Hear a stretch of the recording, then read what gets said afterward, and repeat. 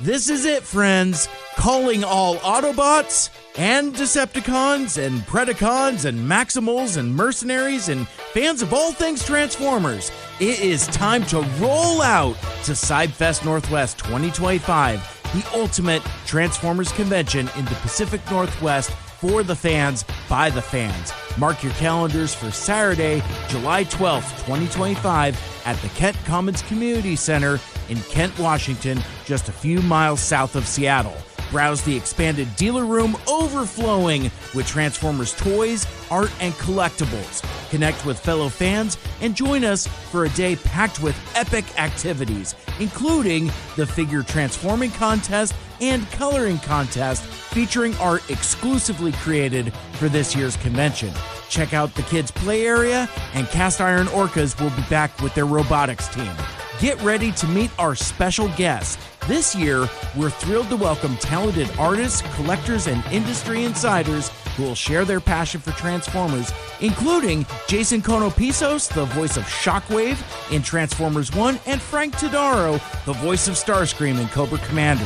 They will each have a table in the dealer room where fans can meet them and purchase photos and autographs. They will also be participating in a Q&A panel hosted by our friends at Swerve's Bar Podcast, who will also be putting on a demo of their homebrew D&D in the panel room. And don't miss the Seibert Northwest 2025 exclusive figure, Condor. Crafted by our friends at Blue Forge, this limited edition transforming figure is limited to just 100 copies. So be sure and grab yours before they're gone. It is a must-have for your Cassette Allies collection. Need a place to stay? We got you covered with a group discount at the Hampton Inn and Suites, Seattle, Kent. Book now using the link posted in the Seibert Northwest social channels and stay close to the action. And come and meet me, Mike Seibert, to get your free 2 Mikes 2 Furious buttons. Tickets are $12 at the door for adults, $5 for kids 12 and under, and $29 for families. Seibert Northwest 2025, where fans become family and the Transformers legacy comes to life. July 12th, Kent Commons Community Center, Kent, Washington. Be there or be stuck in stasis lock. Visit SeibfestNW.com for tickets, guest updates, panel scheduling, and more. We'll see you there. Now, enjoy today's episode.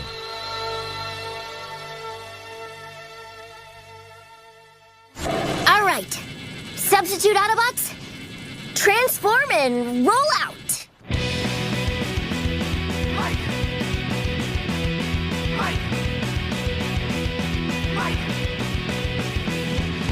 So many Mike!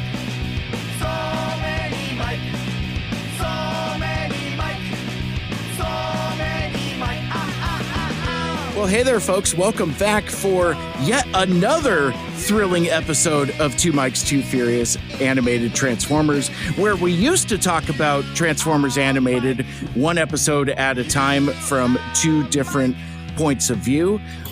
My name is Mike Seibert. I used to be your first-time watcher, but now I'm just like the rest of you. I've seen Transformers Animated, and I like it. just call me Katy Perry. I watched TFA, and I liked it.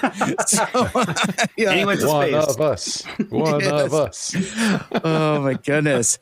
So, and joining me as always is the Spark Soul brother, the Bohemian Tragedy himself. It's Michael Andrews. Hey, buddy. Hey, how's it going, Mikey? It's doing.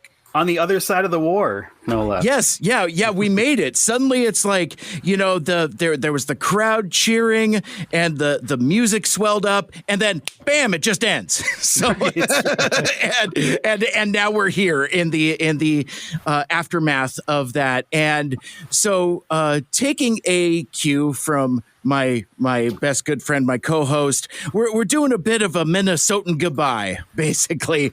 And so what this episode is going to be is there are a variety of folks that wanted to join us for episodes during our run that weren't able to for whatever reason, mostly scheduling or asking for episodes after we had already recorded them, or just finding our show later in the run. So what we thought we would do here is we're going to do a big ass panel show, very similar to Transwarped, and we're going to talk about those episodes that our friends, both new and returning, missed out on, and just kind of talk about TFA as a whole now that we're freed from the gimmick of, oh man, don't be careful of Mike Seibert's delicate ears. Please, TFG1 Mike, did you really have to tell the story about how Shockwave turns purple before the finale? I'm so grateful I just didn't get that. I just thought it was some random TFG1 Mike story where he's just like, oh yeah, Derek J. Wyatt messaged me and says there's purple shockwaves at Target. And that reminds me of that time that happened in that show that is an entire season away from the episode we're talking about. That's neither here nor there, but I'm just saying, like, that's a good example of things we don't have to watch out for because I've seen the whole damn show, so now we can speak very freely. Just an aside there, I almost think I had the more difficult time with that because you heard spoilers and you were like, I don't know what happened, and I'm sitting there like, oh god, he knows it's over, it's all over. Yeah, it's all coming apart. Did you know that Sorry Sumduck is a robot girl? And then I'm giggling. How silly. That's what a crazy thing to consider. It's like, what's the deal with this robot girl? Wouldn't it be crazy if she was a robot girl? Wouldn't it be crazy? Master controlling, like, oh no, so and so dropped off the call. Click. Exactly. Dump button. But no, like I said, we're just kind of hang out, talk, kind of like I guess maybe the legacy of Transformers Animated, why we love it, and not a whole bunch more preamble than that. So with that, we'll do some introductions. We'll bring in our panel, and we'll just kind of chat amongst ourselves. I've got a couple handful of loose questions that we can feel free and pick apart, as well as this would be a great opportunity to roast me for some of my bad takes, like the aforementioned. Wouldn't that be crazy if she was a robot girl perspective? So joining us on this panel today, thanks everyone for heeding the call. I think this was the first, if not second, email that we got once we started opening up the email bag. And for whatever reason, the scheduling just didn't work out. And also, I think it's because they didn't pick a particular episode.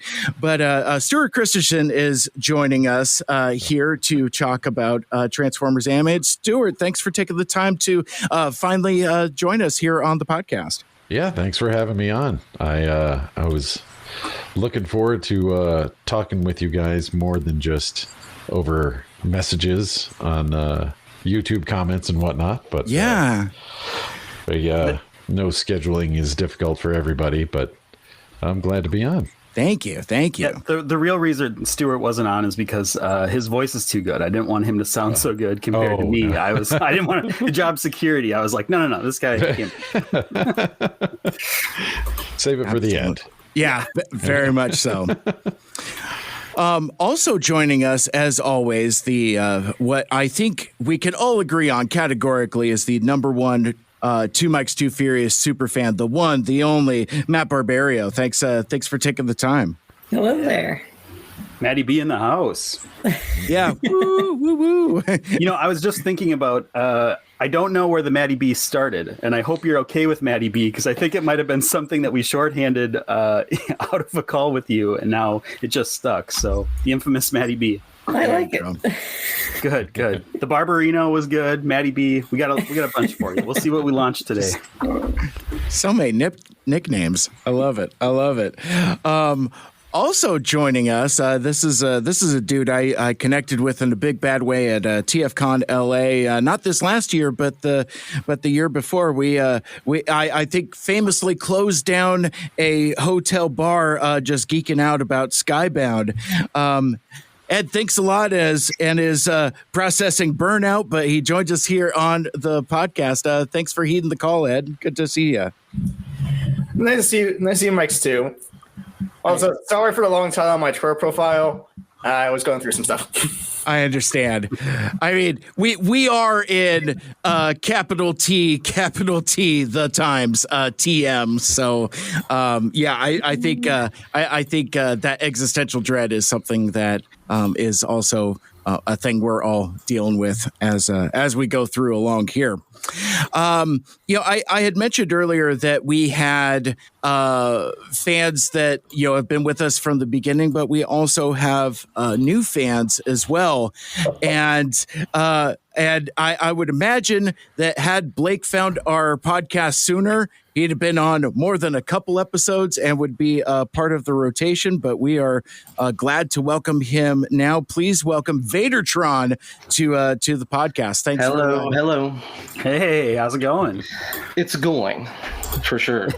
Excellent. I like it. On the vibe of the show. Unfortunately, I didn't discover your guys' show until you were already well into season 3. I just started listening in around April, and I've got 2 episodes left that are currently out. So I have truly binged the podcast. It's really gotten me through the long nights at work. So. Awesome. Are you a fan of the long episodes? Is this another person we helped out with long episodes? Oh, for sure. Yeah. Okay, good. Woo. Shout out to your commute. Enjoy. Driving over mountain ranges, crossing state lines. It's all good. Mike and I really podcast for like that Jetsons commute where you're stuck in the air lanes and you're not moving anywhere for hours at a time. Oh my gosh. And our final panelist for now, Mike, I saved you for last because I had to go back through my notes, because back when we were going to have you on for Transwarped, I actually wrote an intro. So now I had to go and find it. Oh no. So our the surliest Mike around, he's an actual doctor, an actual paleontologist, an actual author as well. He's the Cyberverse supporter, aqua apologist, and occasional podcaster. It's Irish Mike. It's weird how accurate that is. Well, when you put all that stuff in your Twitter profile, it makes it very easy for me to copy and paste. Yeah, that's some serious cred. And your name's Mike? I was like, another guy gunning for my job here. Can't be on. Hey, he's even got the author part. I know. As you were reading that bio, I was like, is this who you meant to start the show with? Did I accidentally get on the call? Maybe. I don't know. The camera didn't load right away and you're like, shit, not supposed to know about that. You're not supposed to know about that. I'm like, confounded time zones. God darn it. Too many mics in my inbox. Yes, exactly. Goodness gracious. Well, friends, we've made it. My journey with watching the 42 episodes of Transformers Animated has concluded, and it's pretty good. So let's start with Mike, because like you were initially going to be on with us for Transwarped, and I think the email invite got transwarped into oblivion or something like that. Made a run for it. Yeah. So I guess one of the things I put in the email to folks for this invite was what episode did you want to join us for, and what did you want to bring up? So from here, we'll kind of, ping pong off each other and run all over the place, because I think everybody's got like a episode in particular they want to talk about. But we'll, crisscross and talk about the series as in general. But Mike, why don't you go ahead and kick us off? And now, having experienced the transwarped extravaganza with everybody but you, what did you want to say about that episode that you might not have had the opportunity to? Transwarped has always interested me because it was such a tonal shift for the show. I did a bit of reading recently. I used to keep up on the trivia a lot and those kind of things, fallen a little bit out of it last couple of years, but I did a bit of catch up since there's been quite a bit of new information from Keenan Carlisle's channel on TFA. And it sounds like Hasbro was really pushing for a tonal shift because of what Cartoon Network was doing at the time with stuff like Ben 10 and what the other one from Man of Action where you man could do like giant arms. Generator X. That's it. Generator X. That's it. Those were the shows that really kicked out. And tonally, they were a bit more matured than Transformers Animated had overall been. So adding in these darker elements, and Transwarped added in so many things that we're still seeing in Transformers today, like the imperfect Autobots, which is for me one of the best things in the fiction. Oh my gosh, yeah.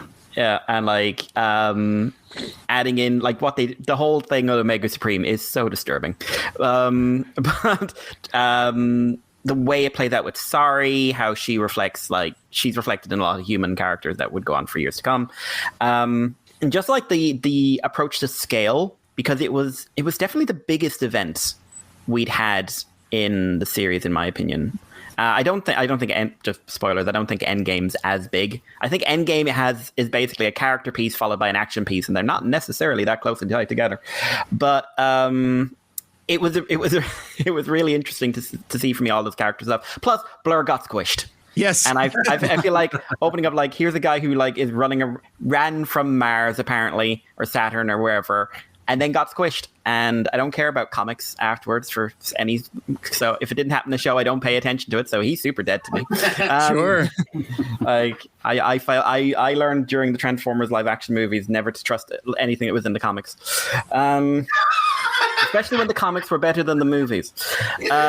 Poor John Barber. Yeah. Easy. I miss John. Oh God, I miss John. But yeah, so Transwarp for me was just such a tonal shift in the show and what it was going to do. And it just set up season 3, which is overall like much darker than the other ones. Not always successful at it, let's be honest, but it is overall like aiming for that more mature, edgier content that it was setting a stage that I think every Transformer show bar RID 2015 that would follow would pick up the same ball they laid. So yeah, and I think a lot of that speaks to the overall legacy of TFA. It's like we've got characterizations that have reverberated through the franchise, and I think as we've forensically discussed, this is ground zero for what I guess I would call evergreen Sentinel Prime. Like, every iteration of Sentinel from this point forward is some kind of genocidal asshole. There's different flavors and different nuances, but on the whole, Sentinel Prime is not a good dude. I mean, there's a reason he was blue in Transformers 1. Yeah. That is a big thing I wanted to bring up. Is like how much animated impacted things that came after it. I feel like Transformers 1 Sentinel is really like an amalgamation of like animated and Dark of the Moon. You've got that blue and orange from animated, and then you've got the badass sword and like the cape thing from Dark of the Moon. Yes. And the shin. Oh, yes, sure. Yes. But he's got the battle mask from the Titans Return IDW era as well. So like he's got a bit of everything. So Yeah, for sure. But yeah, the animated was just so much more influential than a lot of new fans are ever going to realize. Some of the things I wish had been carried over never were, like their approach to writing an Optimus. But I have issues with post 2011 Optimuses. But like you're saying, like Sentinel is a really good example. Bulkhead was in the next show after. Lugnut was kind of in a show not too long ago, technically. my girl Cobber. The Ratchet, if I can jump in. Ratchet's whole characterization was completely reinvented. Yeah. Like James Roberts said it was a coincidence that Transformers Animated 1 and More Than Meets the Eye matched up, but I don't believe that for a second. I don't.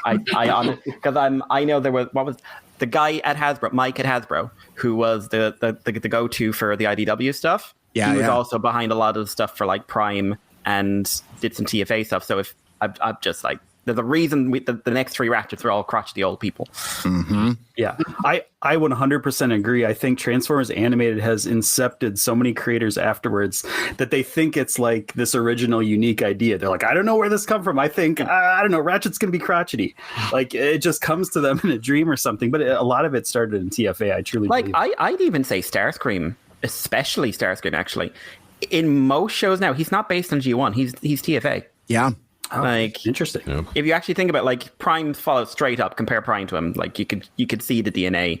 Like, RID, when he's in RID, he's exactly the same. Cyberverse, he's definitely a lot more TFA than he is G1. Yeah. Well, and I think, I'm not saying that's a bad thing, by the way. I love animated Starscream, and there's been a lot of good Starscreams in the last 10 years. So one of the things that resonates with me about TFA Starscream is that for the most part, he's capable. Like he has good plans and follows up on them pretty well for the most part. Now, granted, circumstances end up turning against him, but by and large, like, you know, he's not as incapable as his G1 counterpart. Like G1 Starscream is kind of a hapless boob, unfortunately. It's like I keep thinking of what Megatron tells him in like More Than Meets the Eye Part 2. He's like, you couldn't lead ant droids to a picnic. What makes you think you could lead the Decepticons? And that kind of sticks with him. He just, any big plans he had, he was like, oh, maybe he's right. And then that just never really came to fruition. Maybe I'll make some Combaticons. I don't know. But yeah, to the third Mike here's point, that Starscream carries on in Prime quite a bit, where even you have kind of like a whole season or like a whole lot of the show where he's in leadership role. I think that really came from Transformers Animated. Yeah. Excellent stuff. Well, thanks, Mike, for getting us started. That started a lot of good stuff. Blake, I'd like to go to you next, and I forget. I don't have your email in front of me, but like, which episode did you want to be on, but you didn't have the opportunity to? You know, I didn't really specify an episode, and that's because by the time that I reached out to you guys, I looked at where you guys had, like, what your most recent episode was, and it was like season 3, episode 6, and I'm like, I am running out of time. Yeah. Like, I better just reach out and take whatever episode I can be given.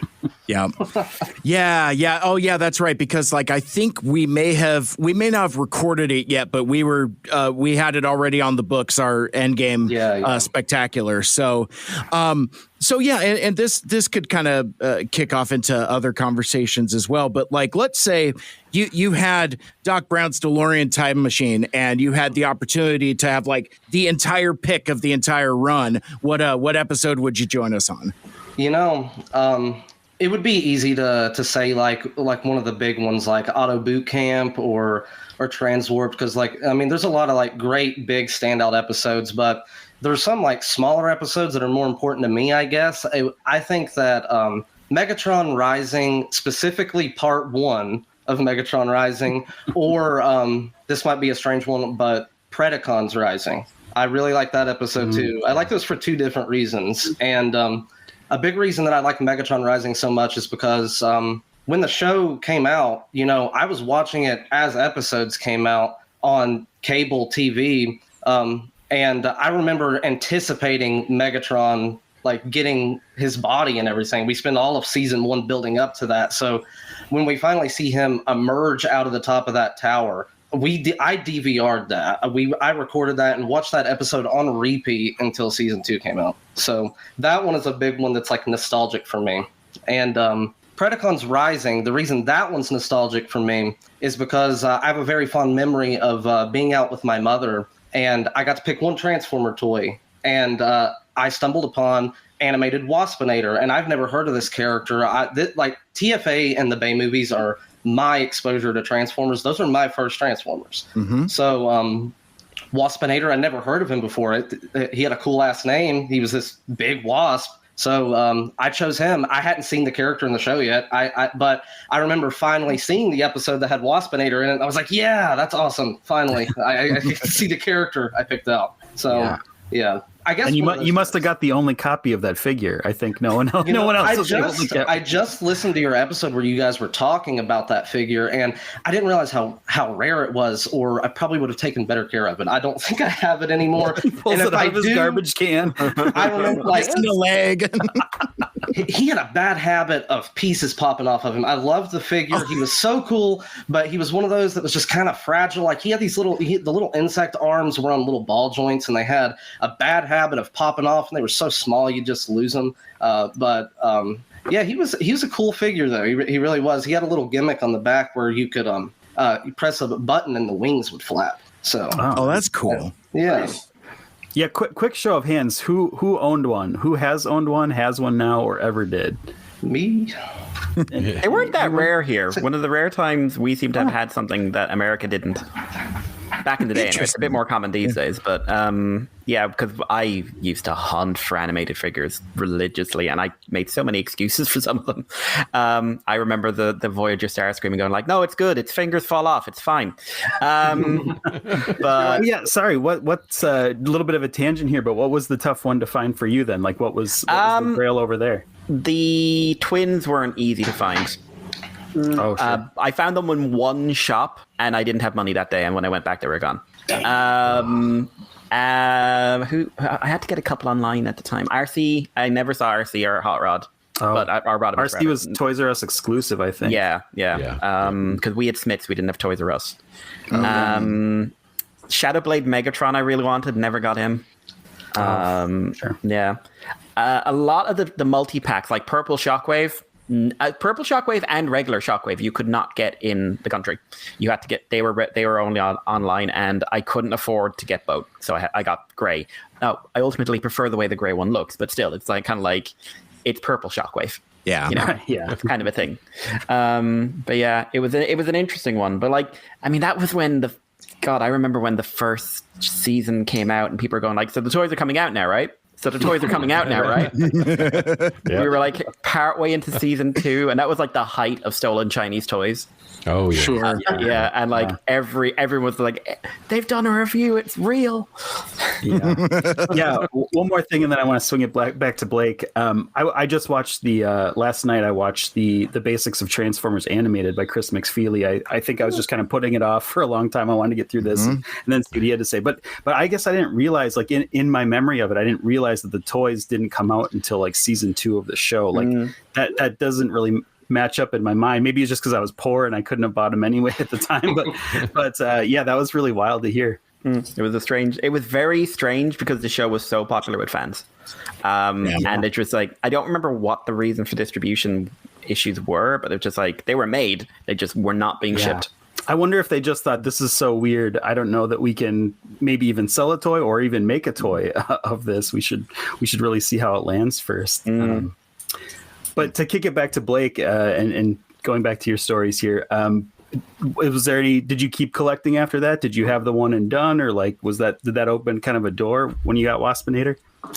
Well, at the time I was like 8-9 years old. I got what I could, what my parents would get me and stuff. In my teenage years, I tapered off of specifically Transformers for a little bit, but right around 2020. I started getting back into it with the Earthrise stuff and everything when that was coming out. And now I'm kind of full force collecting again. Since we're on Toy Talk, I actually had a good question for everybody. Does anybody have, what is your favorite Transformers animated toy that maybe you've owned? I know probably not a lot of people have all of them, so. Oh, yeah. Meanwhile, Ed has fistfuls of toys that he's just grabbing off of the shelves. It's like Fistfuls of Physitrons. yeah. Yep. Visitron, which I got at my first TFCon, and Autotrooper, who also got my first TFCon. Nice. Those are great figures, and I'm super jealous because my Physitron only has one of the cuffs or like the knuckles. Station pads. Yeah, I'm just like, ugh, I wish I would have got two, but even finding it in the wild, I was surprised.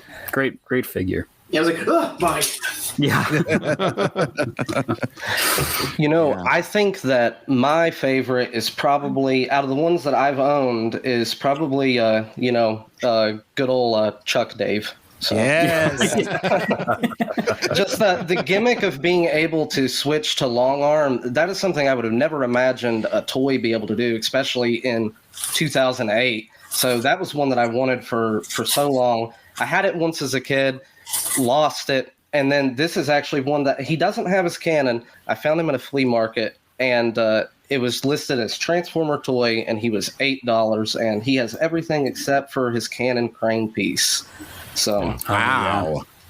Nice. Good. I like going on rescue missions for Transformers in small shops and flea markets. Who rescued who situation. Yeah, exactly. That's awesome. Yeah, that's not to get too far into the toy tangent, but that's something I wanted to bring up was like, boy, it is tough to find Transformers animated toys, like vintage ones now. Oh yeah. They're just so you're just digging through the toy bins at conventions and stuff, and it's like you might find like a leg or a sword or something, but boy, they're getting hard to find. It's about the only way to get them. I got was this one in Japan. It's Jazz. Oh yeah, awesome. Oh yeah, I see his little Seibert chucks there. Yeah, it cost me like $20 US, which I'm grateful for. Yeah, Nice. No, that's really good. That's a terrific deal. Yeah.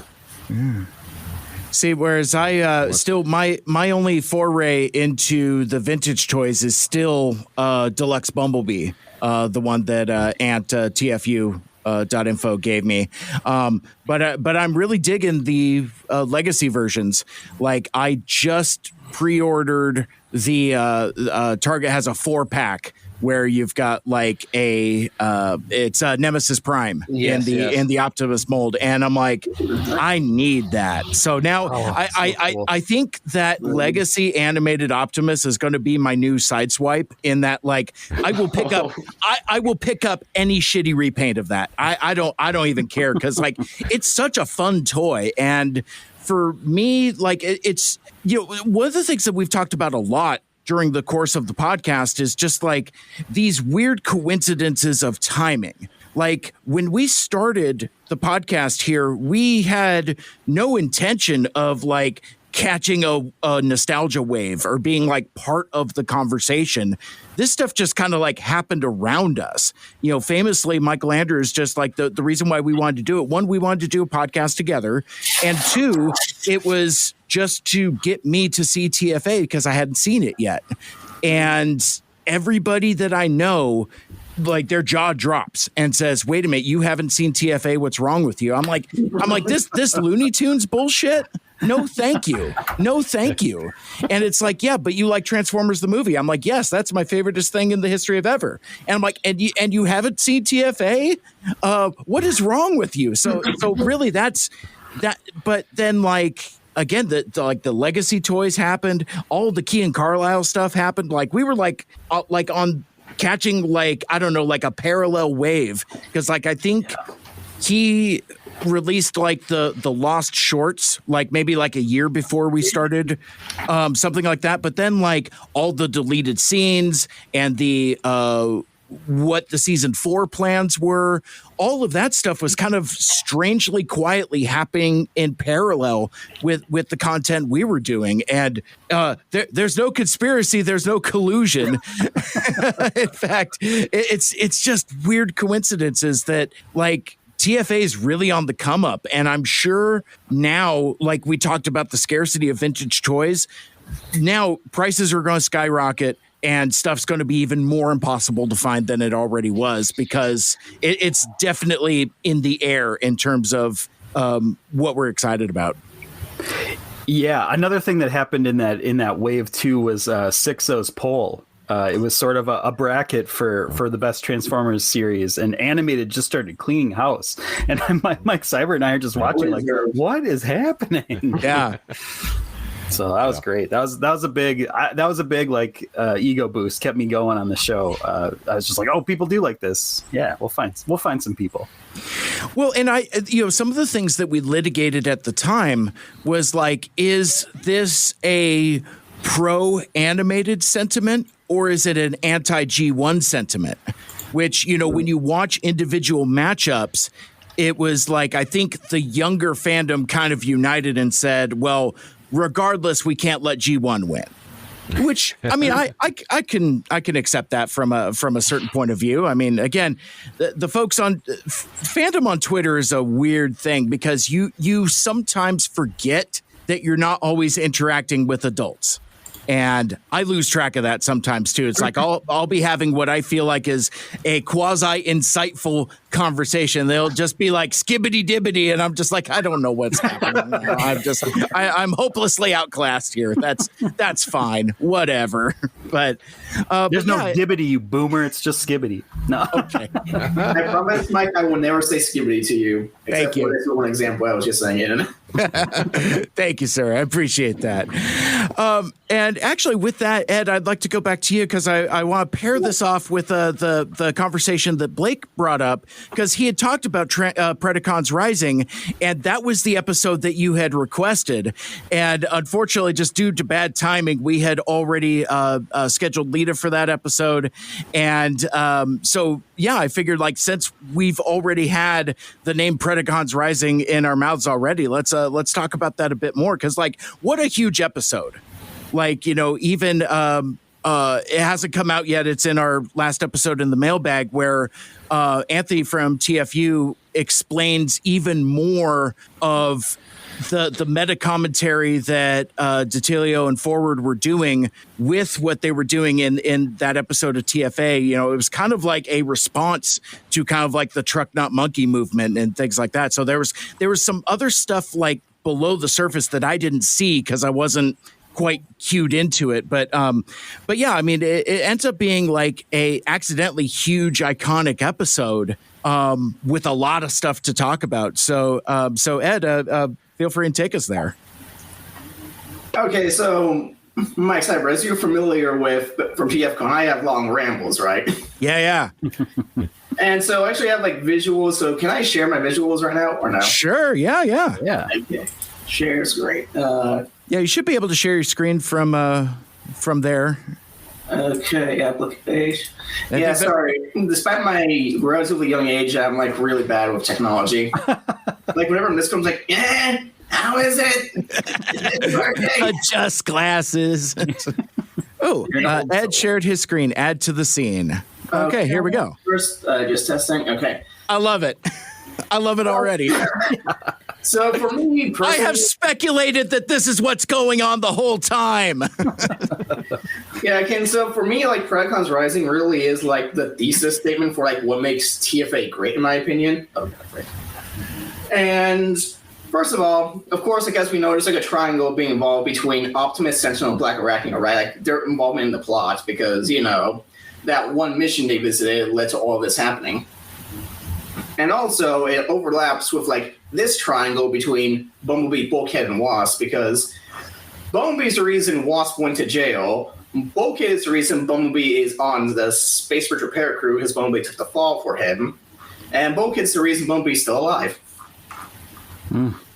And one thing that I noticed about is that Bumblebee and Black Arachnia have a direct connection in this episode, even though, like, they barely interact throughout the series. Because, like, what emotional investment do they have in each other? Black Arachnia just, like, held Bumblebee hostage, but that could have been Prowl and women the same. And they really don't care. Or ask Bumblebee who's Leia 1, he'd say Leia what? 100%. Alita what? Yeah. And then Black Arachnia would be like, Bumblebee. Should I know that name? Who cares? Yeah, but they are crucial to each other's confrontations in this episode. And so, because basically, if you look at this, you can see all the direct connections, because Sentinel is connected to Bulkhead. Sentinel is also connected to Wasp, who's connected to Bumblebee, who's connected to Bulkhead. Wasp is also likely connected to Black Arachnia because, again, Black Arachnia kidnaps them. Yeah. And also, as we later find out, like, Wasp turned into Waspinator because Wasp was on Earth at the time because of Bumblebee, who was on Earth because of Bulkhead. And Bumblebee was also on Earth because of Sentinel demoting Bumblebee. Wow. And again, Black Arachnia was there because Optimus was there because he was there because of his interaction with Black Arachnia, having him degraded to Cybertron Space Bridge maintenance, and also because of Sentinel. And again, so you can see like all the degrees of Pepe Sylvia in which all these plots are interconnecting. Yeah, this it's all connected. Like this could actually, I really want to picture this as like strings of yarn on a corkboard, connecting all these guys together. Yeah, and then we find out Wasp becomes Waspinator later in this episode because he was there on Earth, and if he wasn't there, Black Arachnia just like kidnapped somebody else. And it's just through massive coincidence they happened to be there. Yeah. Oh wait, that's for the feature. Sorry. And it's really interesting because again, like it's all these. At first, it doesn't seem like much because like you watch the episode and you're going, okay, yeah, this was expected to happen. But then when you really take a step back, you realize no, because again, going back to this, like again, they play a crucial part in each other's roles, even though they barely interact. But then you look at this plot line in which you realize that this is crucial to this, even though again, there's like no apparent connection. But it shouldn't work, but it fucking does. Yeah. And then you just like chart all the way back to like the beginning of the series and see like how all these plots interweave again because of the Pepe Sylvia crap right here. And it's also like a really interesting episode of Sentinel because when I was like listening to that episode, I was hoping like, okay, please don't make the point I want to say, please don't make the point I want to say, please don't make the point I want to say. Like everyone on that episode brought up really good points. Like, they bring up what I think I want to say, and I have nothing to say. It's like, oh, thank God they didn't. And I think this is like a really interesting character piece on Sentinel because like it's easy to see his behavior as like bullheaded and just like straightforward because like it's in his design to be bullheaded and straightforward. Like the guy has a lance and a shield. That's meant for riding horses going straight in one direction. It doesn't really leave room for like adaptation and mobility. Hell, even a battle mask too. Sure. And the thing about this is that again, there's like connects to even bigger Pepe Sylvia graph they didn't make. Is that this all ties back to his actions because, again, he's the one who sentenced Wasp to prison, and which you also realize that he was actually really bad at his job because, okay, so, again, he's mostly focused on intimidation, saying, like, do 100 transform-ups, and about how personally he gets offended. Also, one thing that I keep in mind, like, a simulation he was running turned lethal, and he barely noticed. Right. Yeah, like if for my previous jobs, if I sent out a construction document that had errors, I would get ringed to high heaven. Right. And meanwhile, he is like, imagine if someone actually died. Like, thankfully, Bulkhead was there to stop it, but somebody could have died. Yeah. And also, it's just for complete coincidence that Wasp was the one that was blamed, because yes, he was a jerk to Bumblebee, and our brain were thinking, oh yeah, he's a jerk, he's a spy, But Ironhide was also a jerk to Bumblebee too, but he didn't get sentenced. Right. It's true. Yeah, and Sentinel was over here saying like, oh, Wasp's a traitor? Oh yeah, clearly, because Bumblebee found that on him. But the reality is that he didn't do any further investigation. Like, Longarm did more investigation when he asked Bumblebee, wait, who else have you told about this? He's trying to cover his tracks, right? Of course. Like, worst case scenario, like, the best way two people keep a secret is if one of them kills the other. Wow. And also, like, Sentinel does not do any further investigation. He doesn't say, okay, was this planted? Was Wasp a misdirect? And he's going off of Bumblebee's word alone. And Bumblebee is very wrong most of the series. Yeah. Like, he thinks Sari's dad is a traitor. He didn't know Blur was a spy, which granted, like, no diss on Bumblebee. Like, he's a young kid. He's still learning a lot of stuff. He has to get this through experience. And so Sentinel doesn't do anything. He just goes, oh yeah, lost the turf, sentence him. And again, like, this all ties back to Sentinel because he's so focused on it that he doesn't recognize that Long Arm is Shockwave. And as we later find out, Shockwave actually attacks Ultramangus and critically injures him. So again, this all ties back to being Sentinel's fault. And so, like, that's what because that's the thing. Sentinel is, like, so full of himself. Like, he imagines himself as, like, this big hero elite guard, which, like, he is a pretty qualified dude. Like, you don't just join the elite guard by accident. Yes, thank you. Yeah, but here's the thing. He's so bullheaded and unable to admit when he's wrong that he has to double down because of the cognitive dissonance he has. the sense that like because if he admits he's wrong, that means the image of himself contradicts with what the reality is, and so it just spirals from there. Because that's why he's so hunting down Wasp, because Wasp has to have some information. There has to be something there, because if there is nothing there, he sentences an innocent bot to a life sentence. The spy got away. Ultra Magnus is nearly dead because of him. And also, like, this stems all the way back to, like, his earlier... So he wasn't even a prime. He was in a minor or some shit. Yeah. And so that's why, because, like, he can't admit that he's wrong because he doesn't want to face the actual repercussions of that. Meanwhile, he compares to Optimus, who's willing to... Not perfect. He makes a lot of mistakes throughout the series. Like, he doesn't tell Sentinel as soon as he can. He tries to tell them before he leaves the island. Yeah. Because, like, push comes to shove. Which is also part of the reason why I feel like he's so sympathetic to Sari's dad. It's like, oh, wow, you have a tough situation that's kind of hard to explain to somebody you care about. I feel that. Yes. And so, like he then, of course, like, how would he explain this to Sentinel? Hey, Sentinel, listen, our friend who thought was dead, she's a spider now. Right. And yet, also, Sentinel's also why, like, he has Jetfire and Jetstorm just, like, drag him up, and he goes like this. He's trying to impose strength, like the idea of strength. Yeah. And, of course, he doesn't think it through, which is why he ends up humiliating himself. And so, yeah, compares to Optimus, who is willing to take accountability to a fault and say, like, no, like, I was in charge. I should have just said, let's head back. We're not doing this. Cut the cord. We're not going on this mission with Alita. And willing to admit when he's wrong. And so that's how it makes them highly insecure. Because, again, Optimus can admit he's wrong and grow as a person. Meanwhile, Sentinel makes the choice, has the option, but then just chooses not to because he doesn't want to admit, oh, God, I'm not the person I think I am. Yeah. And again, like, this all happened because of Bumblebee. And again, look at this pyramid and look at this one. Like, there should be, like, no apparent connection between the both. And also, yeah, if I can quickly interrupt, sure. I ran into this exact problem scheduling the show because the Wasp storyline was given to the APDC guys kind of to be their episodes, and then the Black Arachnia was meant to be Lita's episodes, and then all of a sudden it came to a head in Predacons Rising, and I was like, I gotta have everybody on, or I gotta pick sides. So I definitely ran into that myself. I didn't really see it coming. But wait, there's more. Also, like, I was watching this week to week. Like, I had no idea Wasp was going to become Waspinator. Sure. Like, I was a child watching it. And also because... Me too! I certainly did not either. Yeah, which is kind of amazing because at first you think, yeah, Wasp. Like, with hindsight is doing a lot of carrying for underappreciating this episode because you look at Wasp, Waspinator. Okay, that makes sense, I guess. But you weren't there, man! Right. And also, side note to add to, like, something Irish Mikey said.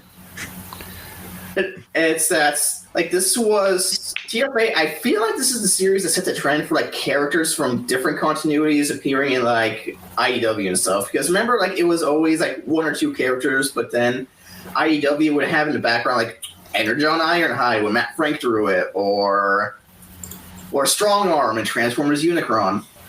And yeah, this was, like, the first time, because, again, Wasp became Waspinator. And at this point, I was like, we can go, like, the sky's the limit. We can go literally anywhere from here. Because, again, if you're able to convince me that the guy named Wasp wasn't going to turn to Waspinator, because the entire storyline is like, that's Wasp. He's related to Bumblebee. Again, the pyramid right here.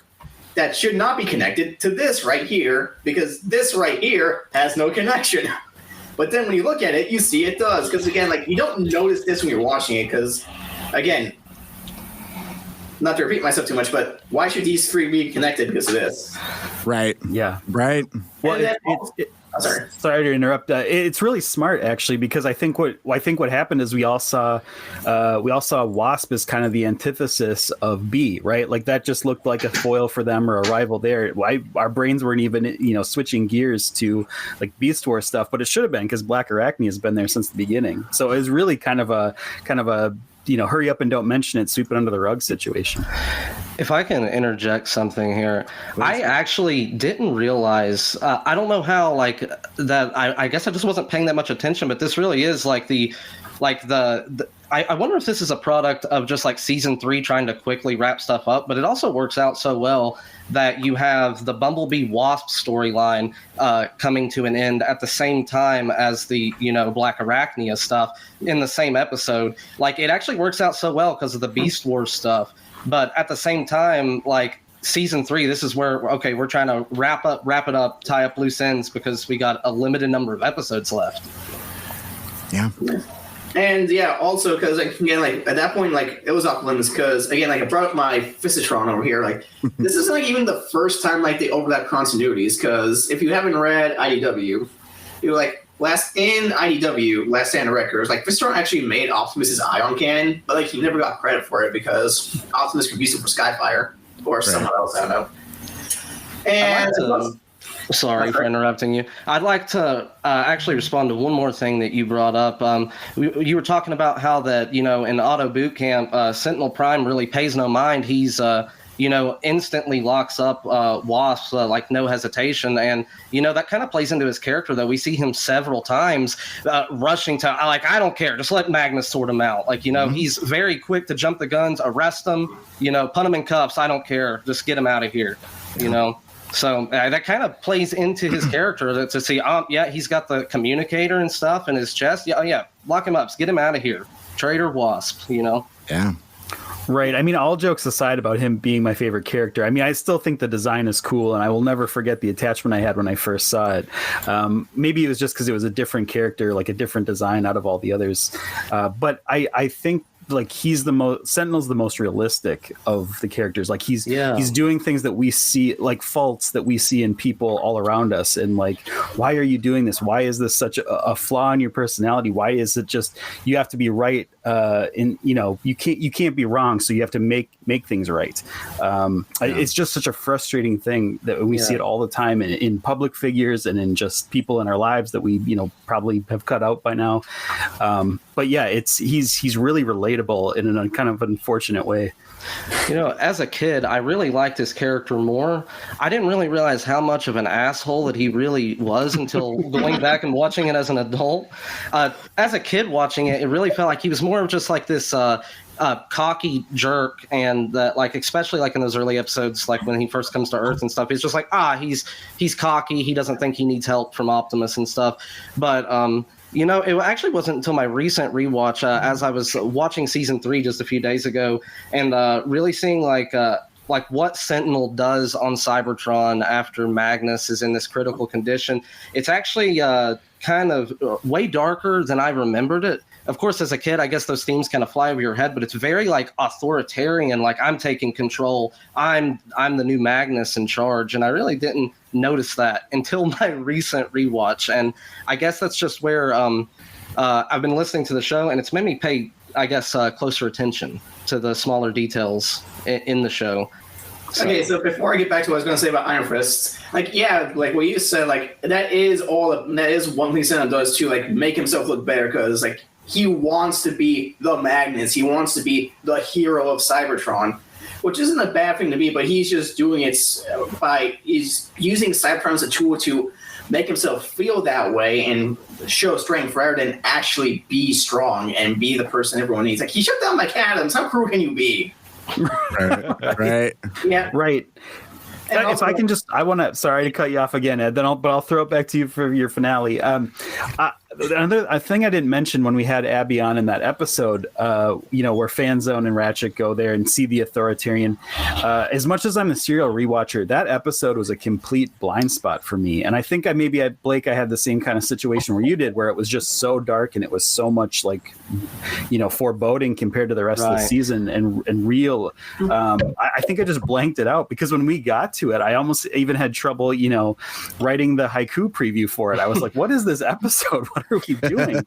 I remembered the episode. Sorry to cut you off. I remembered the episode just very vaguely. I remembered that it was, Fanzone going to Cybertron. I didn't really realize, though, like how kind of important it is for the whole series, because like you see how that's the episode that gives you a lot of insight to what's going on Cybertron. And in my rewatch, I kind of felt like that it was more of like the start of the finale. Like, I know we have Endgame Part 1 and 2, but I really feel like that this, like, I feel like this episode is really like the Endgame Part 1, and then the last two are like 2 and 3. It really feels like that. Like, I feel like if I was just going to watch the finale, I'd have to start with This Is Why I Hate Machines before watching the last 2 episodes. Yeah, and even that the very last scene in the entire show wouldn't have the resonance it had if we hadn't seen the fan zone episode. Yeah, for sure. All right, Ed, take us home. Thank you. Okay, so actually I have 2 more points, but don't worry, I'm nearly done. Okay, so yeah, again, like Last Stand did Optimus's Ion Cannon, didn't get credit for it, and that's just one of the many tragedies of his life. But Last Stand Director is a lot more depressing story that I read growing up. I read it when I was 12, and I thought, oh, this is violence. I read it as an adult. Oh, God, war crimes. Yep. And so, like, again, he never got credit. It's just like one of the many tragedies of his life. Meanwhile, in TFA, of course, bigger, but he made Optimus his axe, but he and Optimus are actually friends in that continuity. And so, like, even though his rival does get credit, sometimes Optimus does like, yeah, I know you did it, buddy. It's like, oh, it's like a neat little redemption or, like, reward to, like, give him, like, post-mortem in a sense. So even though he couldn't get, like, that piece in that timeline, he can get it in this one, too.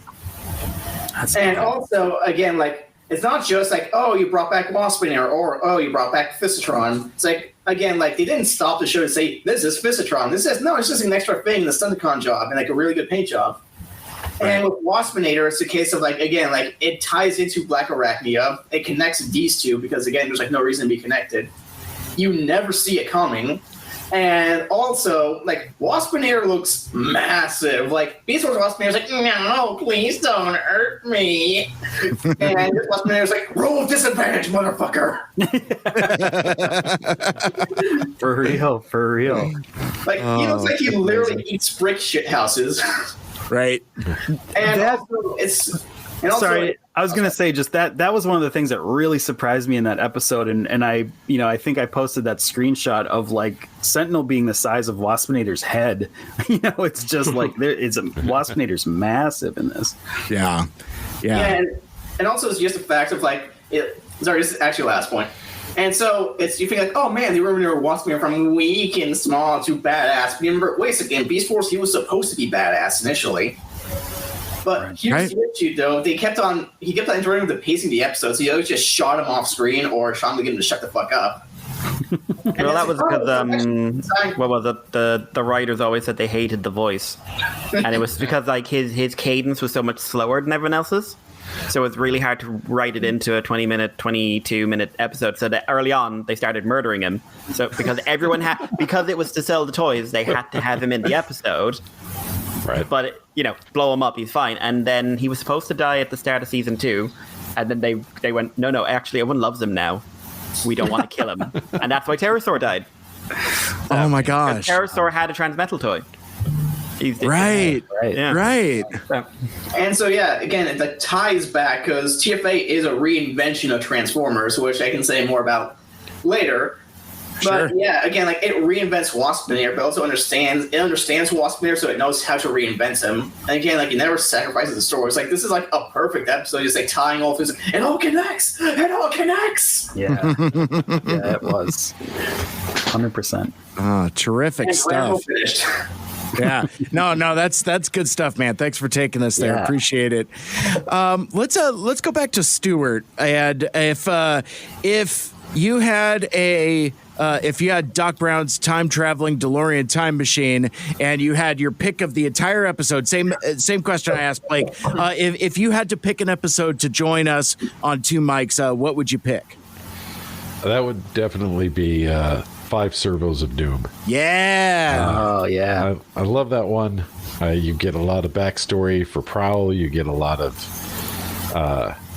shenanigans with Sentinel again. You get Lockdown back. Yeah. That one's just good through and through. It definitely Lockdown and Sorry are probably my favorite characters as well for the series. So having them back and then having some growth for Prowl and getting Jazz and you get more for Jazz too, because now you realize Jazz is not really on Sentinel's side. He's like, yeah, I know he's up to stuff. Let's follow him around and figure out what he's doing. And you get so much detail on Prowl going from that defector getting brought in by Warpath. Yeah. Great moment. Love that. And Yokitron, that whole thing was just, I love that episode. It's a fantastic performance as Yokitron. I was just thinking as you were saying that, like, kind of the word for that episode is depth, whereas, Ratchet's episodes, are heavy, I would say. Like, the first thing came to mind of 5 Servals of Doom was heavy, but it's not. It's got some lightness to it. It's really more depth and emotion, whereas Ratchet's, it's just sad kind of. You only get one death in 5 Servals of Doom, so Right. Yeah. And it was kind of a peaceful one, it was kind of a had age of there was a lesson there. Yeah. And gosh, I can't get that visual out of my head of the handheld spark chamber that's just sort of like a bucket of water. Like I teared up. Like I just thought that was one of the most beautiful things I've seen in animation in a long time. Right. Yeah. So good. So good. Yeah, that one is definitely an all-timer for all of those reasons. And the thing I wanted to bring up when we were talking about Predacons Rising a minute ago, and I agree with Blake's perspective that it's really kind of like Endgame Episode 0, that kind of thing. But I found myself, once we got into the endgame of it, I found myself strangely relieved that we're not dealing with the Cybertron stuff, because like I had been on like a half dozen episode run of the times, and it was really starting to get under my skin. I'm just like, what has happened to society on Cybertron? How all the duplicitous nature of the Autobot government, and it was just like it was especially refracted through what's going on with us here in the States. It was a little too much. So I found it kind of strangely relieving that it's just like, we have to deal with Doombots marching on Scumdack Tower and have climactic fights with Megatron and all that other stuff. It was kind of a relief of all the political intrigue. Yeah, I think if there was a season 4 of Transformers animated, it would just be like exactly like today. It would just be it would all be on Cybertron. Every little thing would mirror today, and just me and Mike Seibert would just be like, we can't do this. Just cut it off at 3. Just cut it off at 3. It's like, I don't want to do it no more. That kind of thing. Yeah, I wonder if there was like the writers of it too at some point were like having the same feeling of like, we're going to be starting like the Revolutionist Cookbook here or something if we keep writing this show. Like we're getting so political. They were probably writing under Bush, so. Yep. Yeah. And I did want to touch on one of Ed's points about so I think with Transformers Animated, they just took so much content from the earlier series, everything that came before it, with Beast Wars, with the Armada Unicron trilogy, and worked a lot in there. One of the things it's not really obvious, but it's something that doesn't get pointed out too much. The Shockwave being a double agent. Shockwave was always on Cybertron, or usually Megatron's right-hand man. Yeah. And they still did that, but they folded in the idea that didn't really go anywhere with Punch Counterpunch being a double spy, and made it work. Like, he didn't really have... Punch Counterpunch really doesn't have any traction or much backstory anywhere else other than the one episode he appeared in G1. But using that element for Shockwave and making him much more in a much more interesting situation than what could have been just boring. Shockwave is hiding out on Cybertron somewhere and doing whatnot. So that like Alita 1 and Black Arachnia, like Wasp and Waspinator, that they blended two characters together, or at least characters and concepts that worked out much better in the end. I love that, because I mean, it speaks to one of the strongest tropes of Transformers Animated and how it deals with identity. and like, you know, self-actualization and how, you know, you view yourself and how others view you. Like, you know, some of the conversation me and Michael Andrews had kind of towards the end with regards to the Shockwave twist is one, how delightful and delicious it is, because like it's kind of cool to, instead of have it being one note, like Stuart, like you were saying, like punch counter punch is basically, he's the meme. You know, it's just like, you know, real nearby. And it's like, and that's just kind of the extent of it. But as you see, what's that, Ed? I was just doing the hot dog guy. I was trying to reference like the Tim Robinson hot dog. The guy who did this. Exactly. But it's nice to see that unraveling, like, you know, where like you could almost see like a bead of sweat on Long Arm's temple at all times, because he's like, am I going to get caught? Is this what's going to happen? To the point where like the vocal performance changes. Like he's just running around doing the Shockwave voice sometimes. Like he like lets it slip. He's like not paying attention because like his anxiety is so high. And one of the things that we kind of discussed is like, what is the true identity? Is he Long Arm, who like, is he born an Autobot, like born as Long Arm and then defects to the Decepticons and creates this Shockwave persona? Or is it the other way around? He was always Shockwave and Long Arm's just a mask, you know? And it's just kind of funny with all of these other transitioning characters, like you talked about, Stuart, like you see a lot of shifting of identities as the show goes along.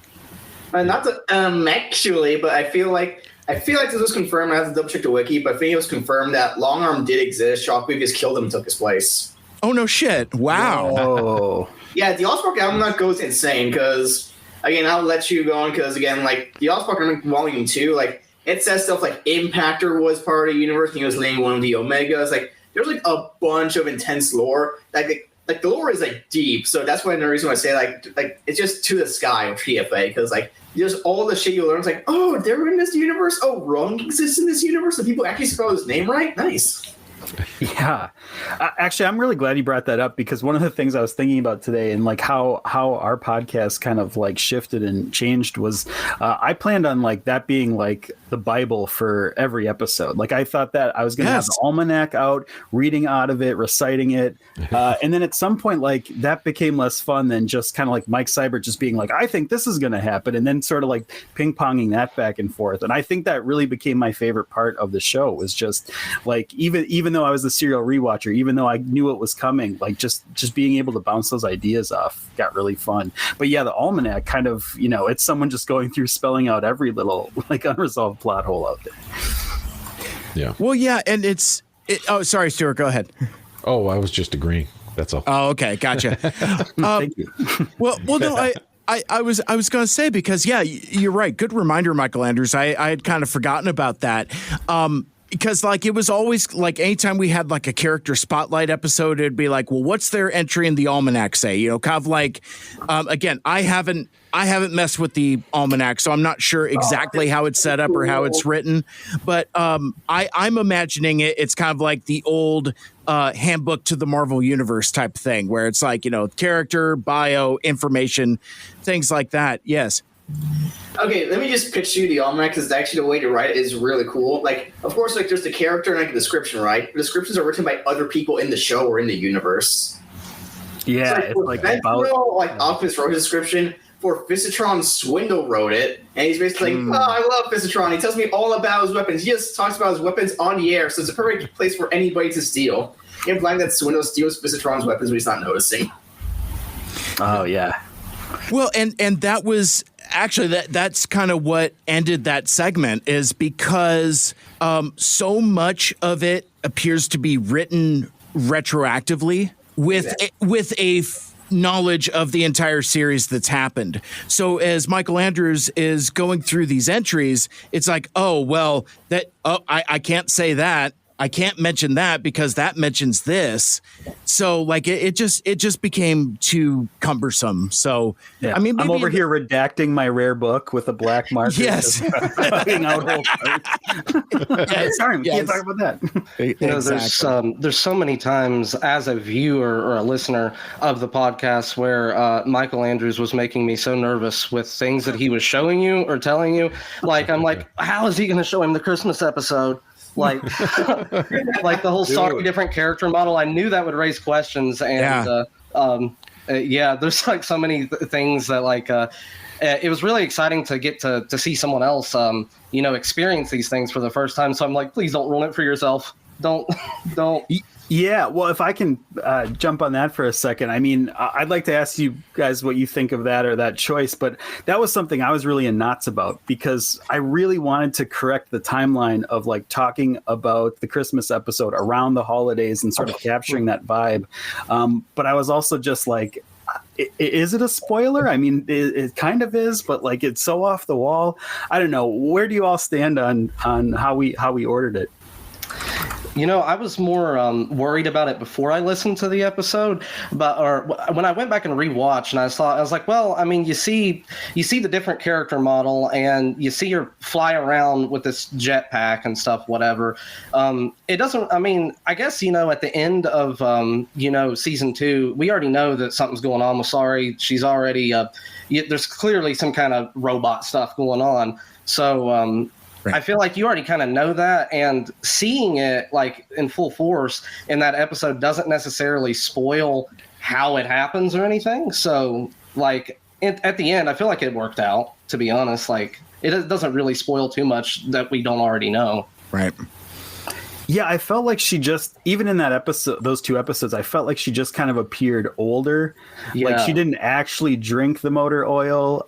She didn't actually like transform or, as much stuff. Like I think we put on the might jetpack. have, that seems in character. Yeah. I think we might have a little bit like Iron Man repulsor hand action or something a little bit, but I could be wrong about that. Actually, I'm not sure. I think we do though. No, I think you're right because with the sound waves. Yeah, So like there's one instance where her hand opens up, and even then, like I'm not clued in enough to where, for all I know, this is tech, this is armor, like it's a suit or something like that. So. But like you had said, like I had seen the sparking elbow, so I mean I knew something was up, but I like that.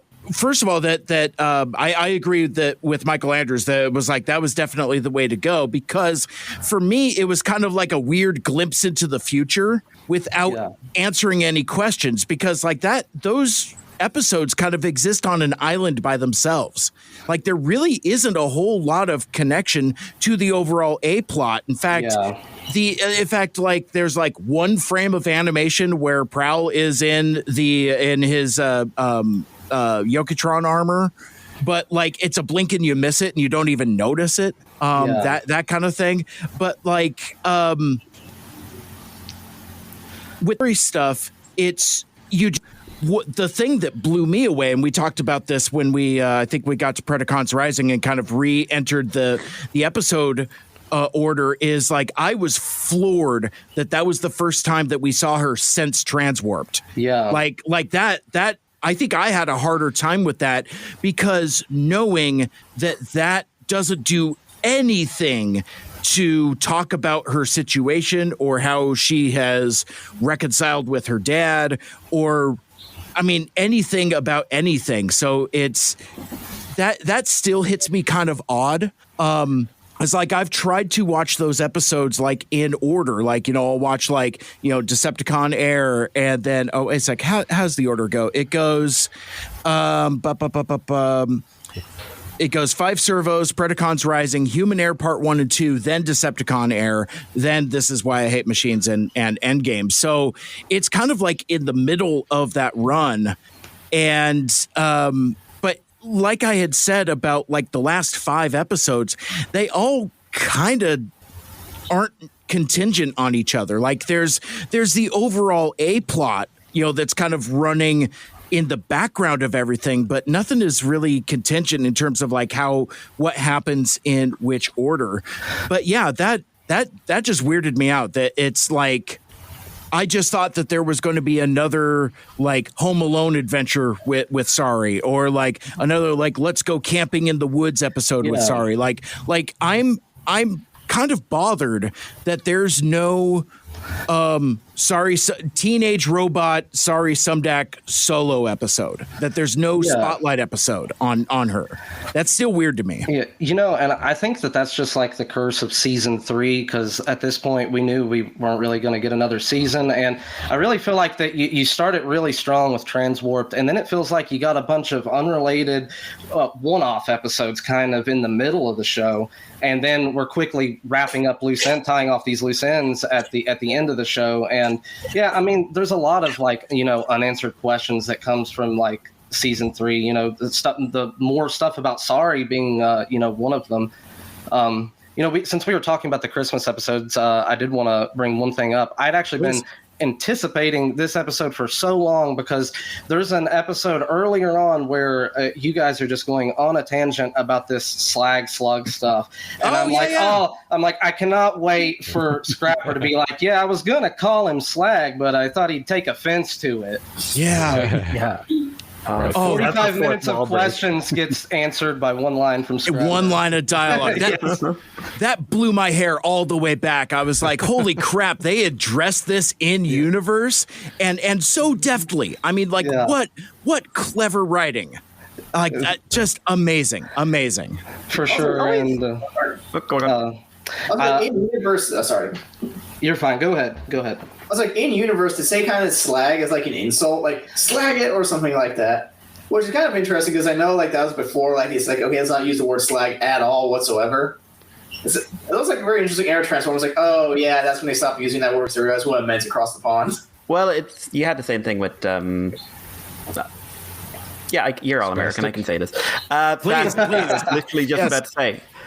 When you had Spastic, and I remember when TFW did a podcast, and it was just like, we got a British person to do an interview, and it turns out, you can't say that. You can't say that here. Oh my gosh! I still genuinely want a Power Core, a boxed version of. I have a list of weird, bizarre things that have happened in Transformers. I want the box of that Power Core. I don't want the toy. It looks awful, but I just want to take the sticker off. Yeah. And just like kind of I want that jazz that some git got in and put a political message on. Not because I want the political message, because that's weird, and I want it to be in the history books. But right. Yeah, for sure. Because like I want to be able to tell someone in 20 years, someone thought this was something that one, someone thought this was clever, and two, someone thought that a bunch of nerds wouldn't notice. Yeah. Right. Stuart? I was going to say about saying that, or having that episode kind of out of order. I think it works fine. I think it worked fine for the podcast. Like, there was another show running about the same time, Legion of Superheroes, where they did, I think it was a little while after that, but they had the episode Legion of Substitute Heroes, which is kind of what this is. Yeah. Where you get together all the ragtag extras and they save the day. Yeah. Kind of thing. So I think it stands alone just fine, and it just has a few minor things that have you go, well, what's going on here? But it doesn't take you enough out of the episode. So I think it worked pretty good. Yeah. Awesome. Well, first of all, thank you. Second of all, you know, I'm so torn on that, like the like substitute Autobots thing, because I love it. It's one of my favorite things in all of Transformers animated. I just love that they get that team back together and kind of just do this rival thing. But it's not very like Christmassy. Like, it does sort of like break up like this, what would be a perfect like little holiday special to just be kind of, you know, this other thing, like this, like the new Avengers kind of a thing or something. But I love that. I love that plot. I just maybe wish it would have been its own separate thing, but I love that it's in there somewhere. Yeah. Yeah. Yeah. Yeah. So now I need a substitute Autobots asterisk episode where where it turns out it's just more about living with depression than being comic book superheroes. That kind of thing. Then it'll turn into a weird murder mystery that makes no sense, and then it'll turn out actually no, the guy who would never do it, he did it, but it was clever. We promise. And then he did it at the end, but then he's alive again. Promise. Not mentioning any books in particular. I don't know why people are looking at me funny, but Scrapper killed Mixmaster and then just talked about it. It's a whole thing. Yeah, then we need substitute Autobots. Then the mighty substitute Autobots become current. But they'll be written by the same guy. We're going to have a civil war, but then the series will keep going. Yeah. And in the mighty Autobots, there's thought bubbles for no apparent reason, just because the guy wanted to do them. Man, turns out Bendis was a hack the whole time. I just didn't realize it because I liked Ultimate Spider-Man so much. Good Lord. I didn't know I was a child. it was edgy and cool. We were all edgy. We were all cool. Yes. It's why I'm not touching the edgy. absolute stuff from DC. I'm just like, oh no, they're trying it. No, I'm good. This is actually pretty good. It actually ties in something I'll say later in the future, but cool. But speaking of edgy and cool, I did want to go back to the cursed slag legislation because my favorite. Yeah, it is. Break it open. Everyone loves the cursed flag. Well, I was going to say, because since Mike, we have you here, unburdened from our squishy American sensibilities. Is this as ridiculous as some people say, or is there I guess it is something you wouldn't say in public. You wouldn't say the word slag in public. Okay. Or at least not if you're halfway decent, because it's how to say this politely. It's implying a woman of ill repute, and if you call a woman that, you're implying she is providing services of ill repute in a country where it's actually completely legal to do that, but it is still looked down on. So yeah, it is quite bad. So when they start, it was one of the first big things that they started being aware of the international audiences. I think, to be honest, I think we've gone the other side where people are just weirdly like a bulldog about not calling him Slug. I'm glad he's Slug now instead of Snarl, because that would have gotten confusing. But it's very strange to me how many people are just kind of no, it's Slag, because it's been nearly 20 years, man. Get over it. But yeah, it is one of those things you wouldn't say. But also, it was a weird time as well, because I honestly think this had less to do with the international audience, more to do with the fact that there were some publicity guys in Hasbro at the time who were being weird. And we're trying to ban things like fan art. And there was a time we found out literally it was one guy at Hasbro, one lawyer at Hasbro tried to ban fan art from BotCon and tried to make it you could get sued for it. That's so fascinating. Yeah. And then Toho did that with all the Godzilla stuff anyway. But basically, you had to get a license to do. He wanted to do a license for fan art, but it's copyright infringement. And it's just it's Creative Commons actually, but it's protected by law. Yeah. But yeah, and it was just one of these really awkward times. I think Brian Goldner ended up stepping in and saying no, stop doing that. I'm whacking him on the nose, but yeah, that's murdering your free advertising. Yeah, well, yeah, that was the thing, but it was just so many people came to these conventions for art and stuff like that. The idea of actually making, but then Toho would run with it because Toho became really protective of their copyright for Godzilla and stuff like that. So now I think of some conventions you have to buy a 1-day license off of Toho to sell Godzilla art. Wow. Which costs about as much as applying to the convention to sell art in the first place. Jesus Christ. Man. That's wild. Yeah, talk about breaking even trying to sell a convention. But yeah, going back to the Slag thing, it's very interesting to me how many people are locked onto it, and it was changed. Yeah. I think they could have done better than using an unused Dinobot name at the time, but licensing was not. They were not as locked in on licensing as they are these days. But it was one of the things people had started complaining about. I will say, the spastic power core combiner, way bigger deal. Way bigger deal. Yeah. That is something so offensive. It's like if you had the C word on a toy package and said, "Why are you bothered?" Wow. It's fine to say it here. Why are you about it? Like, yeah, you don't name your action figures that. Yeah. That's what I was gonna say. Is that like this is the only thing I'll really say about the whole slug thing. I think people just need to get over it. It's a marketing thing. And you guys have discussed it on the show before that someone brought it up that it would be like if they released a toy in America and the toy's name was bitch. Like no one would want to buy their kid that. So like it makes sense. Of course they're not going to do that. So, I really, at the end of the day, I don't see what it matters. I mean, call it whatever you want when you're at home, but you're complaining about the print that's on the box at the end of the day. So, like, it really doesn't matter. Yeah, it is. It is one letter difference. Yeah. And I always kind of clam up around this topic too, and just let other people talk about it. But that's all I'll say about it. Right. But I like slug better. I think it fits the character better. I like that word better. It just didn't fit. It works. It feels. Maybe Irish Mike can chime in on this one, but I just feel like that lends itself better to the dinosaur. It's great. Either way, it's still a fire-breathing Triceratops. I don't see any issues we're having. I'm not getting into the realism of it. Don't worry. But it's like.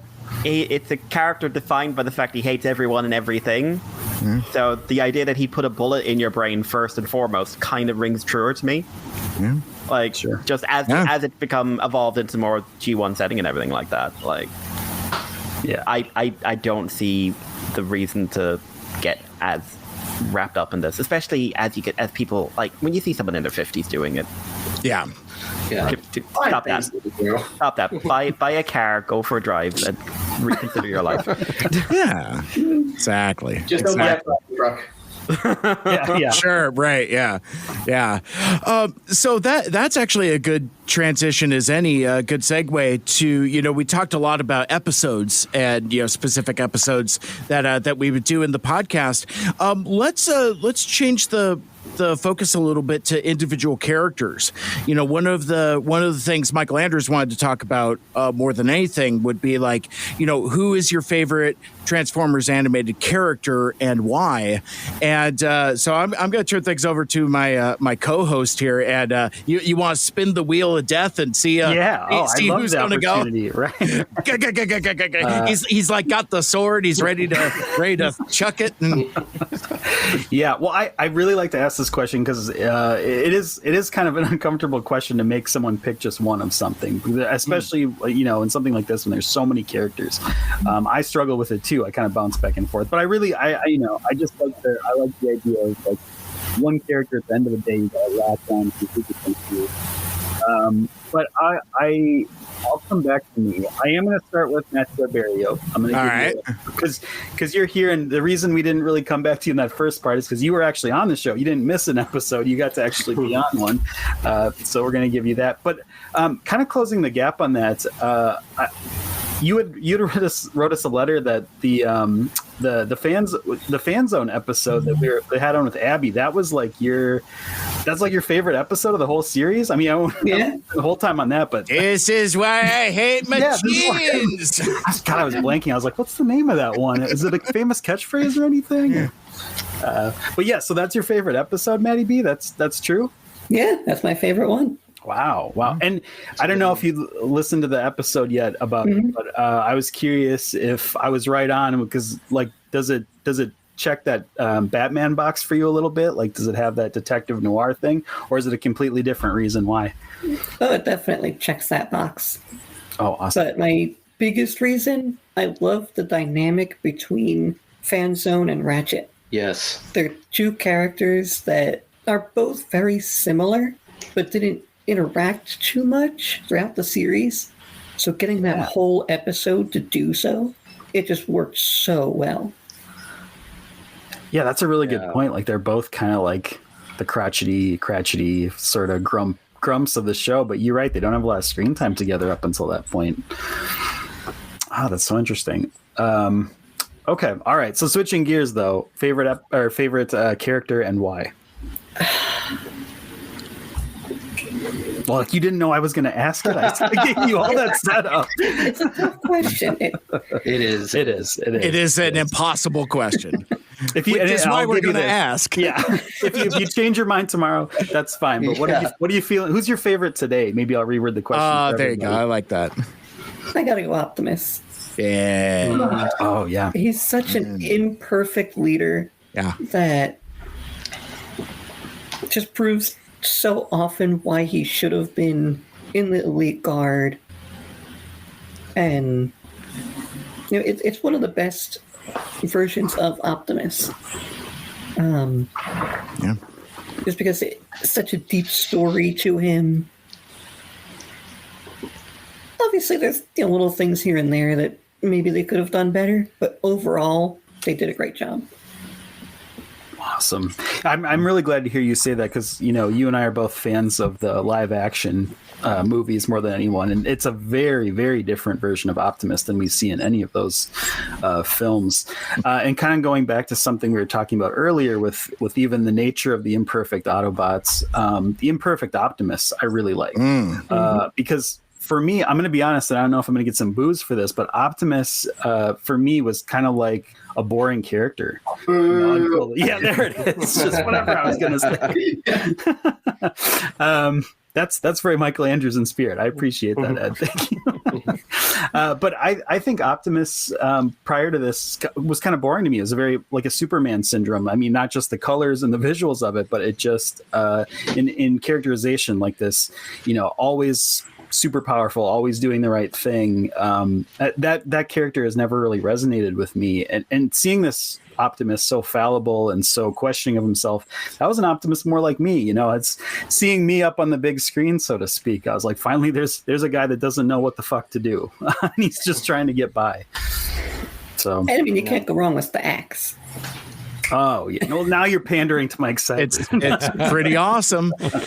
But that speaks to one of the strengths of TFA is that no guns. It's all tools. Right. And I really like that philosophical, that deliberately philosophical change for what is meant to be an explicitly kid show. Yeah. I like the idea of kids animation for kids, and you don't even notice it until like you're a couple 40 somethings talking about it. It's like, isn't it weird that these guys don't have guns? Oh, it's like, and it's much like a lot of the more deft storytelling in TFA where it's just there. It just exists. Like, it's not like there's like a glowing neon sign that says, hey, by the way, this is why we're doing this. If TFA was made today, there would be a half a dozen hack news articles that would say like, oh, new Transformers series not to have weapons, says show writer or something like that. And then you would have the more hardliner side of the fan base saying like, this is bullshit. My Optimus carries a rifle, and that becomes like a weird American guns thing for like no damn reason. And I just like that it's so clever that, we're dealing with, tools instead and melee weapons, because it's not all tools. Like, I don't think the cyber nunchucks are specifically tools, but yeah, I mean, it's edged weapons, it's melee weapons, and it's tools. It's, it's knives, axes, swords, non-projectile weapons, which I think is kind of refreshing. And for me, I mean, like I'm with Matt. If this was gonna come back around to me, I may as well say it now. My favorite character would be Optimus as well. I think I've made my rationales pretty well known, and I think what it was also is Mike had mentioned this earlier about like how boring Optimus has been over the last 15 years. Just freaking robot space Jesus. Infallible, stoic, uninteresting. And so it was cool for me as a first-time watcher to meet an Optimus that, I mean, again, if you got your bingo card, feel free and mark the spot. But like, he's young, he's not as experienced, but he's not a dummy. Like he's capable. And he's a good leader. He believes in teamwork. And I just think that those are all aspirational traits for what a contemporary Optimus Prime could be. And when it counts, he can throw down. Like he holds his own with Megatron as well as anybody can be expected to. So yeah, I just and I like that he's kind of a sassy bitch. Like he'll just he will cut Sentinel off at the knees anytime. Yeah. Like I was when the headmaster returned, and Sentinel is a disembodied head, and Sentinel's like, okay, I need you to help me out, but got to promise not to laugh, and like the sincerity and the depth. Like when David Kaye just lets it all come out, it's like, and that's not a moment that you would get from a contemporary Optimus. In fact, that's probably not even something you would get from a G1 Optimus. Like the closest to that would be like playing basketball and stuff, or like, hey, as the humans might say, lay it on me, man. Trying to be cool, but like not really getting there. Whereas animated Optimus, he's a cool guy. Kind of a stiff sometimes, but like for the most part, kind of cool. To the point where like Sorry looks up to him. Ooh, I'm Optimus Prime, that kind of thing. Yeah, he is. I mean, right. Even in this series, he is kind of stiff until that point when he sort of gets his groove back and finally tells Sentinel off. And then it's sort of like a tonal shift for him for kind of the rest of the show. After that, he's sort of the Optimus that's like not in those boots. Like he's just like this total sass. Well, I always think of a line from Megatron Rising where like, it's when Megatron shows up and Bulkhead goes like, oh my God, they were keeping him a secret. And Optimus just looks at him and goes like, yes, it's becoming quite a habit around here. After everyone was hiding like the Autobots and everything else. Catty little. Yeah. And it just like, that sums it up for me so well. Because like I said, I think this isn't the movie's fault. It's the fact that people were thinking this is how you sold it. Once Peter Cullen became the voice again, who was an older voice actor who was also being very limited voice direction. Like his voice direction was always the problem. I will always say this. Like you had this very monotone, no contractions delivery, except when he's angry. And that was the way it was in everything. It was the way it was in Prime. When they brought in other actors to try and emulate him, the only times it got outside this were like Cyberverse, where they decided to make that. No, he's putting on a persona. He's actually really socially awkward and would just like to be left alone and would like to go work on a farm. That's all he wants. That's all he wants. But he's willing to sacrifice by dancing at a party in front of people. Which he absolutely hates. Or Earthrise, where they just work and like, he's just your dad. He's just kind of a dad. Like those two, they've gotten a little outside of it, but like I'll never forget a line from Prime where it was supposed to be like a bit of a funny thing. It was just like, hey Optimus, you want to see something funny? No. And it's just like, and they just follow up, Primes don't party. It's just like, yeah, historically they do. But animated Optimus was just, he was a person. And I think that's really important with your protagonist. You mentioned Superman earlier on. Good Superman writing is about Clark. It's not about Superman. That's why my Victor Superman's so good. Yeah, 100%. And also bad Batman writing is about Batman.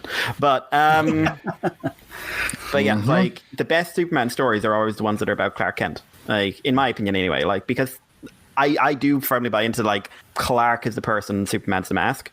And Optimus's mask is being this military leader in this show. And really, the reason he works so well with the people he's working with is because they're not in the military. Not really. They're just a bunch of guys who maybe they'll listen to him, maybe they'll snark off at him, maybe they'll have their own opinion, and he works better in that environment. He wouldn't have been good like going straight into the elite guard.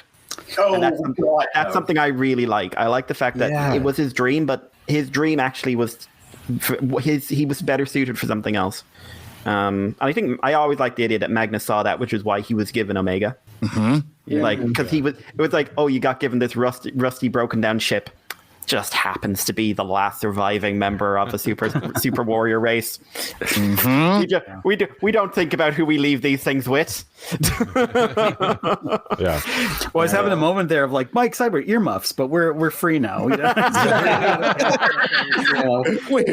spent 4.5 hours talking about that. Yes, we're good. We're good. Blacked out for the last 3. I don't. But I was going to say that's a really good point. I hadn't really thought of that. Now it makes me wonder if, that's one of the reasons, like at his trial, like he really didn't speak up for himself more, advocate for himself more, just because he was like kind of recognizing, maybe I do need to just go kind of be in charge of some like lesser bots, something like that. But kind of going back to that too, and what Mike Seibert was saying. First of all, I think it's interesting because I did want to ask you that question, not just everybody else, because I was curious if it was going to be Optimus or if you were more leaning towards Prowl. I thought maybe there's a chance that Prowl might be your favorite character coming out of it, but Prowl doesn't have an axe. I get it. Right. He doesn't even have shurikens anmore. Spoiler alert for Endgame Part 2. He doesn't even have life anymore. Oh, no! Damn, that's my sassy Optimus moment. Damn! That's the one. Optimus going up to his dead friends. He's like, Guess what I have? Life. That's and guess what? I want to live, unlike all those other Optimuses. Right. Sometimes. No, you can't do that because he got his death out of the way so fast. Yeah, right off the bat. Yeah. Like he died within 5 minutes. Like that was an achievement. Yeah, and he's like, glad we got that out of the way. That sucks. I want to live. And I think that moment kind of played on what everyone was thinking of. Like here he is becoming the sacrificial Optimus we all know him to be, and then someone else made the sacrifice for him. Such a great moment there at the end. But one thing you were saying, Mike Seibert, about the weapons and just kind of not going into blasters. I think one reason it was accepted so well is because no one turned to the camera and was like, I'm not using guns anymore. I'm using, they didn't make a big thing out of it. It was just, they were minors. It didn't make sense that they had a bunch of weapons. They were out there. They had their pickaxes and whatever they had on their person as like, to become melee weapons. And I think that's really cool because I think if I remember correctly, that's kind of like how actual martial arts weapons came into being. They were all just sort of tools and stuff like that, and then kind of being forced to use for defensive measures. But that just made sense. And I wonder if at some point there was a conversation in the writer's room of, well, what's a really feasible way we can write guns out of this right from the start, where you wouldn't even question it. And let's make them all like, space grunts, and they just have the stuff on their person. But I think that's really cool. I'm going to keep going with my favorite question here and spin the wheel of death for favorite character. Oh, while you're spinning the wheel, let me get this joke out of the way because I'll the moment will pass and it'll never come up again. So they're a Spraits Bridge repair crew, right? And they were trying to strike a stone, but it was a miner. No. That's best I could do on short notice. Thank you. Let him have it, guys. Topical. So anytime somebody says miners, I think of two things. I either think of that, I think of Kendrick, or I think of Transformers 1, miners. Oftentimes at the same time. So right. Next on my wheel of death, though, is Stuart. Let's go to you. Favorite character today and why? I'm gonna go with Sorry. Yeah. I think introducing, a fake out kind of character. You're not sure who she is or why she's so important. Early on, the Allspark deems her important. She's just a chaos gremlin at first, and then, becomes much more responsible with what she has to do and actual growth, literally and character wise. And she just is probably the best human companion that the Autobots have had, with trying to bridge that gap between having to live on Earth and also deal with what they're dealing with. And And going back to your thing, even about using tools, she has a key. She has the Allspark key, and that's really, much more non-violent. It's all about healing or giving upgrades to characters rather than violence. So, and one of those things I wanted to touch on too with the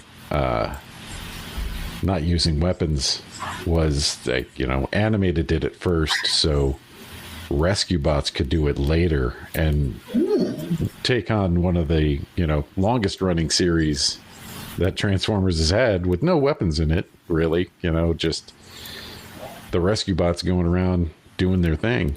So, but yeah, I'd say sorry because Tara Strong just sells it every time. Mm-hmm. There's nothing flawed about her performance, and I think she's just one of the best in the series. Yeah. So. Oh yeah, that's second best is Lockdown. Yeah. All right, there you go. Separate tally over here. Got it. Yeah. Freelance peacekeeping agents. Yeah. Right. Yes. Yeah. There you go. And that's really cool. Sorry's a great choice. That knocked a couple things loose when you said that. One, literally getting taller and bigger. Now I'm thinking like when she actually extends and becomes taller, it really reminds me of how Optimus makes his axe longer. And since she has sort of some agency over that, in my head, that's just another little nod to Optimus that she's doing in her transformation. I just think I love the idea that she always kind of hero worships him. She did at the beginning and she still does, even though she's not as vocal about it. So any little time I can find to throw that to it, I do. Yeah. Right. I mean, or something you mentioned in Endgame Part 2, Michael Anders, with the whole parallel masking up. Where Optimus goes to mask up to face Megatron, Sorry also masks up to go to the moon. And rescue RC and Omega. And so there is I almost need a Ed style triangle graph of the connections there, because none of these characters don't really interact, but there is so much cross influence, and I think it really comes together in that moment where it's Autobots transform and roll out. Me and Prowl are going to take on Megatron and try to stop these Lugnut Supremes. And then Sorry's well, hey, wait a damn minute. It's no, sorry. It's I know. Too dangerous. It's always too dangerous. I love that emphasis that she has in there. But then Optimus takes a beat and he's well, what I was going to say is that it's more important for you to protect your father and the other humans. And she's oh, right. Yeah. But he believes in her as a member of the team at that point, and that's huge for their relationship. Yeah, for sure. That's another question I want to hope to get the chance to ask Marty Eisenberg someday is, did he always see Sorry as this linchpin character? Or was it just a inspiration halfway through of oh, I know how we can add a little more sass to this character is let's make her a protoform and techno-organic and let's throw all this in, or if it was because it seems like it could be from the beginning also because of the connection with the Allspark like you mentioned, that there was always something about her that was special. I could see it being a forethought for sure. Yeah, and a lot of the time she keeps them grounded on what's important and a little bit of if we're talking about Optimus Prime's moral compass, she's also the other voice on his shoulder but we should probably also think about the people around and the consequences of how all of this is going to play out, being the the earthbound character basically, as it were, the what word am I looking for? The audience stand-in kind of character. Oh, sure. Oh, yeah. Point of view character kind of thing. Yeah. So. Yeah, that's 100% true. Yeah, and then also can at the same day flip the coin and go hang with Bumblebee and just cause havoc and be trouble. Yeah. You know, Yes. So she contains volumes. They meet each other's crazy. It's like, Stuart, you referred to Sari as a chaos gremlin, and it's like their powers are doubled when they're together. Like the whole thing where they're like driving off together. It's like, no, you rock, no, you rock, no, you rock. That kind of thing. And they're a dyad in chaos. They're like Ray and it's like, quit trying to pass me stuff through the chaos dyad. And she's pass me the salt. That's not what the chaos dyad is for. That's real dumb. Awesome. No, I love it. It's keep it spinning here. Yeah. Let's go to the titular third mic here today. Favorite character today and why? It's actually really hard because I like a lot of the cast. It would be a toss-up, I think, between Ratchet and Megatron. Oh, really? Depending on my minute, less my day, depending on my minute, because I really like Ratchet. He's one I've really gotten into as I've aged. I don't necessarily, that's because I'm becoming old and cranky, but I think it's definitely he's someone who has a lot more going on behind. I'm always very interested in characters who very clearly have a front, and he wears his crotchetiness like armor, and behind that is someone who cares deeply about everyone around him and isn't always happy that he cares. Because he's been hurt a lot by caring, and that when he's trying to distance himself from Sari when they're trying to repair the ship, and just I don't actually want to leave anyone here, but it's got to be done. Or the whole event with RC, obviously the lockdown thing was just it was just such a big thing, and his connection to Omega, every relationship we see him have is usually linked to basically what level of damage it does to him.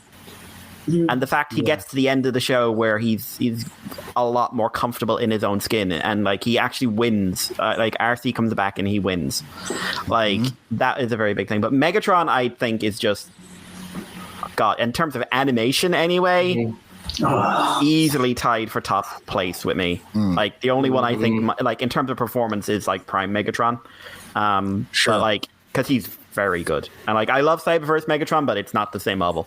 The performance, the writing, the competence, the fact that when he shows up, it's always an event.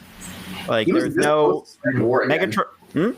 He was this close to starting the war again. Yeah, well, that's the thing. Megatron in a lot, the classic thing in fiction is how do you make Megatron viable when having him in a weekly show to sell toys where the good guys have to win? What you do is that you use him sparingly, but you use him intelligently. And he is just the scariest thing about him is not the fact he can punch through a truck. It's the fact he's very, very smart and very, very willing to use it. And that I find really interesting. And to Corey Burton's performance for both of them. Maybe that's something. Maybe it's the Corey Burton factor. Maybe that's what I'm drawn to. Maybe that's your favorite character from the show. Yeah, my favorite character is Corey Burton. But it's just so good. I remember when Mord Meets the Eye came out and people started doing fan voiceovers for Megatron. No one did Frank Welker. Everyone did Corey Burton. Yeah. There was a very well-known one. Chris McFeely did one, and he just he said it himself to me. We were at was it Auto Assembly? It would have been Auto Assembly then. We were at Auto Assembly once, and he just said, "Yeah, I based it off of the Corey Burton thing because that's the best Megatron we've ever had." Wow. It's some performance, and I don't think Burton gets nearly enough credit for it. Oh yeah. No. Mikey, have you seen the thing Keane did with Corey Burton? Yes, I saw that a few weeks back. So that was really cool. It's so good. It give you chills, man. I like the hair on my arm raised while I was listening to that. It's so good. Oh yeah. But so depending on my day, Ratchet or Megatron. Yeah. Well, kind of to your point on Megatron, I also love the Prime Megatron. I think most days I would point to that as my favorite Megatron. But he's so scary, right? Like, I don't think this Megatron's voice would have worked in like that scary visage, right? Like, he was more like horror and commanding because you're scared of him. Whereas, this sort of like debonair, theatrical, as I've often said, Megatron is just. Well, he's a cult of personality. Yes. Yeah, like that's where Prime Megatron is. I'm crazy and I am really scary. And you are going to do and Soundwave likes me, and Soundwave's fucking terrifying. So like those are the reasons you're going to follow me. Animated is like he literally talks the Constructicons in that scene where he's murdering Starscream over and over and over. The speech he's sending out to the universe and just like saying like, wait, bide your time. Like he's just, it's just such a good performance and such a good idea of just like we've always got the supervillain. We rarely actually get the proper supervillain who's really good at his job. Yeah. When you said that thing, it was a great description when you said that about like, everything he does has to be an event. That's true, like metaphorically. And also I can just see him like putting up the right lighting for things and like making sure the carpet's out, matching and everything. Please, he has Lugnet do that for him. That's right. But it was all part of his plan, of course. If we're talking favorites, those are my favorites. But if we're talking who's my heart, it's Lugnut. I'm sorry. Lugnut's my heart. I love Lugnut. He's so good. Why haven't we gotten new figures of him? I'm just thinking back to when he was stuck in the crater and they were trying to get him out, and they spent the entire episode trying. I love Lugnut so much. I still feel the pain of that episode to this day. Like that was the one time I almost turned on Transformers Animated. I was like, just get him out of the damn hole. But it was funny. And then Sentinel just brings him in so easy, of course, with the help of Lockdown. But like, that's gotta be such a slap in the face of the Autobots there. They spent a whole, we don't even know, 2 days or something trying to get Lugnut out of the hole. Sentinel just marches him in, and right. I do wish though, like he struggled with it a little bit. This guy is kind of heavy. Actually. He is kind of heavy. And then putting the muzzle on him too.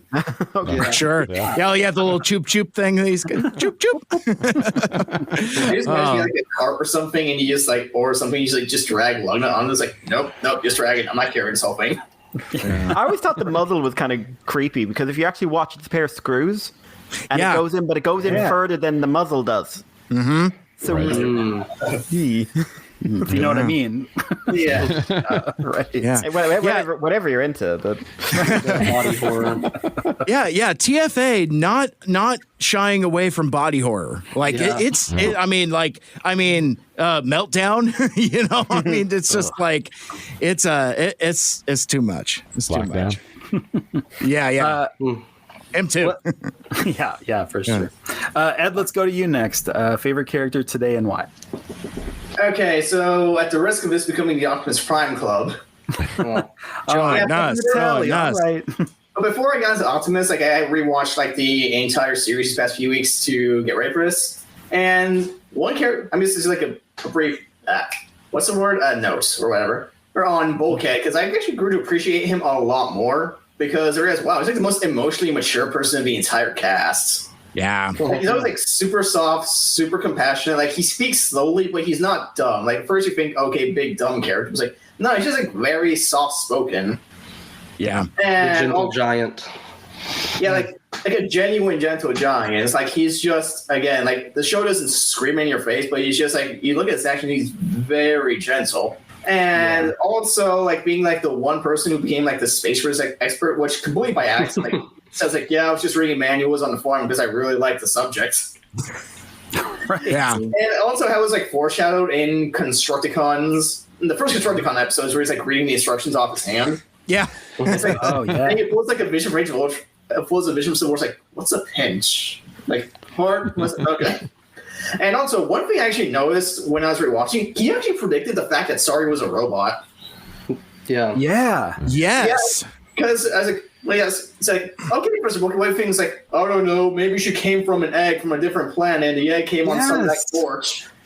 And then Oh man, talk about moments I was sweating, reliving them with Mike Seibert. That one, I was just like, oh, they're really going to do it. They're really going to tell the plot of the show here. You know, but they kind of play it off like a one-off joke, though, kind of like so where you don't pay too much attention to it. They just kind of say it in passing after a few other hypotheses. It's like, oh, maybe she's a robot, and it's like kind of just proposes this like crazy off-the-wall thing, so you don't think too much about it. Yeah, well, I think if you even go back to that episode, Mike Seibert goes, "Let's break down the theories," and I go, no, not yet. Yeah, because it just sounded so absurd. Right.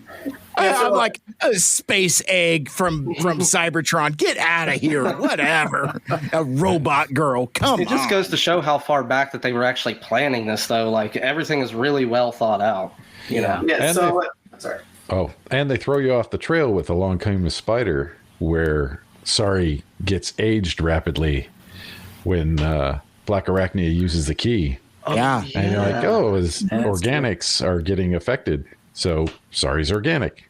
No. I completely forgot Threw about you that. off on that one. "Yeah, that's a great point." Yeah. So instead of turning into a teenager, she turns into an old lady baby person. Yes. Yeah, speaking of body horror, Troubling. Oh man.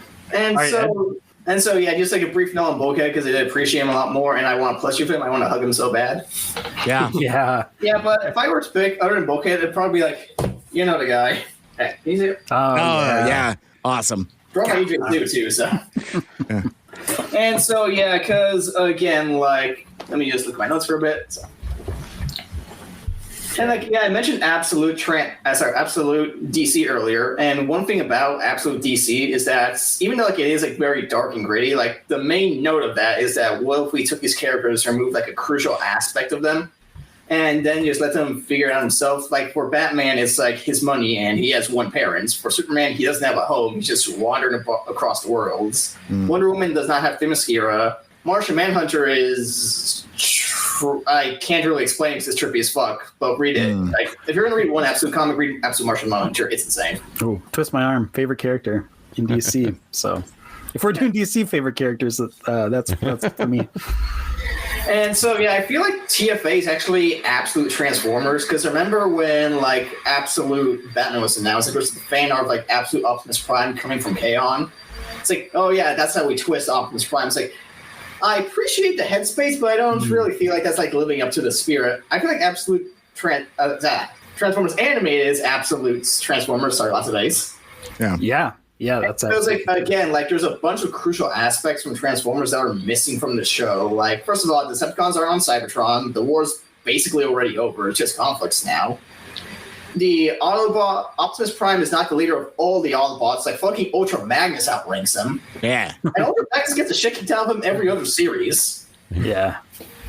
And so the title Prime doesn't really mean much. It means something. It means General Commander. But people like Jazz and, if you read the Almanac, Cup actually have similar ranks to Prime. And so it's so Prime means something, but not too much. And also with this Optimus, he's leading a maintenance crew, which is part of the reason I feel like he's not as for his organics, because I deal with space barnacles all the time. People talking to me is nothing. Yeah. And so I swear there's a point with this, don't worry. And when it comes to Optimus, again, there's so many crucial aspects of him that are missing. He doesn't have the deep Peter Cullen voice. He has a young 20-something voice. He doesn't have the years of experience. He's 25, 30-ish. And watching earlier episodes, he acts more akin to a camp counselor than he does a deep presence leader. He said, okay, Ratchet, why not you pair up with Bumblebee today to learn how to relax? Or Bumblebee, why don't you pair up with Prowse today to appreciate nature? Has that kind of vibe. And it's also him about growing and learning as a person. Again, he took away all these aspects of Optimus. And so at that point, you ask, what do we have? Well, we still have his kindness, we still have his dedication doing the right thing, and how he cares more about doing the right thing than any other thing. Because in his first episode, he's willing to sacrifice his life to get the Allspark back from Starscream. And he is burdened with insecurities throughout the entire series. But he doesn't feel like he's going to be a hero. But in the first episode, okay, I need to fight Megatron. I need to fight Megatron then, because even though Ultra Magnus says I'm not a hero, and I don't believe I'm a hero, Megatron's gonna get the fuck fucking Allspark. I need to do something right now. The right thing needs to be done. Mm-hmm. Right. And of course, he makes some mistakes, like when he takes the key from Sorry, and he's able to admit that he's wrong. And which again ties back to the inexperience, because like he's learning and growing. Like there's a line in Prime where he says, where Prime Optimus says, "Wisdom can't be granted; it has to be earned, sometimes at a cost." And he's earning the wisdom at the cost. He's learning from the experience. And again, he's learning with everyone around him. And also, tying back to the insecurities which were like ingrained from him, like he made a big mistake going to the planet, because it's kind of a plot deal, but the person who's like works. I got my degree in architecture, by the way. And it's like one of the things we do when I go outside, you go through like hours of traumatizing training to know like if you fuck up and you fuck around, there's going to be consequences to get someone in the hospital. And that seems like the equivalent of this, because it's kind of a case of like, no, do not go to unsanctioned planets. You are just a newbie. Mm-hmm. Like, I think so. First, why he takes so much responsibility, because he should have said, "No, we're turning this around. This is not a fuck around and find out kind of moment. We do not. Let's not fuck around. Let's not find out." Like that's what he should have done. But it's like, okay, fine, delete us, and sure. And then consequences happen. Horrible things happen. And so he takes accountability. He says, "Okay, I fucked up." He is taking blame for it, but he's also holding himself to a higher standard, saying, "I should have said, no, we are turning around right now. I am getting on the ship. You can come with me or not. Signal me when you want me back." Yeah. Dang. But he just chose not to, and so a great mistake was happened. And also, like, he set his career back massively. Like, it's not. This is kind of like if a lawyer fucked up and lost like his license or something. Yeah. And so, like, he fucked himself over again. Like, this was his action. He made the choice. And so it's a bit of like inspiration. Like he went from the lowest ranks thinking like I could never be a leader, but he still chooses to sit in the moments and just do the best he can for his crew. Which is why in the first episode he comes off as like pretty kind of like, wait, already all the boss doing the right thing. He's just generally trying to motivate his crew to do a good job. Yeah. And that's a good point. Yeah, and he definitely does feel like man, my life was meant for something, which share another thing. Wait, no, application window. Oh, do we got more graphs? Oh, hey, how excited. Here we go. More graphs, more graphs. This is my Venn square. Of course, Venn diagram is a circle, but then they said, be there or be square. I said, don't tell me what the fuck to do. I decide my fate. Why should I make it a square? Now, does it work as well? No, it should have been a circle, but I stand by my principles.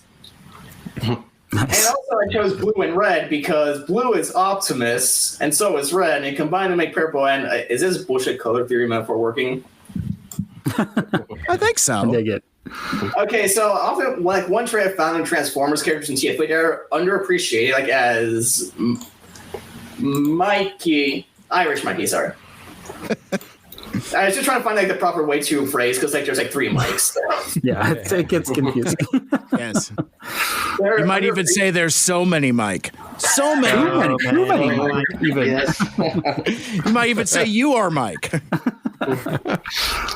So characters are underappreciated, like Ratchet, Bulkhead being a genius, and Wreck-Gar, who's just found the life hack. But granted, if I was weirded out, I'd be happy every day too. Or not where they want to be, because Bumblebee wants to be an elite guard, but he's not.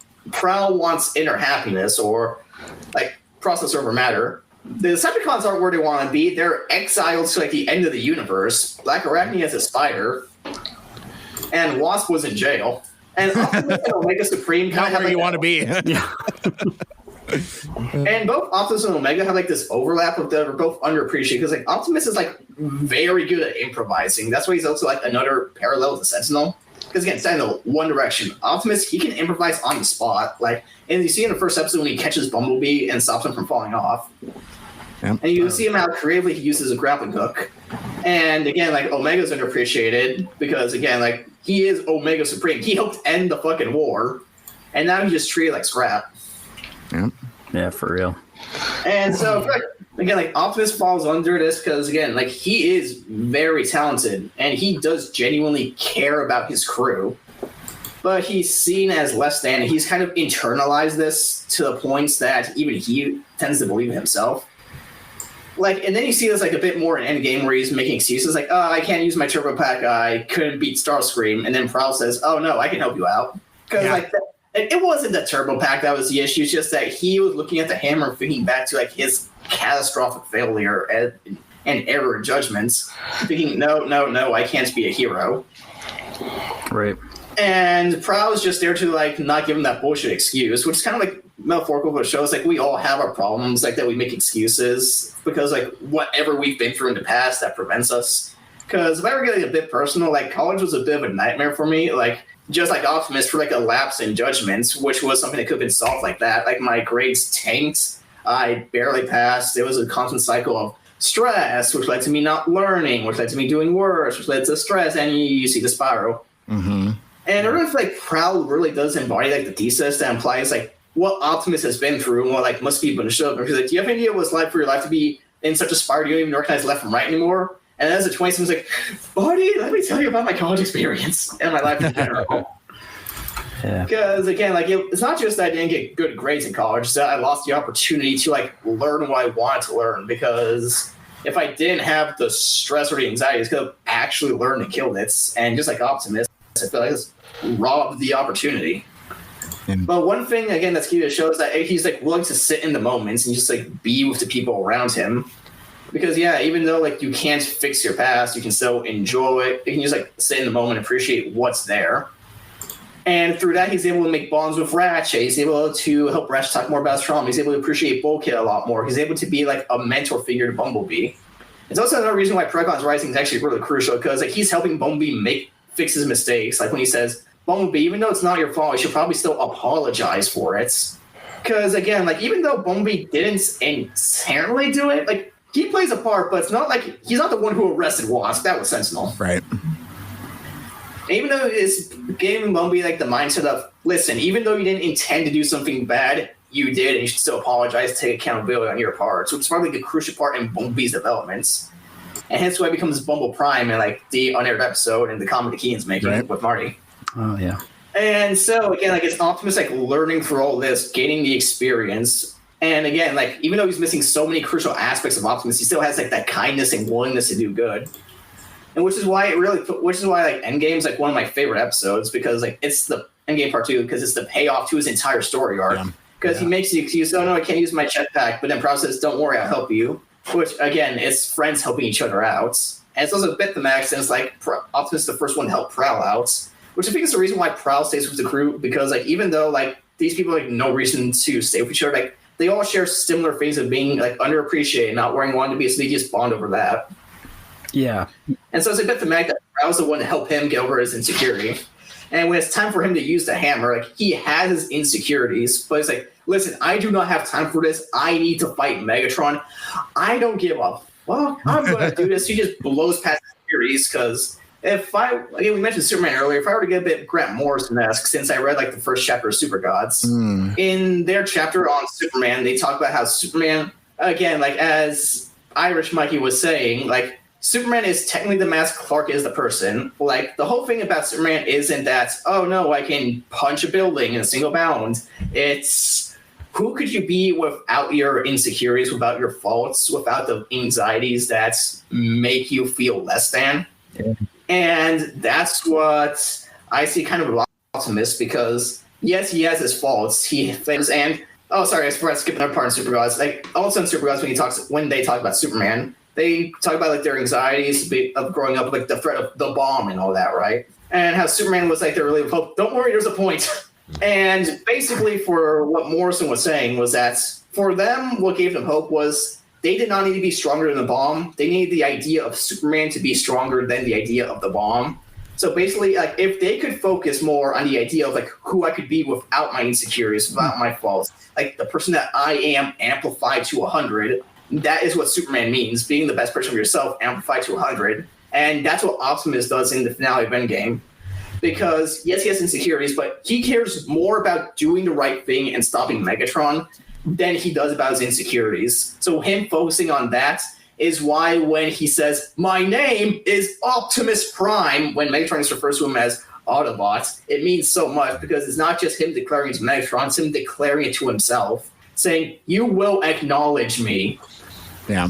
And it also pays off like at the end of the series, which is why like even though like there's like so many plot points left over, like it feels satisfactory because like we are the audience in that point of view. Like we are there celebrating Optimus because we know all that he's been through to get to this. We know all the sacrifice he's did and all the insecurities he's had to push through. And so we are celebrating him finally being the hero we all know he is. Or in wrestling terms, call him Cody Rhodes because he spent everyone ignored his accomplishments, and he spent 14 damn years from going from undesirable to goddamn deniable. I love it. Yes. I love it.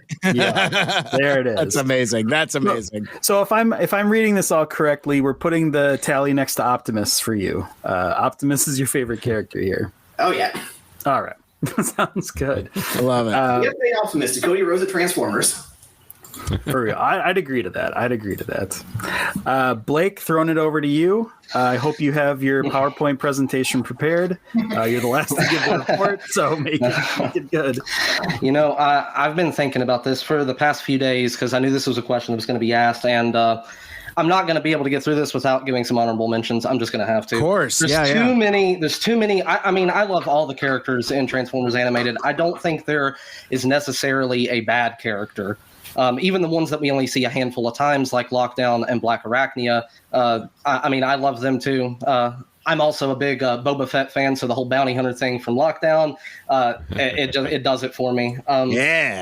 Bouncing off what Irish Mike brought up, Megatron. This might upset some G1ers, but Corey Burton is my person. I see Mike Seibert took his headset off, walked away. He can't hear this. Corey Burton is this could just be the rose-tinted glasses. I grew up with animated, but Corey Burton is my favorite version of Megatron. If we get some time later, I'd love to talk more about the voice acting in the show because, Corey Burton voices, a ton of characters in the show. But I love his performance as Megatron. It's very cold and calculated, and he's very smart. He's not just unhinged like some other Megatrons that we see. Yeah. I love that about Corey Burton's Megatron. He almost gives me some I can't really put my finger on it. I think it might just be like the Shakespearean dramatics that he has, but very Emperor Palpatine vibes, like with the way he is dramatic and stuff, But as a kid, I loved Starscream. Tom Kenny, also my favorite Starscream. Again, that could be the nostalgia, rose-tinted glasses, but he is my favorite version of Starscream. I'm going to try to keep this somewhat short here. So, I think I'm going to do a favorite Autobot and a favorite Decepticon. I love it. I love Prowl. All of the Autobots, get their time in the spotlight. They get, their own trauma and their own personal development. I think Prowl's is, I think his arc is just my favorite from going from this, arrogant dude in the beginning of the show, and he really experiences some real character growth throughout the show, and up until the very final episode. I can remember the first time I saw that episode, it was a morning before school, and I just watched my favorite Autobot die, and I didn't know what to think about it. So and much like everyone else, I was hoping for more. I wanted to see what happened now, but Prowl is definitely my favorite Autobot. This might be, I'm sure this is a lot of Transformers animated fans' answer, but for all-time favorite, I think if I had to put one in a number one spot, it would probably have to be Shockwave. And I think it's just because he is such... he is, I think, the most intelligent of Megatron's whole crew. He's the most sane, at least. I'm not saying he's perfectly sane. He's a little crazy, but he is the most sane. You've got loyalist Lugnut and schizophrenic Blitzwing and traitorous Starscream. Megatron doesn't have that tight of a crew to work with. So I think his most loyal and most reliable Decepticon has got to be Shockwave. And again, Corey Burton's performance. I love it. I love it so much. And this was my first exposure to a lot of characters, that I hadn't seen anything other than the Michael Bay movies until I saw animated. So, Shockwave, Ultra Magnus, all of these characters, these are my versions of it. So he was my version of Shockwave. But speaking of Shockwave, there is a moment in the latter episodes, I can't remember exactly which one it is, but it cracks me up so much. It's when Starscream, just this disembodied head over here, is taunting Lugnut like, "Ooh, he's got a new favorite, and then he just shoves Shockwave out of the way. And I can't remember the exact line, but Shockwave says something along the lines of like, "Have you lost your mind?" And that just cracks me up every time. It's so naturally funny. Shockwave / Long Arm is probably my favorite character. Of course, the toy just enhances that for me. The fact it is a quadruple changer is so crazy to me that they actually pulled that off. So yeah, for real. I think a definitive answer has got to be Shockwave, but not above any of the other honorable mentions that I mentioned. Like, I can't just pick just one. I'm sorry, I can't. I love it. I love it. Tough assignment. Yes. I think I'd agree with you on Shockwave, and it's sort of this kind of tragedy that he is Megatron's best right hand guy, the perfect soldier, the perfect lieutenant, everything. But because he's so capable, he's got to be the one that goes undercover. He's got to be the one that's kind of independent, separately working away from Megatron because he can do his own thing. And then Megatron's kind of stuck with, Lugnut's great, but he's like single track focused, in love with me. Yes. Starscream's just always trying to get my back, but he, he's a good guy. He knows what he's doing. There's just so much to that, but that's a good pick on Shockwave. And going back to Prowl, which I think is kind of your like secondary if you had to pick an Autobot. Yes.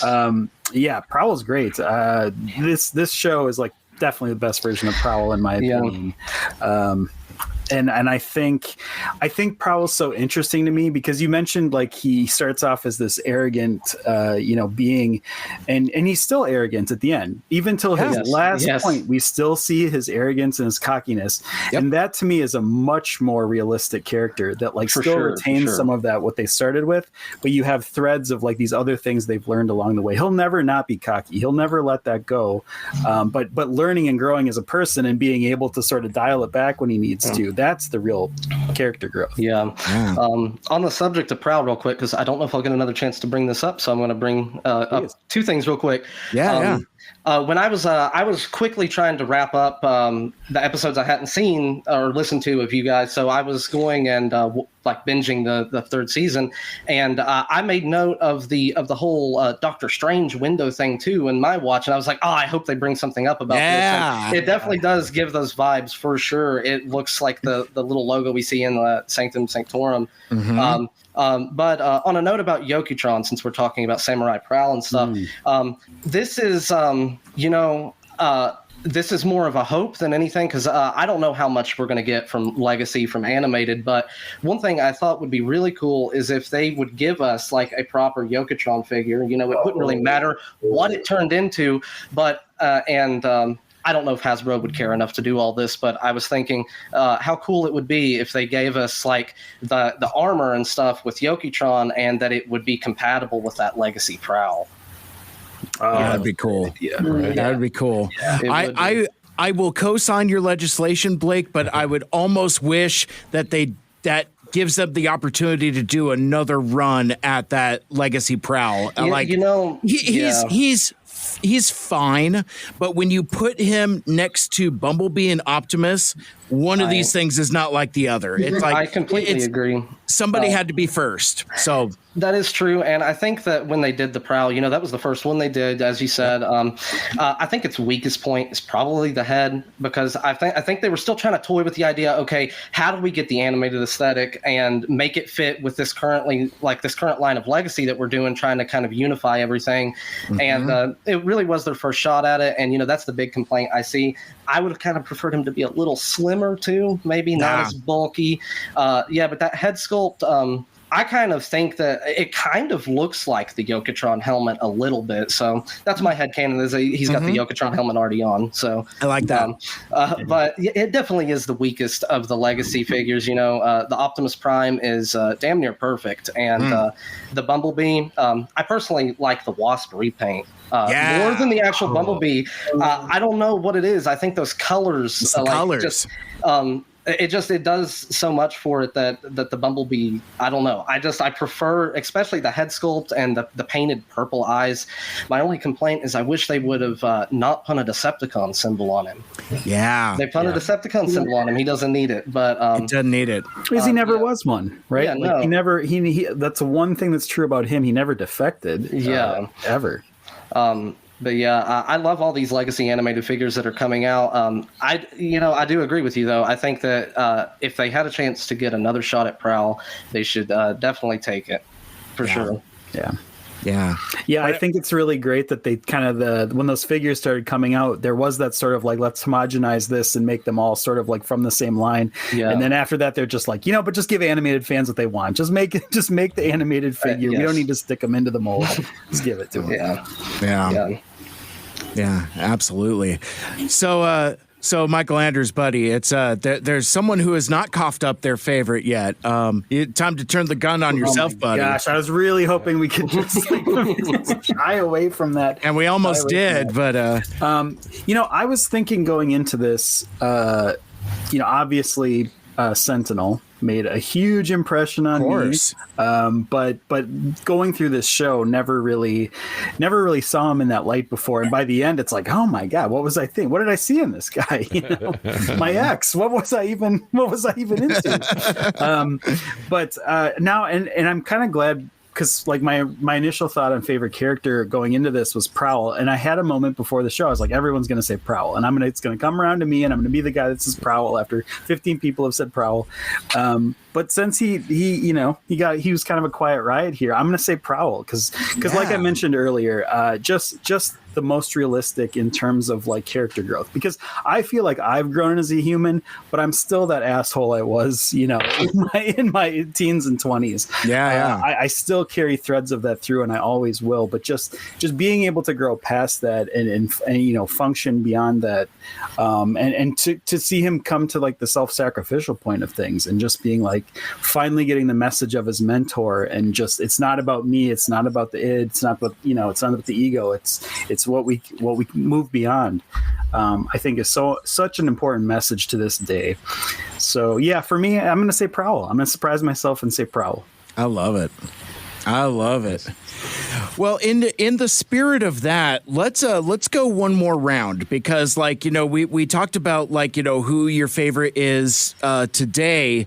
There are so many side characters and so many obscure characters and celebrity voice guests, and we had already kind of seeded that we wanted to talk about the voice acting a little bit, and this might be a good entree into that. But I'd like to go one more round. And who's your favorite guest star character? Somebody who's not part of the main cast, because the thing we haven't really spoken about, we've talked a little bit about the fact that the Autobots don't use blasters, it's all tools and melee weapons, things like that. But the other thing that definitely needs a shout out here is how small the cast is on both sides. And I think in contemporary Transformers media, where we're just trying to sell toys, I really appreciate the restraint to just keep it to it's not even a full 7 on both sides. Usually you get 7s and 7s or 5s and 5s or something like that. But keeping it intentionally small, I think leads to the strength of this cast and why these characters resonate with us so hard. Where Optimus gets so much, Megatron gets so much, and even new characters like Bulkhead, or a radically new interpretation of Prowl, weird new takes on Blitzwing, new characters like Lugna. It's all of these characters are special to us in different ways because they all have time to kind of grow and develop and flourish. But then you got some crazy one-offs, you got, and again, celebrity stunt casting. So since I didn't put it on the sheet, I'll give you all more time to think. But I'll go first. My favorite guest star has to be Fred Willard as Swindle. What a delightful performance. And he just the thing that it's, I talked about this in the episode, but the thing that really struck me and really made my heart happy is in Decepticon Air when Swindle is freed from stasis and he just does a lap Like he's just like spinning around and he transforms and he's just like okay, I'm alive again. Let's really do some stuff here. So anyway, so that's and it's used so sparingly. Like there's so little of it that every time he's on screen, it's precious. Like every line delivery he gives is precious because there's so very little of it. And yeah, it is tinged with the fact that Fred Willard isn't with us anymore. So it makes it even that much more special and scarce and rare. But I get the feeling that if he were still alive, I would probably still feel the same way about that because it's just such a fun take on a classic character that is kind of underrepresented. So that's where I'm going to go. I will spin my wheel of death next, and it looks like Ed has an answer ready if you want to call someone to go next or give either more time. Ed, take the floor. That'll give more time, more folks more time to think. Okay, so first of all, I'll say good choice on Swindle. Thank you. But for me, I definitely gotta go with my boy Rekgar. Yeah. At first, when I was younger, I did not listen to Weird Al, so I did not know who that was. But I was just so caught up with the charm and just the energy he has toward the voice. When he says, "I am Rekgar," it never feels cheesy or anything. It always has it has the perfect energy that you feel like it's Rekgar, but it's comedy, so trying to make you laugh. And just his reaction to everything, thing when he says basically how everyone's just ordering him around, saying, "We're gonna steal from the rich." Okay, let's steal. It's okay, I'm getting back to jewels. Okay, and he's just jewels, the jewels. Yeah. And how he never takes anything personally. When Ratchet goes up and says, "You're not an Autobot, and you never will," because, "Okay, I'm not an Autobot." He's just following along with Lugnut. Also, that's a genius pairing, Lugnut and Rekgar, because both one person who takes things too seriously, the other person who takes nothing seriously. Also, I just love in that episode how even Lugnut was pissing off Megatron. It's anything for your glory, Megatron's "Oh my god, just go and do the damn thing." For real. Oh, that's amazing. And so, again, when he's just accidentally joined the Decepticon Cogs because Ratchet told him, "You're not up," and I'm "I'm not up, I never will be." "Oh, yes, someone else who will praise of our glory." Yeah. And he accidentally disassembles Lugnut in the sky. Jeez. Yeah, I love how malleable his personality is. There's something really charming about it. It's just whatever someone tells him to be, he is. And you kind of forget how powerful he is. He could that's what's scary about him a little bit is you could tell him something and he'd become it. He'd do it. He'd suck up the entire planet in your vacuum backpack, and he would do. He'd probably do it. Yeah. But because he's so childlike and toy-like, it's just And he's just having so much fun while doing it. That guy cannot have a good day, and cannot have a bad day, and it's amazing. Yeah. And what's the line that he puts a question mark on it, where he's just it's "I'm an Autobot," the stuff that he says where you can just hear the question mark. He's "I am some kind of new kind of Autobot." Yeah, that's right. That's right. Yeah. And that's when Ratchet goes in on him and is "No, you're not." Yeah. Yeah, those are how it forces. The only time Yuri gets a bit fall is when Ratchet apologizes. It's "Oh wait, what? Come again? Why do you apologize?" To him, the notion of someone apologizing, and he goes he can't take offense to anything, so why would anybody apologize to him? And Ratchet being the one sent on pals, you can do whatever you want. It's "Oh, thank you," and then it's "But you can start by cleaning this up so that way no one dies, please." Yeah. and that gives all the garbage to all the children. Yeah, how would you garbage for everyone. Yeah. Garbage. He's garbage Santa or garbage Oprah. Oh my gosh. And when he came back to substitute Autobots, it's tiny 12-year-old me fist pump in the air "Yeah, Rekgar's back." Yeah. Always so sad. He's about "Yes, he's back." For sure. And then also him playing the accordion. It's "Yes, Weird Al reference." Absolutely. And then, of course, appreciating Weird Al when he got older. And so that guy's a really good voice actor. I get the feeling he'd pay you to play Rekgar again and give him the opportunity because he's how much fun he has with it. Yeah. Yeah.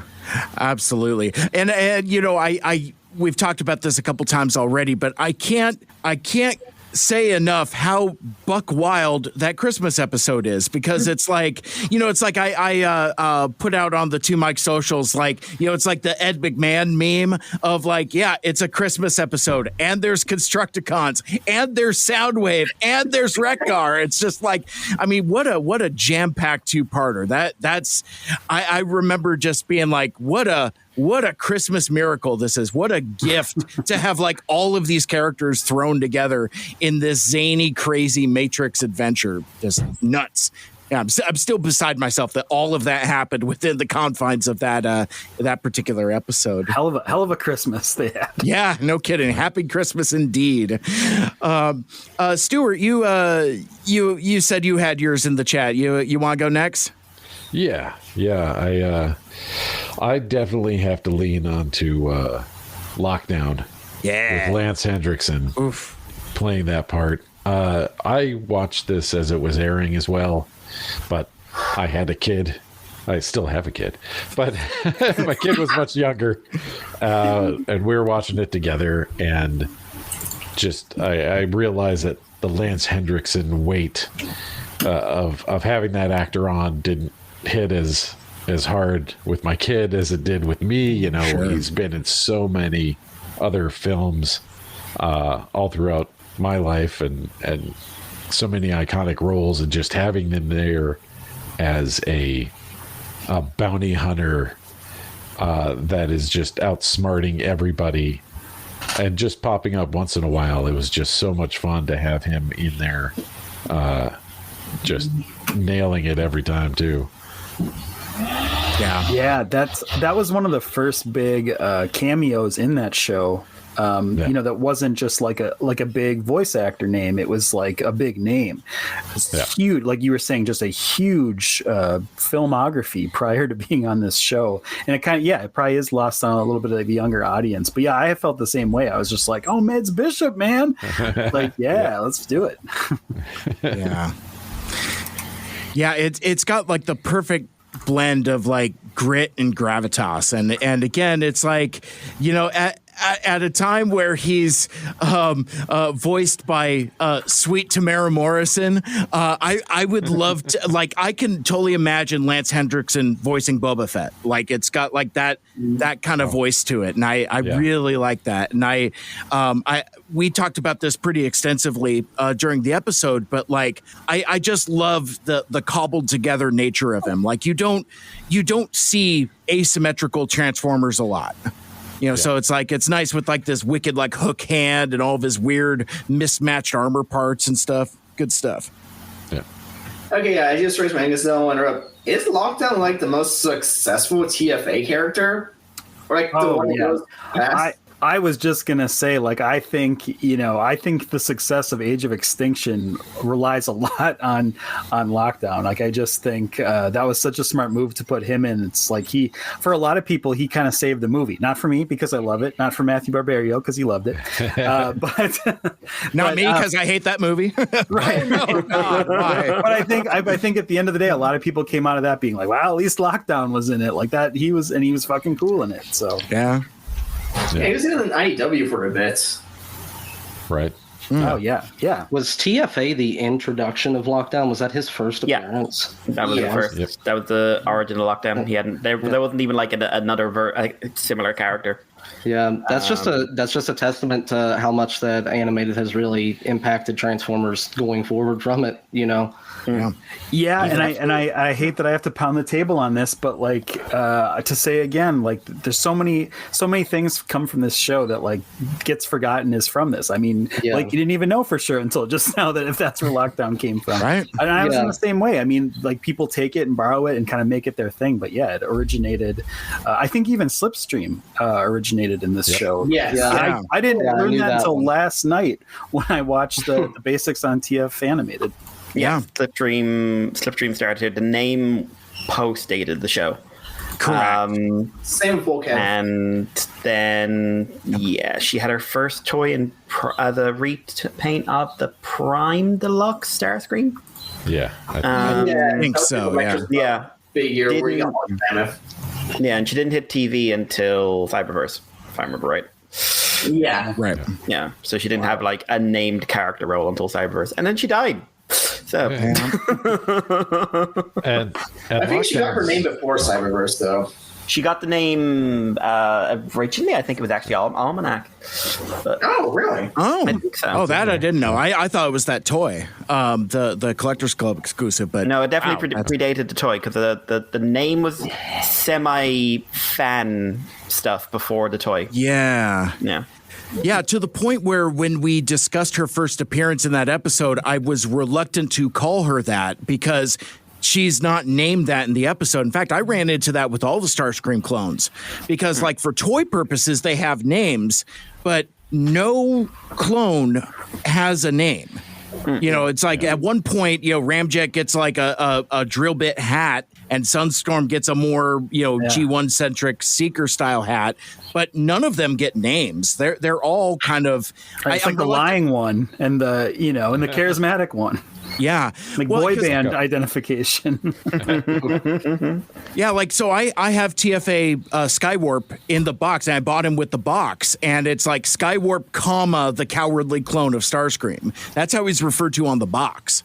So I would imagine some of the you know, other ones would have similar names, like, you know, Sunstorm, comma, the sycophantic you know, Starscream clone or some such like that. So all right, so where did we leave off at? So we did Ed, we did Stuart. So Blake, you're up next. Favorite guest star. Before I say mine, yeah, I was going to please. say I am kind of in the younger audience. Like TFA was targeted towards me. I was the target audience. So Quit bragging. Humble brag, humble brag. But I actually didn't know until just now that Lockdown was voiced by like someone who was like prior. They were already a celebrity. But since now with that knowledge, I'd like to say that I really love Lockdown's voice acting in the show. He has such a nonchalantness, like attitude to him. I love his delivery on a lot of lines. He never seems to really be in panic. Like, for example, like when Prowl escapes using processor over matter, he sounds more impressed than anything else. He's just like, processor over matter. Nice. Like, but I love his delivery on those lines, but I was going to say I'm going to have to agree with Ed over here that Retgar, Weird Al Yankovic, I actually knew as a kid who it was, surprisingly, but he's just, like, he cracked me and my brother up watching the show as kids. Like, it was just he was peak comedy to 8-year-old me. So especially you guys talked about this when you covered the episodes, like where he does like the slow-mo fork into the back and then just flings it at Ratchet. That was peak comedy to me as a kid. That was so hilarious. You know, rewatching the episode, I actually found myself feeling really sad when Retgar, even though I knew he was coming back, but I felt really sad when Retgar was sacrificing himself. He's just like, thank you. He says thank you for telling him he can be a hero. Yeah. And I was like, damn, am I really going to cry over Transformers right now? Am I going to do it? But I'm going to have to say that that's my favorite. I don't have the nostalgic connection to G1, but also Sue Blue coming as back as RC. That's just awesome. It's awesome to see any of these legacy voice actors coming back, you know, and you got a lot of it in this show. I also, before even listening to your guys' podcast, I didn't realize that David Kay voiced Megatron before and Beast Wars. And that is so cool. I'm going to cut you off really quick because before starting this podcast, I didn't know that. That was like my first thing when I was going through and like, all right, let's check voice actors here. Yeah. Blew my mind. I was like, this can't be right. Yeah. This Beast Wars Megatron cannot be our Optimus. That is so awesome, though. I think he might be the only one to officially voice both in a Transformers show. So that is cool. I'd say to get back to what I was saying, Retgar definitely my favorite out of like the celebrity cameo appearances. Sure. Yeah, hard to beat. Yeah, I was gonna say I wanted to bring up about the David Kay part.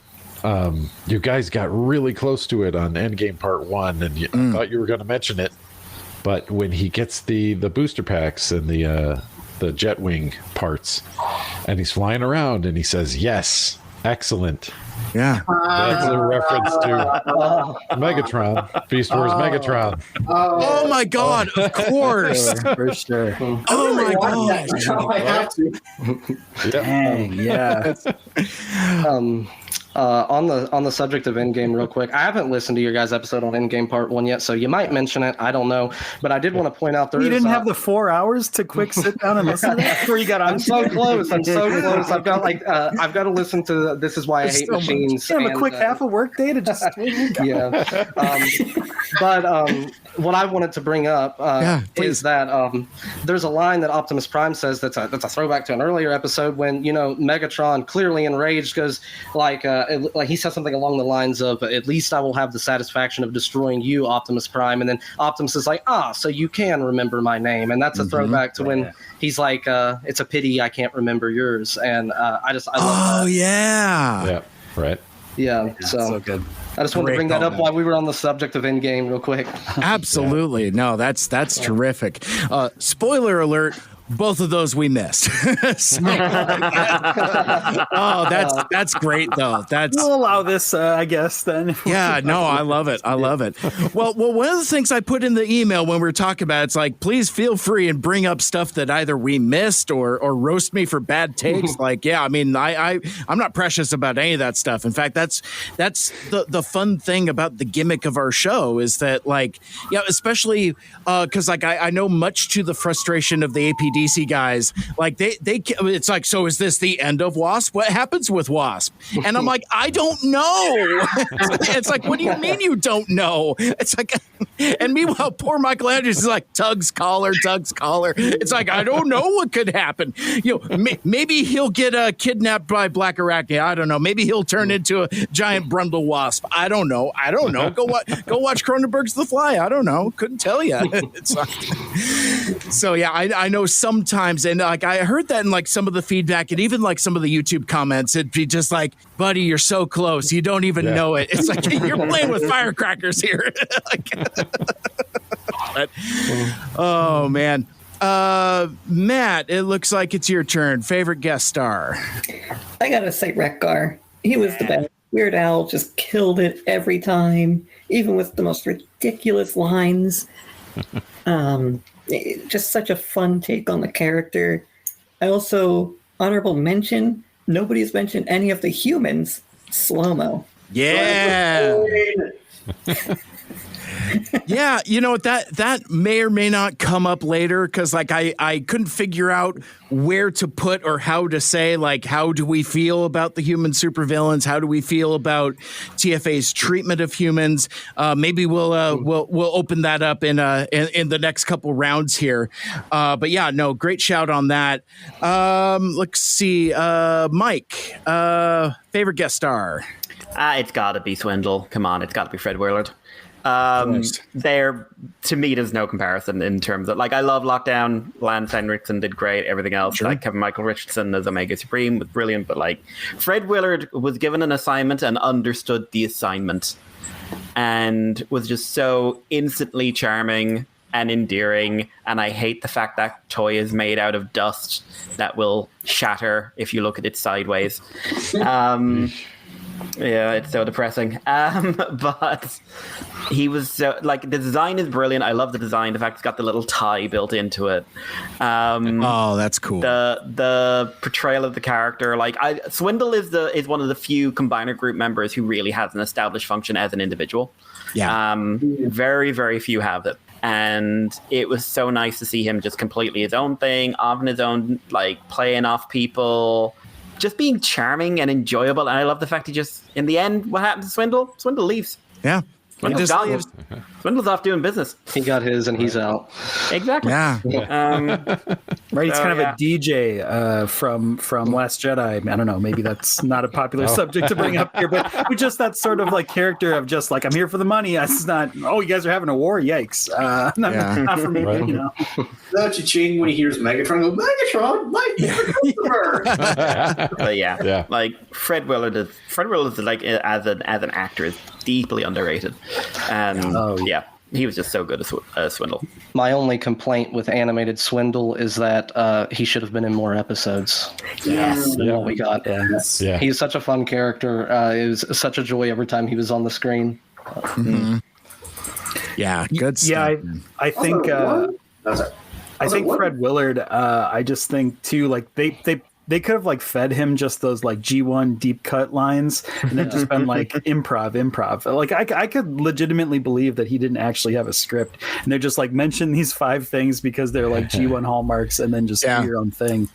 It felt like that kind of performance. Yeah, like he knows what a moon of Nebulos is. You know, that kind of thing. What a focus on it. That like right. To take the improv angle a little harder, maybe he was just up on stage. He's like, throw out a couple things. All right, Moon and Nebulos, great. Something from Beast Wars. Come on, let's go. And then just put his performance together. I just want to throw this out there that as a kid watching Optimus Prime alien chest burst out of Swindle, that was hilarious. And then his reaction going, hey, that is a private space bridge, sir. That is mine. That is an invasion of my personal space. That was just so funny. He's got like his hands on his hips. He's like, Mister. Yes. For your information. But also the little smirk because he kind of appreciates like the sneakiness of it and like he sort of respects that level of espionage. I don't know. I will say I'm not going to say Swindle as my character. Spoiler alert.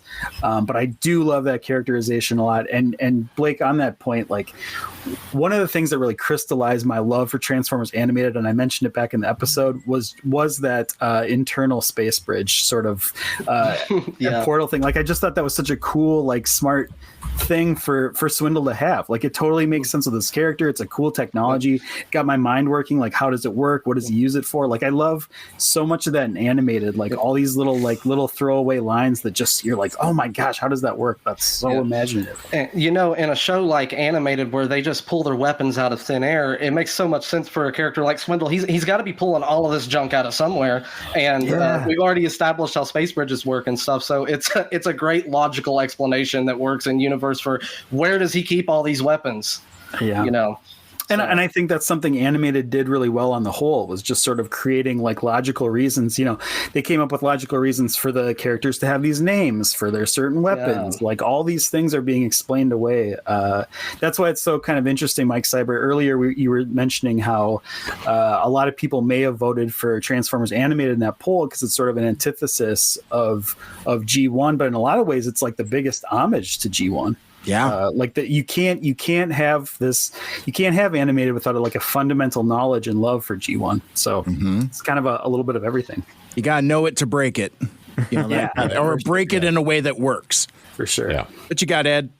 Okay, so you just raised my hand because I don't want to interrupt. But as what I'm interested about, like the names and reasoning. Fun fact: like if you read the almanac, apparently Optimus got his name because Cup liked his optimism. Yeah, I could see that. He's an optimistic prime, not a Negatron. Got it. And so take that TF1. Anime beat you to it.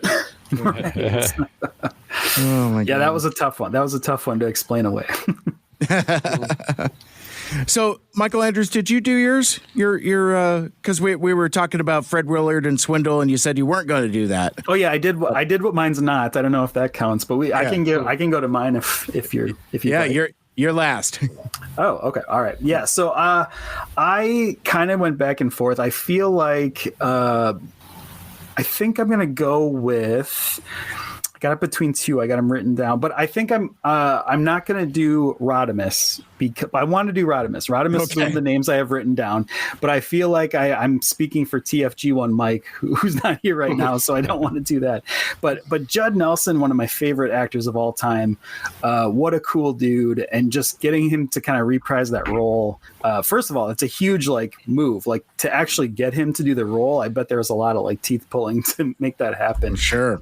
But just a cool character, cool moments. Yeah, for sure. Just a cool moment in the show, and just another very capable character. So I really like that. But I think I'm going to go, all of you guys have good, great answers, but I think I'm going to go with Blur.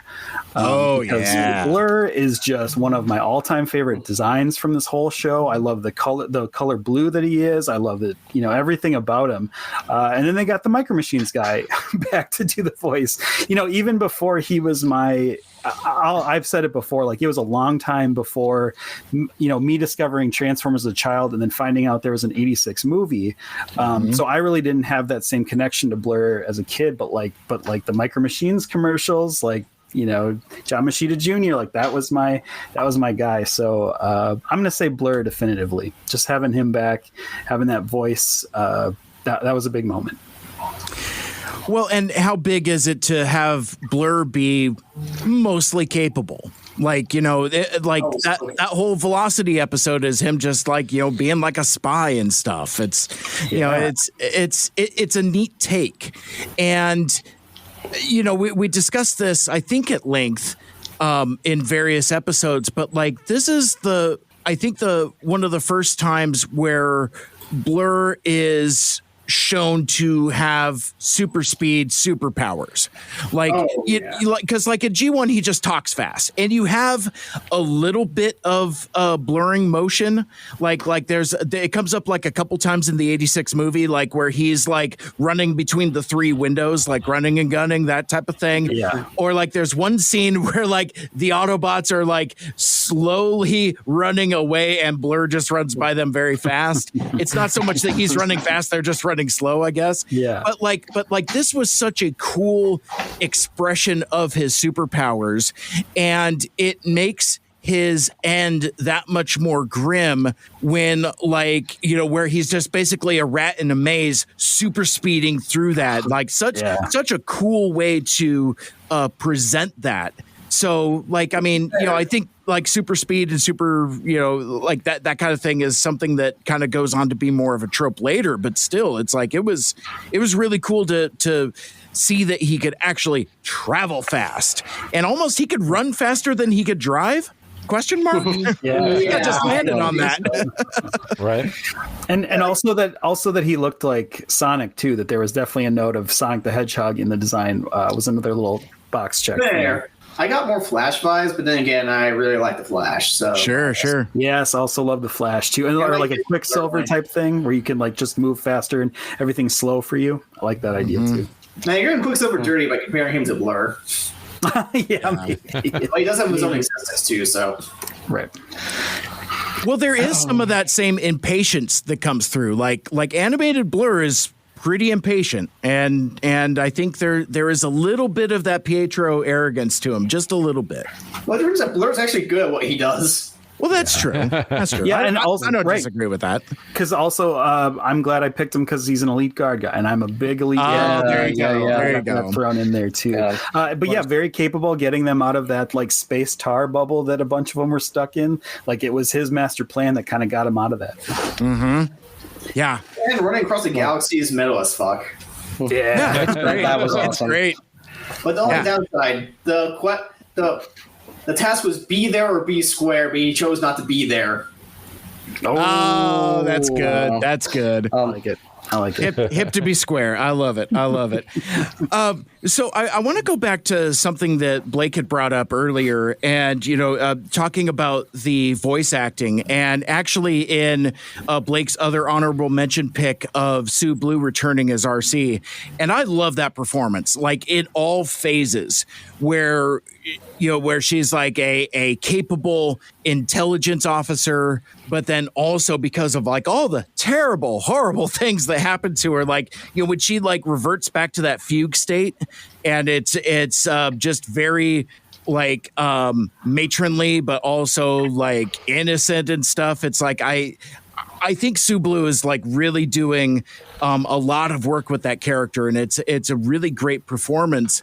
But that underscores that a lot of what we've seen in like the voice acting and the dialogue coaching, that's a testament to Sue Blue herself. Like, I forget exactly how she's listed in the credits, but it's like she kind of becomes Wally Burr and is doing a lot of like the vocal direction in TFA. So a lot of the terrific performances, we have Sue Blue to thank for that. She did such a good job. Like, I don't know how to complete my sentence because I feel like it's the same for when we actually talk about the voice acting.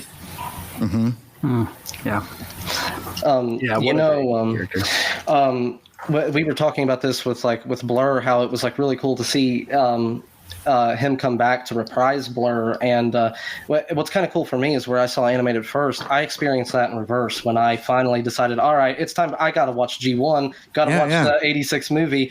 I was like, hey, that is the same voice as animated Blur. And that's also animated RC. Like I could hear it. So it was kind of cool. I got to experience that same kind of thing, but in reverse. Yeah, I love the idea that Blake's podcast is like watching G1 and he's giving it like an animated score at the end. Blake's animated score. Exactly. Oh, that'd be fun. Oh, that's a great. It's like a reverse Memento situation, kind of. And, Triceratops not named Snarl. Exactly. You brought up how much that you love Judd Nelson as Hot Rod / Rodimus, and what's funny is that like I prefer the season 1 and 2 cast of Autobots, but when watching G1, I preferred the season's post 86 movie as far as like writing and story went. I felt like I liked that a lot more. Like, I guess, those earlier episodes, they're just slamming out episodes for the sake of putting out episodes, but I really, not to talk too much about G1 on the animated podcast, but I really like those like seasons 3 and what we got of a season 4 when it comes to G1. I prefer those episodes of G1. Well, yeah, actually, I'm cool that you brought that up. I don't know what made the final cut, but Mike Seibert and I went on a deep dive into talking about season 3 of G1. So that was right in our wheel space there for sure. The great writing, I think, was what ultimately came out of it. Was like really good writing for that season. I think my favorite episode, I believe this is from season 3, is where Galvatron is just going absolutely insane, and Cyclonus is like, "All right, we got to commit him to the we got to do some conversion on him or something." Yeah, that's one of the standout episodes that I really liked of G1. Yeah. I like it that ends, but therapy doesn't work. Just let them be crazy. Yeah, they're like, he's too far gone. He's too far gone. Yeah. Just let him be. You can't fix him, girl. Just move on. Yeah. Cyclonus, let it go. Accept the fact, Cyclonus, he's got to be broken forever. Just move on. Yeah. What a message to send in 1986. It would take an entire generation of turnover to normalize therapy and mental health and all that other stuff. Because we were raised on stuff like this where it's like, just let them be crazy. Yeah. I think speaking back to that bit from The Simpsons where Homer meets Frank Grimes, but instead Galvatron is Homer and Frank Grimes is the entire planet Galvatron's on. Wow. That's good. That'd be good. Thanks. One thing I want to do before we get too far off the favorite characters, the character I wrote down, I wanted to give like a bigger named character for favorite character after kind of you guys were all doing it, and then same with like the cameo characters. Like I wanted to make sure there's a big voice actor tied to it, but the original name, the very first one I wrote down, was actually Red Alert, because I think Red Alert, for such a small part that she had, throwback to an Armada character, like the long flowing doctor coat. Like I just think that character is so cool. Like if I had to pick one, like I really want a toy of that one. I would really love to get that in the upcoming. See, that's what I think they should do with Legacy. Is don't get me wrong, I want the main cast of Autobots, the main cast of Decepticons from Legacy, please. But use this as an opportunity to make toys of those that we didn't get back then. Like we got Wasp, and we didn't get a toy of Wasp back in 2008. Right. Fugitive Wasp, at least. So that's something I'd love to see, is some characters that we might not have necessarily got to see in toy form back in 2008. Yeah. Oh my gosh. Yeah. Give me animated Red Alert, and give me an animated Brawn right off the bat. Yeah. Oh yeah. Yeah. You need that guy so bad. Striker. Yeah. Freaking. The thing, if the fate of TFA Brawn was the same as Blur, you wouldn't even tell anything happened to him. It'd just be this cute little cube, and you'd just be like, oh. They also redo a Lug Nut, but then just resell him as Clobber. Sure. Yeah, Lugnut is in desperate need of a redo. His original money on the figure's table way too if they don't small. make a Lugnut. You know, I'm pretty sure a few years ago they had like a poll, and they're like, "What animated characters do you want to see?" And I'm pretty sure Lugnut won that. Yeah. So I feel like it's inevitable, and I'm sure it'll at least be a leader class figure. It would have to be. They got to get the size right this time. They got to. Yeah. Yeah, that poll came out. Lugnut won it, and Hasbro took a look and was like, Bumblebee. I see. You know, I'm going to scratch out Lugnut and put Bumblebee. It's a double-edged sword getting these animated Decepticons in Legacy because of their sheer size and animated. I feel like most of them are going to be like leaders, maybe even commanders. I don't know. Like Megatron next to Optimus Prime is absolutely massive in Transformers. Correct. Yeah. So that's the double-edged sword of it, is that we might get them, but they're not going to be cheap. Right. Yeah. Yeah. I know. I am so excited for that Flame Toys model kit Optimus Prime with like the wings. Oh, yeah. Oh, yeah. Yeah. That's going to be rad. I'm super excited for Age of the Prime's animated Ratchet. I saw that got leaked. That's apparently going to happen. Yeah, my wallet's not excited for it. I was like, damn it, but yeah, I got to get it. Yeah, exactly. Exactly. You know, it almost feels like we want to go one more round with like favorite obscure characters. Like, I mean, because it seems like, Favorite character with one line or less or something like that. Yeah. or even no lines. The Wiki family. Oh, there you go. They don't do any. They don't have any lines. Oh no, Spike speaks, and it's Corey Burton. Because he's like, please get my wife to the hospital. I just love how Ratchet the ambulance just says, like, why should I do that? It's like, Ratchet, you're an ambulance. Yeah. Another instance of Corey Burton talking to himself. Oh, yeah. Oh, He's the my Scott gosh. McNeil of this show. Yeah, very much so. Very much so. But yeah, so you know, we keep talking about like characters and obscure characters and celebrity voice actors and guest stars and things like that. We haven't talked about the humans, and we should probably talk about the humans a little bit. So I guess we should. I don't know. Before we do a round of like a favorite human character, I don't know because like I on 2M2F proper, we are pro humans. In fact, me personally, I've always been pro humans. Like I came around to it. I wasn't. Yes, it's like no.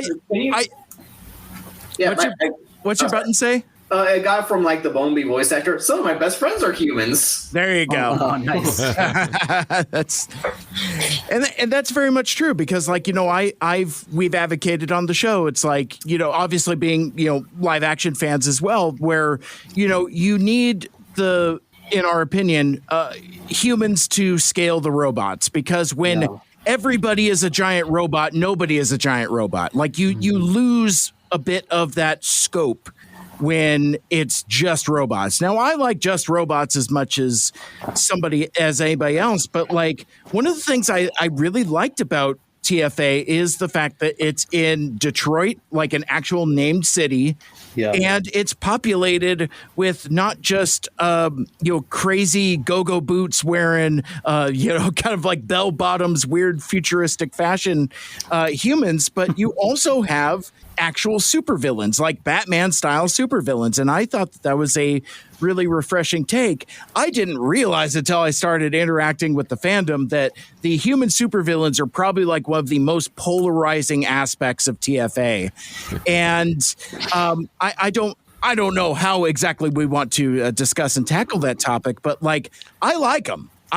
So I guess that's as good a starting point as any, but I think it depended on the execution, really. Yeah. Mm-hmm. Some of them worked and some of them didn't. Like, I think for a gag character, Professor Princess was great fun. Yeah. But I actually didn't like Meltdown. I thought Meltdown's episodes tended to be quite weak. Like the concepts were good. I like the concepts a lot, but I tended to find just like the execution of them tended to be just. Yeah, he's a goop man. And like the most interesting parts of it were the things that had nothing to do with him. Like Black Friday, the most interesting part was just having Grimlock and Optimus snark at each other, which had nothing to do with Meltdown. Leave me alone. Where find electric thingy? Let me go with you. Let me go with you alone. I love that line. I love that line. It's so good. So yeah, I think it was a bit hit and miss. I think it really depended on like which, like I didn't look like Angry Archer was an interesting gag for 5 seconds. Yeah, and that was all I needed. Or Headmaster's gimmick was fun, but Headmaster himself was even like in 2008, whatever year it was, I found Headmaster just a pain in the backside. But yeah. But like, you know, I like Slow Mo, I like Professor Princess. I like what's the speedy one? Nanosec. Nanosec. I like Nanosec. Yeah, just to throw mine out there, mine's Nanosec because I think you guys have all heard my opinion, so I can keep mine a little short. But Nanosec, even as I said on that the episode, like Nanosec to me is just like that's the first thing that comes to mind when I think of Transformers animated. For some reason, Nanosec pops in my head. I don't know why, but like that just seems like so Transformers animated to me. Plus, kind of a cool design. I really like that episode. Even Mike Seibert and I like reviewing it. We had I think that was like the most fun we had reviewing an episode. Yeah, we had that whole backstory with him and like the lobsters and all that stuff, and how he's actually like a good guy. And that like the LifeLock joke came out of that, where he like, you know, Megatron like flashes all up the information. Like I just love that episode. I actually think the best villain in the show is Porter C. Powell. Oh my God! Yes. He's just a prick. Yeah. He's just. I feel sorry for him sometimes. Like when they broke into his tower. I mean, from his POV, he doesn't know what the hell's going on. He's just like, why are there giant robots in here trying to steal my shit? So like, even though he's a bad guy, like he has no idea what's going on. He just has Grimlock and Optimus break in here. So like, you kind of empathize with him a little bit, and you're like, he's like, hey, I've been robbed.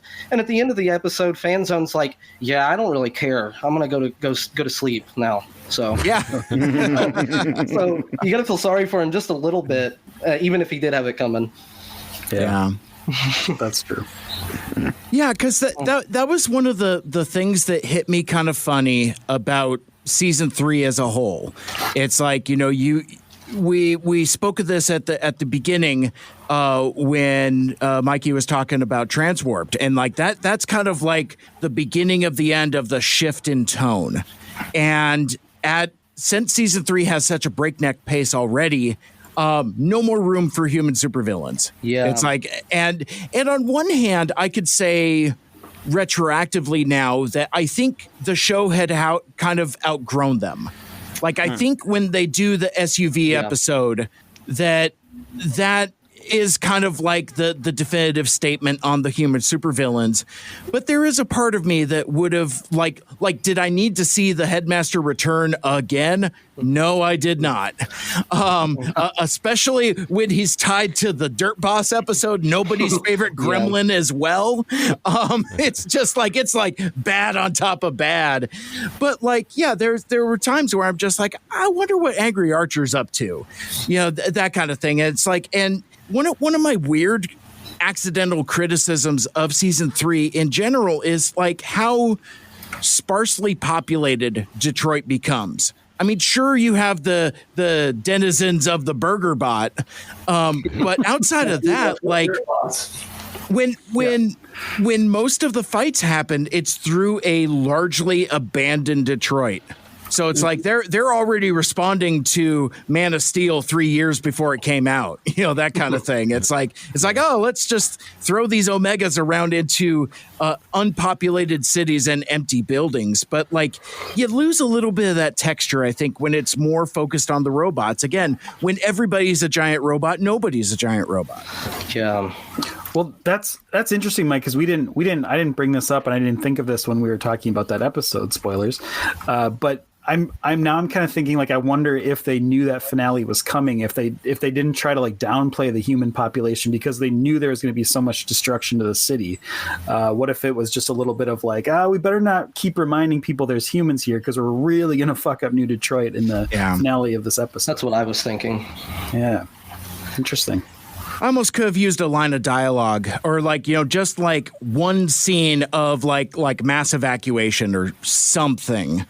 Everybody meet at the Burger Bot. That's there it is. Stadium. It's the most protected building. I was thinking this when watching Endgame because there are buildings getting blown apart. Like it's almost like mayhem in here. Yeah. So, and it's like we don't see any humans though. I was thinking that on my recent watch through, I'm like, I wonder how many humans are getting murdered right now by chunks of shit flying through these buildings. Yeah. Of course, we're not going to see that on a Cartoon Network cartoon, but Right. Right. Well, I mean, like didn't even for them. wasn't there the line where Sorry was told to evacuate everybody to Sundak Tower? Yeah. Yes. oh, You're right.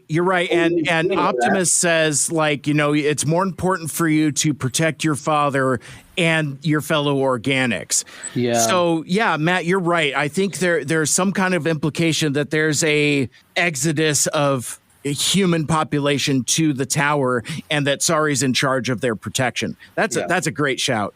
Yeah. And that would explain the force field and why we double down, making it important. Yeah, that's good. Yeah. That's a good point. Yeah. okay. And maybe Comrade Kid just didn't make it. Maybe he just got squished by some falling debris. Oh, no. I don't know. Because he's not there at the end. Spoiler alert. Old Comrade Kid. Yeah, man. I love that. I mean, that is one of my weird favorite moments from the podcast where Lita out of nowhere just says and then there's this baby that's just straight up Soviet Union. What's up with that? I'm like, I don't know. Oh man. Yeah, I was like, oh, this was gonna be our moneymaker. This is let's get the t-shirts printed. Let's go. This is gonna and then just never comes back. Never again. Just poof. It's crazy. Random Soviet baby.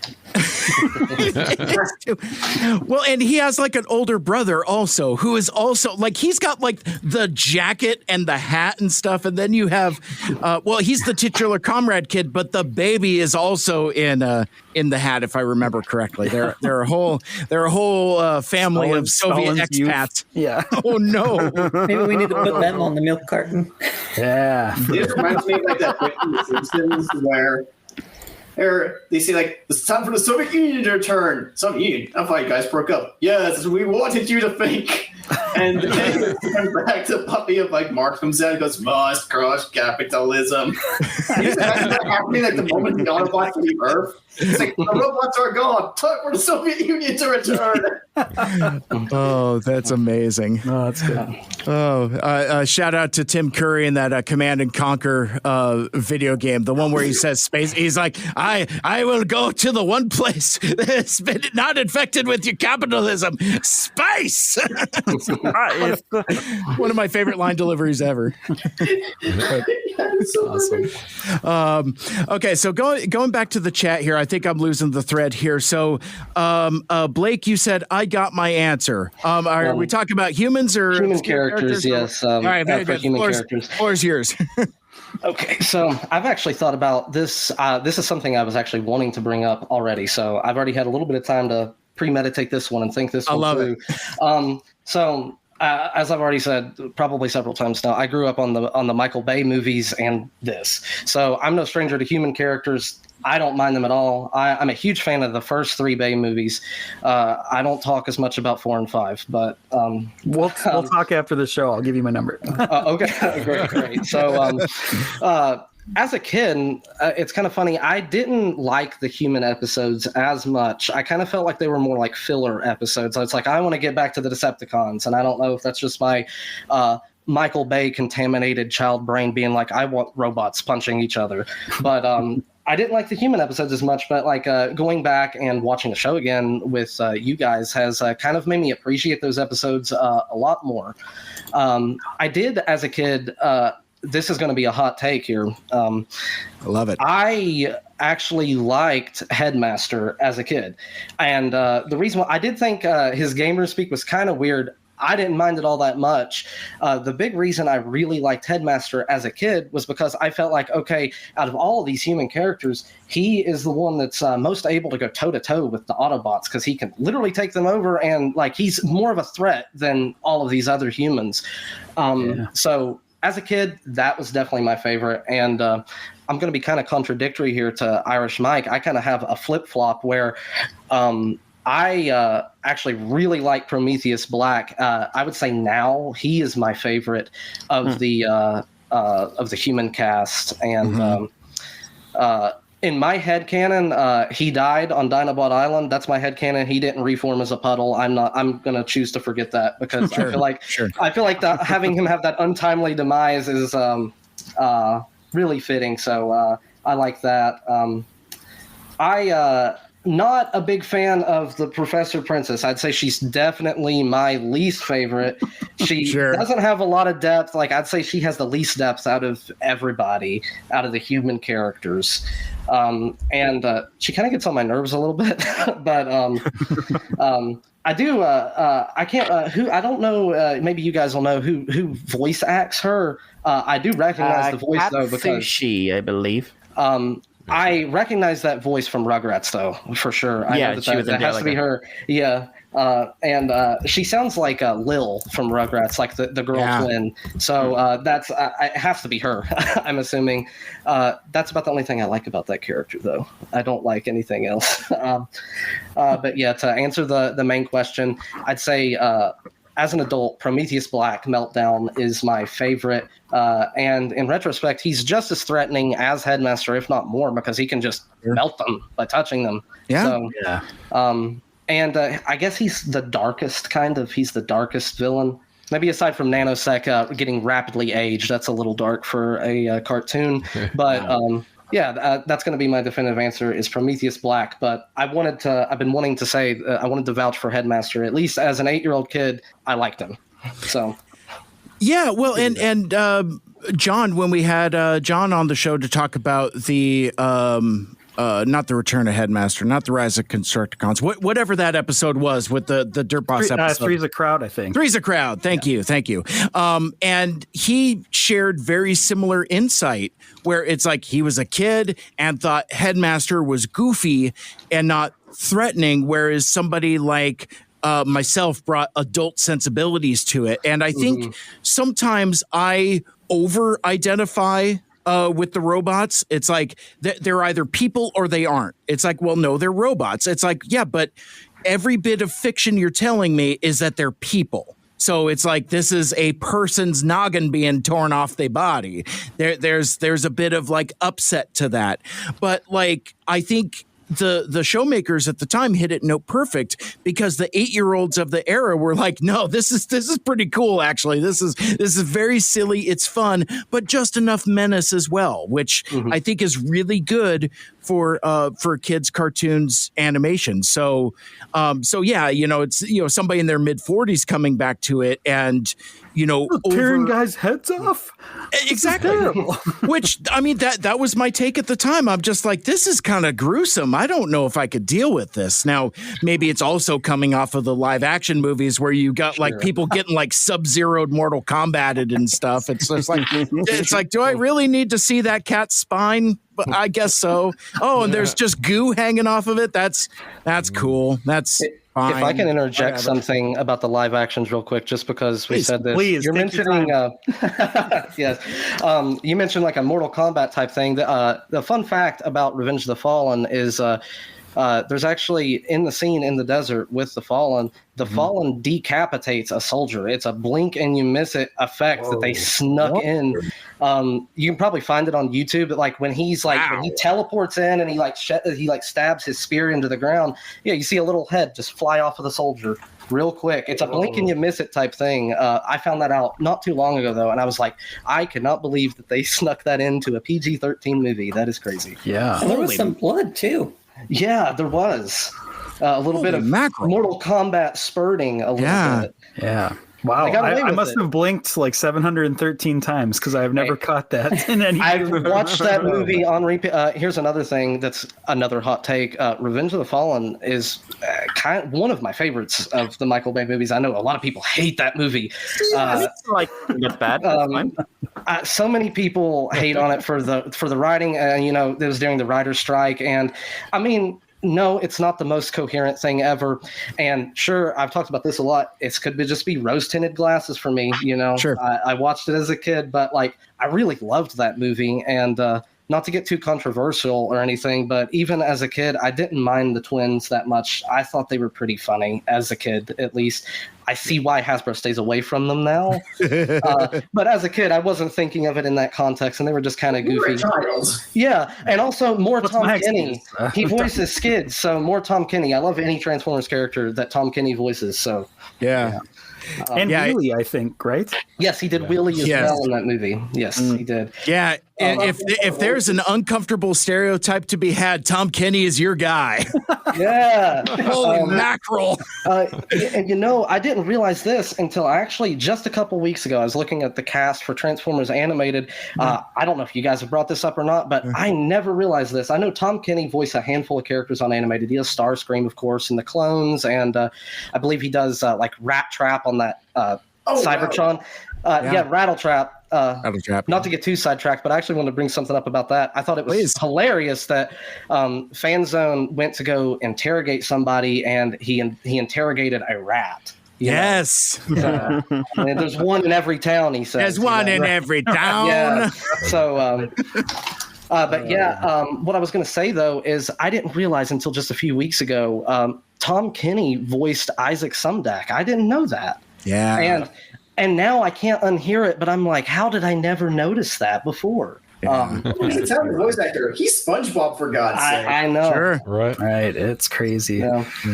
Yeah. Since Revenge of the Fallen came up so organically, I guess I better keep talking about it a little bit. But as I was tweeting Matty Barberio a little bit ago about my mail call, I did get the little like Legends class. Oh yeah, I'm embarrassed to say how much I paid for it, but I was on vacation last week. I had a nice paycheck, and I was like, you know what, I'm getting it. I've always wanted it. It's a space on my shelf that needs filling, so I got it. But I'm kind of with you too. I get the hate for the movie, but I don't feel that way. I love that movie a lot. I think it has the best, like maybe the best toy line of all the movies. Oh yeah, that era, like 2009, you had the Revenge of the Fallen toys and Animated on the shelf at the same time. Arguably the best era for toys. So yeah, it is insane.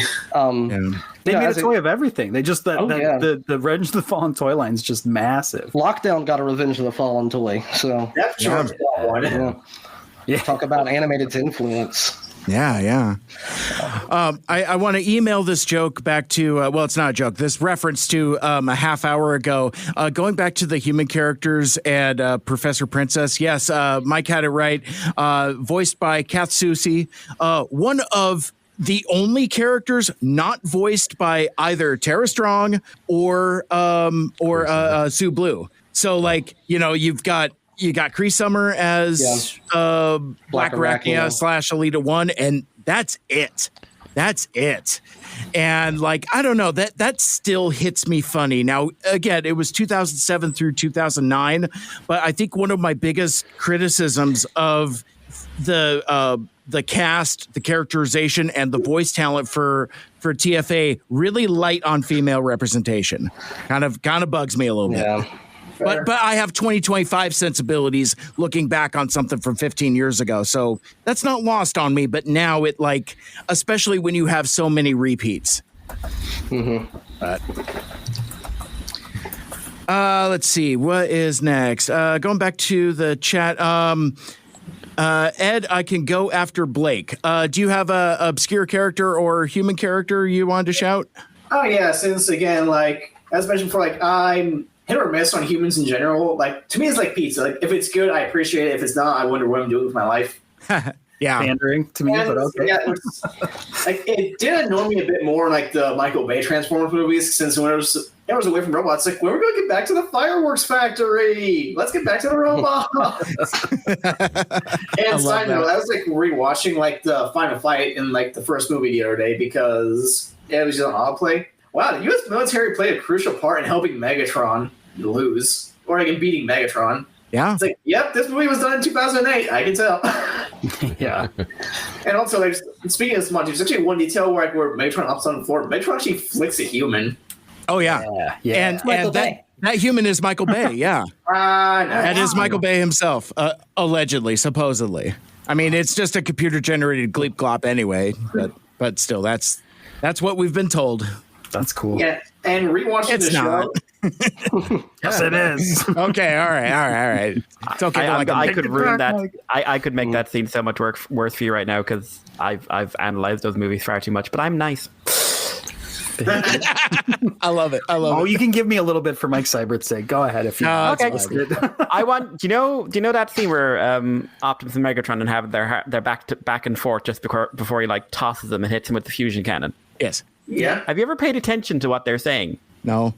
Have you ever paid attention to the fact that neither one of them are saying anything related to what the other one just said? I think that I would believe. Which movie are we talking about? Number one. First one. 07. Yeah. Because like it was the first time I really sat down and analyzed the film was actually that movie, and I was just like, hang on, nothing Megatron's saying is in response to what Optimus is saying, and vice versa. And I was just like, oh, they completely scripted this independently without consideration of the CGI elements as characters. Oh, that makes sense. But it's unraveling in my brain as you say. I'll definitely have to rewatch that. Yeah. If I have to critique the live action movies, it doesn't seem like the characters are really talking to each other. But yeah, you can love them. Like I've long since grown out need to be that one guy in the internet going like, actually, if you like the Transformer live action movies, you're not a real fan. Oh sure, yeah. But if you like them, you like them. There's nothing wrong with liking them. Right. Yeah, it's okay to like a movie. Yeah. You know, that kind I of love thing. the MonsterVerse. I will defend Sure. the MonsterVerse virulently, and I don't care what anyone says. So, Mike Seibert, does that mean we can do the commentary track for Revenge of the Fallen and keep the momentum going? Yeah. People are clamoring for it. I don't know. Sure, I guess. I mean, last night. Yeah. Well, I mean, it's not hot take. It's just a reinforcement of statement. I've not seen that movie. That's. I mean, because like, if only last night. There was a podcast format designed about Mike Seibert not seeing something. Yeah, yes, I know. If only there was some way precedence for it in any way. If only. I mean, I don't know. I haven't seen Last Night either, but I can't take it seriously because that canonizes that they stole from The Simpsons. Because again, Age of Extinction has Optimus going, I have to go now. My planet needs me. Literally dies on the way to his home planet. Much as I am a Bayverse sympathizer, I don't really. I'm curious. Maybe after the show, Michael Andrews can share with me what are the redeeming factors he sees in The Last Night, because I'm not a big fan of that one. I've probably watched it once, and I went through and did a marathon of the movies, and I started it and turned it off. I couldn't bring myself to watch it again. Age of Extinction I can get through just purely because of lockdown. Sure. And it's cool to see the Dinobots at the end, sure.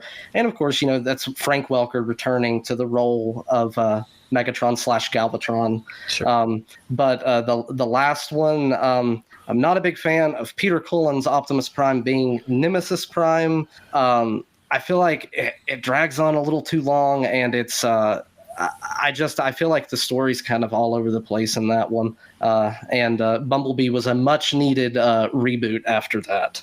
Yeah. That's my 2 cents on it. Bumblebee's but I love the first three. I could sit here and defend them. I don't care what you say about Revenge of the Fallen. I'll defend it all day long. I don't care. So speaking of Bumblebee, back on the humans in TFA. Yes, sorry. Sure. Okay. I'll send you a link later, but yeah, we can move on. Yeah. There you go. Here's my TED Talk. Exactly. Yeah. Like when I was younger, I found the humans very annoying because, again, when can we get back to the fireworks factory? Yeah. But also, like, when I rewatched, like, yeah, Professor Princess is, like, I wanted to say Aaron Archer instead of Angry Archer.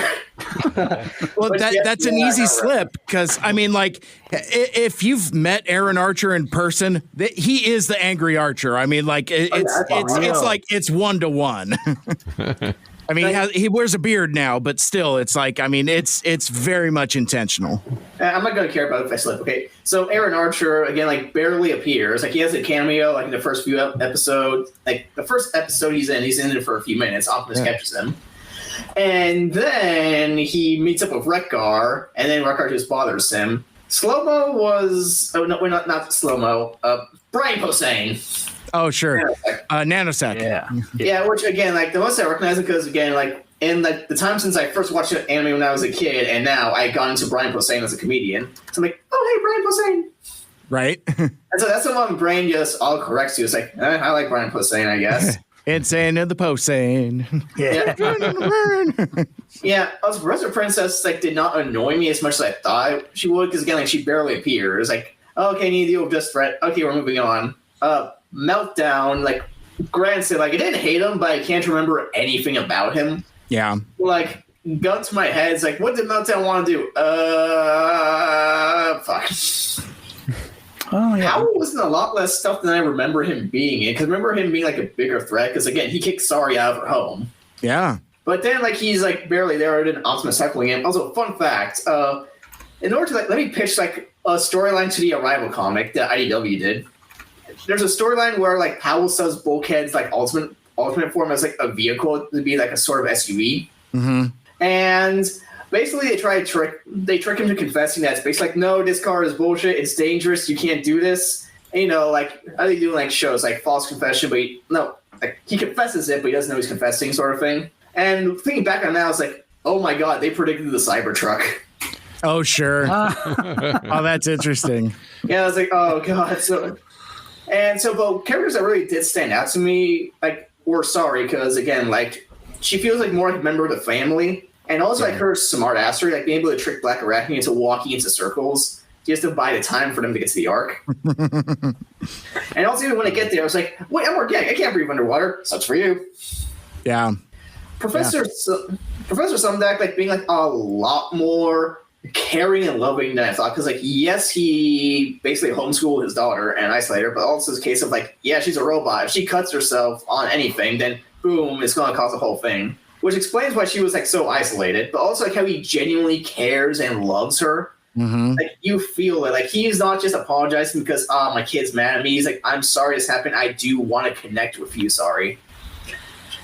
And also, one other character that really stood out to me was Fanzone, because watching it first, you think, okay, yeah, comedic goofy. This is one of 8 machines, or he tries to communicate with someone. It's like, you're still talking to me, Captain. Captain, you're still talking to me.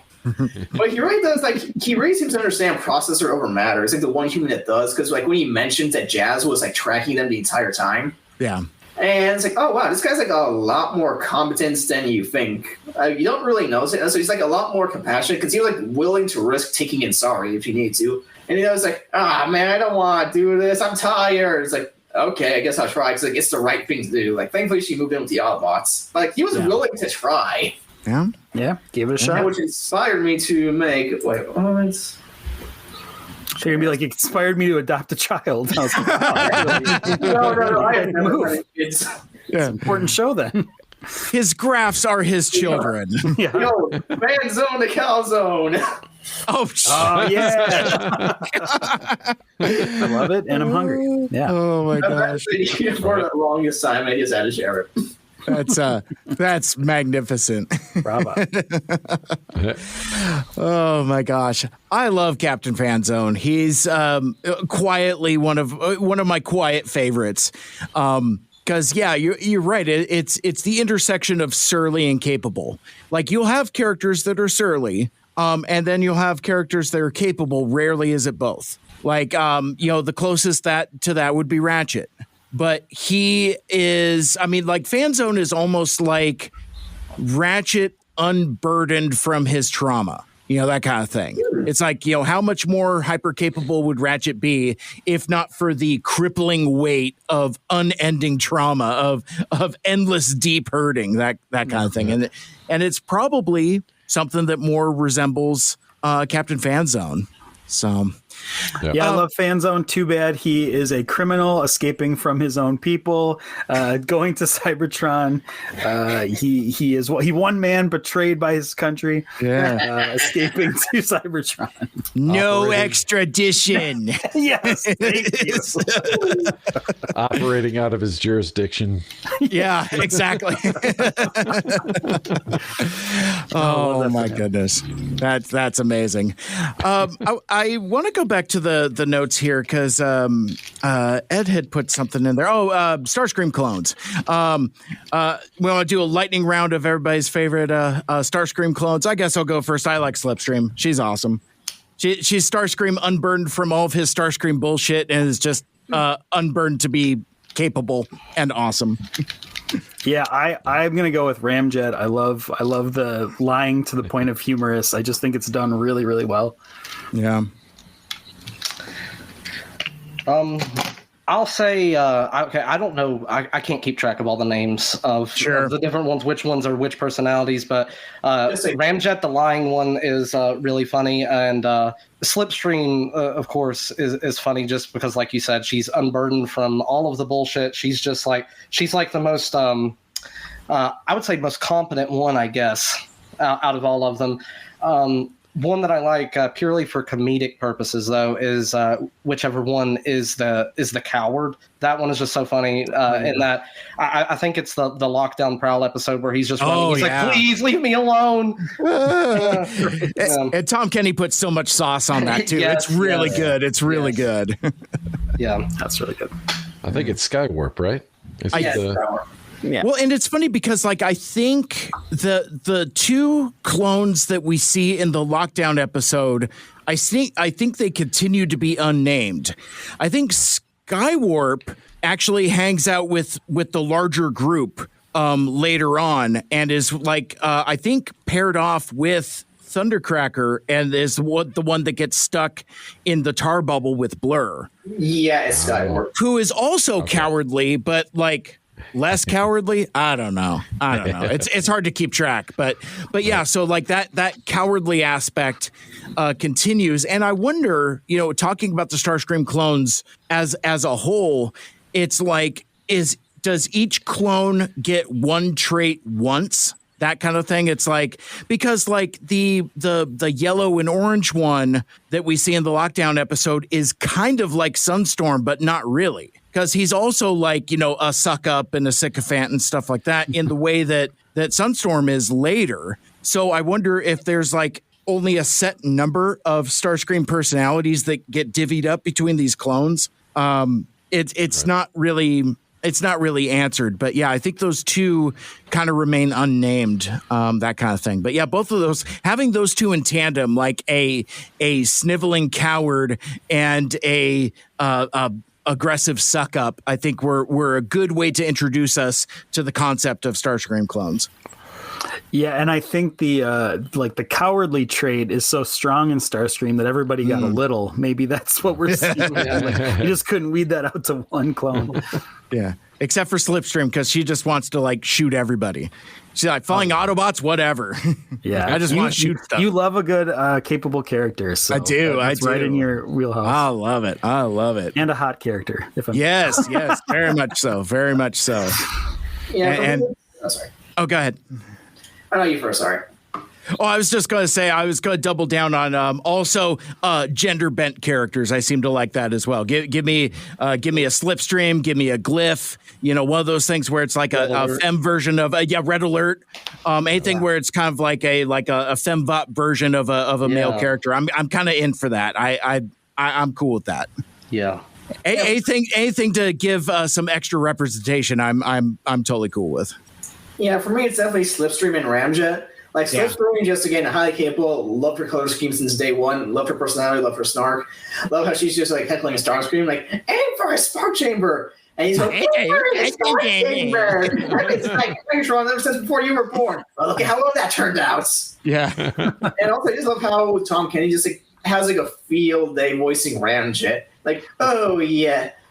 Like me, I never said I was the original Starscream. Yes, you did. You just did, or did? No, I didn't. It's so much fun. And like the look he gives to Lugna when Lugna asks him, "Please don't tell anyone about this." Like, oh, I won't. Yeah. But ironically enough, he doesn't though, because that never comes back up. Well, the question is, like, how would he tell that story? Oh, Lugna over there definitely did escape the Autobots in a fight and did not get captured, and he did not spend an entire day in a crater. Ramjet, who asked? I love Tom Kenny's delivery in the Sentinel episode where he's rounding up all these Decepticons, and he's like, "Here I am, all unarmed and defenseless," and then and Prowl's like, buddy, it's a trap. That's the lying one. Yes. And also, though, full stop. That's an excellent impersonation, by the way. I just gotta stop and say, holy smokes! That's like if there's ever like a TFA radio drama or something like that. That's oh my god! I got the chills from that. That was really cool. Thank you. I've been working on it since I was 8. So, how's your wheelie? Can you do a wheelie? I don't want to say any of those lines. I can't. Yeah. I don't want to go back too far to the Revenge of the Fallen stuff, but there was that episode where I identified that credited character as Tom Kenny because he was doing the wheelie voice to voice that human character in that one episode, and then I did some digging afterwards, and I found it really was him, but I was pretty psyched about that. I totally forgot about that. Yeah, the Revenge of the Fallen investigation team, I guess. How about you, Matt? Do you got a favorite Starscream dupe? I kind of go between the liar and the coward. Yeah, They're good ones. Yeah.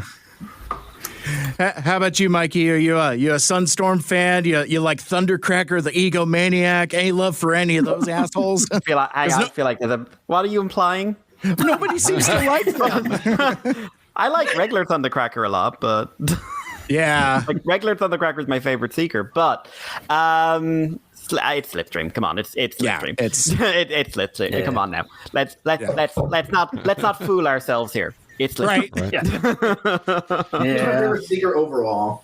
And I think it was really important that I was so dumb back in the day when people were like, what does she represent? What does she represent? That's the joke. That's the joke, yeah. The joke is you don't know. Yeah. And you shouldn't know. Right. And that makes it extra creepy when Starscream just kind of like, so what are you in for? Yeah. Yeah. When he does the proper lean in and just basically goes like, hey, baby, you're basically me. I always person I can love.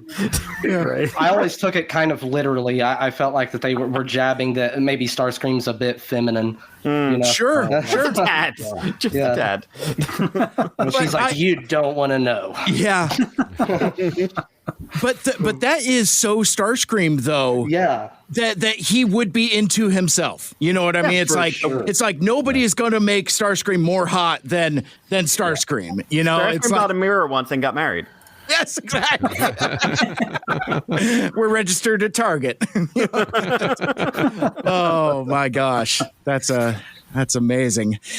All right, well, where do we want to go from here? Do we want to talk some bad takes? Like this was a question I kind of put in the email, but I don't really have it fully cooked. Michael Andrews, do you want to guide us on this one? I wrote a favorite bad take from the two Mikes. For example, Mike Seibert has some crazy theories early in the show. Like, yeah, I don't know. Anyone can just kind of toss them out if you got them. But are there moments? I was curious. Are there moments where you guys were like screaming at your speakers, at your radios, like, "Oh God, why don't you guys?" And the Sentinel apologism at times. Is there something we Sentinel missed? apologism at times was one of them. Yeah. No, you're not innocent. I was kind of hoping for some Like the most recent one that struck me was This Is Why I Hate Machines. And you got Mike Seibert going, I mean, you need someone who doesn't care in charge. You need the right person in charge. I mean, maybe the right guy in charge. Just like, no, I wouldn't leave him in charge of a pencil case. No way. Well, and it was so funny too, because when I was editing that episode, I'm listening to that. I'm like, what the hell am I talking about? He's not so bad. You need a guy like him in charge. No, you don't. He nearly blew them all up. He was told, shoot this and we die. Okay, okay, fine. Big time. Exactly. Oh my God. Reference. I mean, he had taken some Molly right before that episode. I've read the comic and I see how bad it gets. Right. I've read the Botcon comic and I'm just like, oh God. Right. Where he has his big hat. That's all I'll tell you. He has a very big hat. Gotcha. But yeah, no, but like, that's a good one. Like I was there when this was airing. I was there back in the day, and I was just sitting there going like, I love Sentinel, like in the same way I love many terrible people in media, but they're still terrible. Yeah. Same. We love to hate him. I don't think anyone ever thought that Sentinel was a necessarily good guy when watching it, even if you like the character. Tugging the shirt collar. I always think back to the TF Wiki things where they just say, "I am that jerk," but because he's voiced by Townsend Coleman, who I've met and is a lovely man. Like, that's awesome. I have gone for dinner with that man, and he is a joy. But he also thinks Sentinel is a prick. So Can't win. Well, and I think that's what makes him so delightful. You know, it's like, I mean, like Marty Eisenberg has said, that's his favorite character to write because he's just that guy. And I would imagine same thing with Townsend Coleman. He probably loves voicing that guy because you could really lean into just being oblivious and abrasive and so singularly focused. Like it's a great voice performance. No, like it's stellar. And like I heard him do him in a script reading once, and it was just like, my God, he got into it. Like he was so good at it. So like, no, like I love Sentinel, but I do not have any delusions about who Sentinel is. Yeah, all right. I get so frustrated with Sentinel in the episode where that Starscream has planted the Allspark fragment on the train, and he's just like, "I'm going to put you in cuffs, Optimus." Meanwhile, Starscream is on the monitor behind him. If he would just turn around. Like, and I love seeing Optimus best him in this moment. It's so satisfying for me. I'm like, yes. You know, I forgot to mention this like an hour or so ago when we were talking about voice performances, because like, you know, as we're talking, I'm just thinking of like different characters that we've met, and you know, different actors, different performances. Gave a lot of credit to David Kaye and Corey Burton and Sue Blue and all them. But like, we haven't, for my taste, I don't think we've talked enough about Bumper Robinson. Like I like I love all three phases of Blitzwing. I love this take on Blitzwing, where he's not only is he a triple changer, but also he's got multiple personalities, and I think that is a really cool take that I'm kind of disappointed hasn't continued in other iterations. Like I would almost like to see that carry on with any triple changers. Like, you know, imagine like if like Springer had like different aspects or something like that. You had the One Generations toy. Oh, that's true. Good point.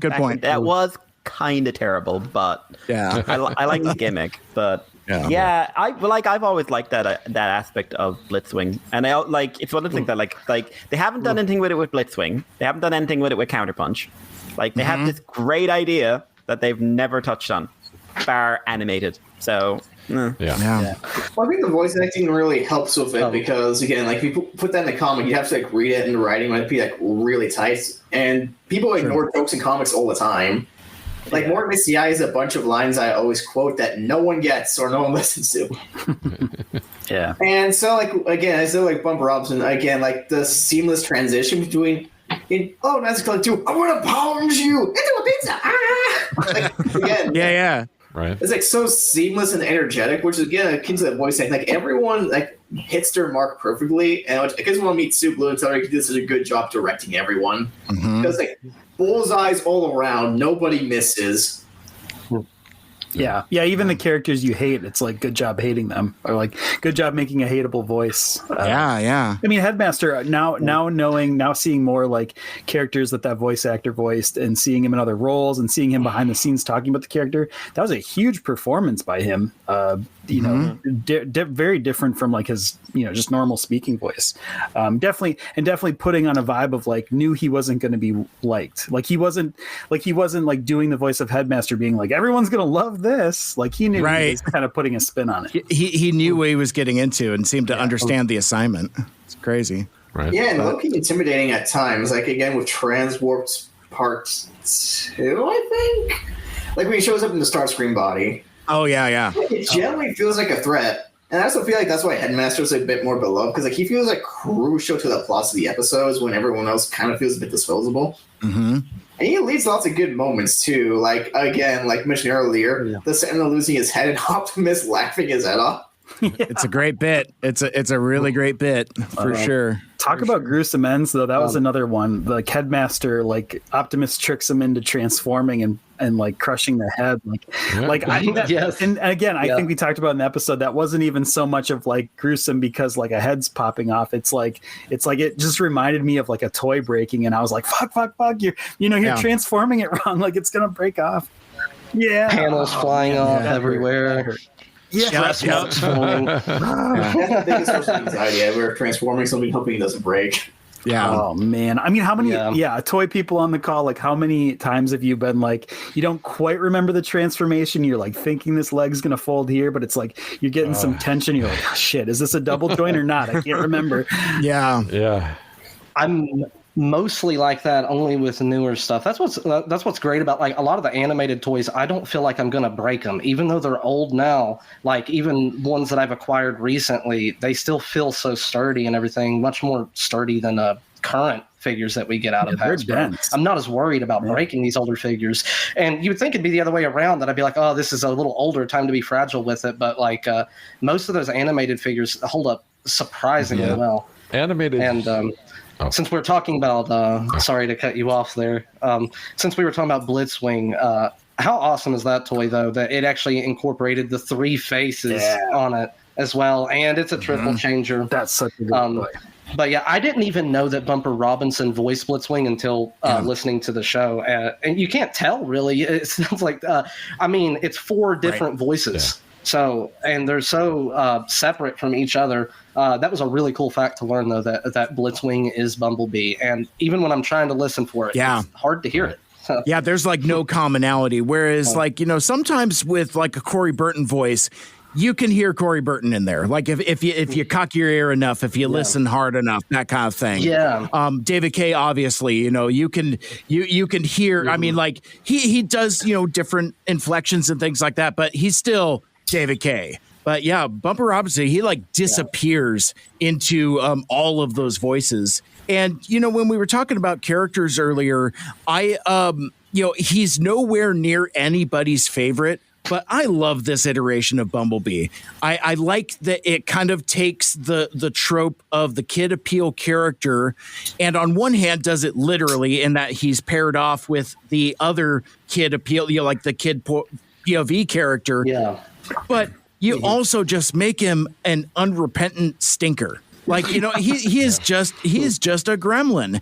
And for the most part, really very rarely gets comeuppance for it, and ends up, like, as we learn as the story goes along, is, we'll go back to Ed's graphs, like, is largely responsible for a lot of stuff that happens negatively. And yeah, I think that's, it was something that that Mikey said early on. It's like, one of the things that's crucial or iconic with Transformers Animated is that you really lean into this concept of flawed characters. And I like that Bumblebee is fun, but also deeply flawed. And it's not, you might not even notice it until you start discussing it and analyzing it like the way we have. It's like, when you start making graphs and stuff, it's like, oh my God, this guy is a little shit. Yeah. Goodness. I didn't realize until listening how much that Bumblebee actually avoided accountability on the whole Wasp situation. I always kind of thought, it's like, man, why is Wasp holding this against him? But now looking back, he does not admit his faults in the situation at all. He's kind of like, no, this was all Long Arm's fault. See, we're both victims here. So I'm on your side. Like, even though that I'm the one that got you hunting the stockade and ruined your life.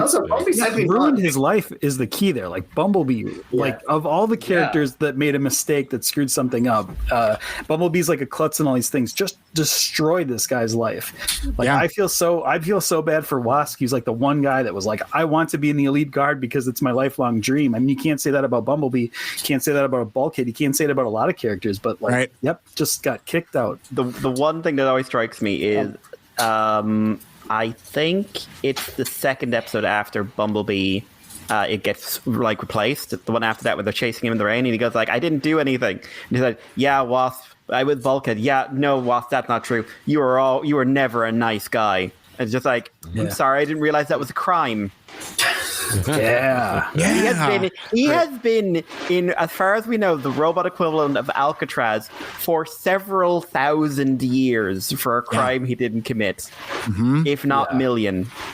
Right. Also, but it's fine because he was a bit of a jerk. Also, just bouncing off that, like, again, solitary isolation, like, it will fuck up your brain. Like, it's not just, oh, hey, I'm gonna sit back and be an introvert. It's, no, you will start hearing, like, actual hearing voices. Like, imagine people that aren't there if you're isolated for that long. So it explains why Wasp is talking to himself like, Wasp needs 1,000 years of therapy to be sort of okay. Right. Yeah. Right. Well, and like you said, Ed, it not only does it mess up your brain, but it also messes up your voice also. Yeah. Apparently. Right. Well, also, yeah, like he's like not talking for like days on end. So Yeah. and also like not from like the show, but I feel like Keaton's Headmaster comic really does embody Bumblebee perfectly with like the line, "Oh, so I think we all learned a fine lesson today. What? You can just do whatever you want as long as you clean up the consequences. Everything's okay." Oh, you said not me. Hey, no, get back here. Yeah. Thumbs up. He just gives the big thumbs up. Yeah, that's Bumblebee for you, for sure.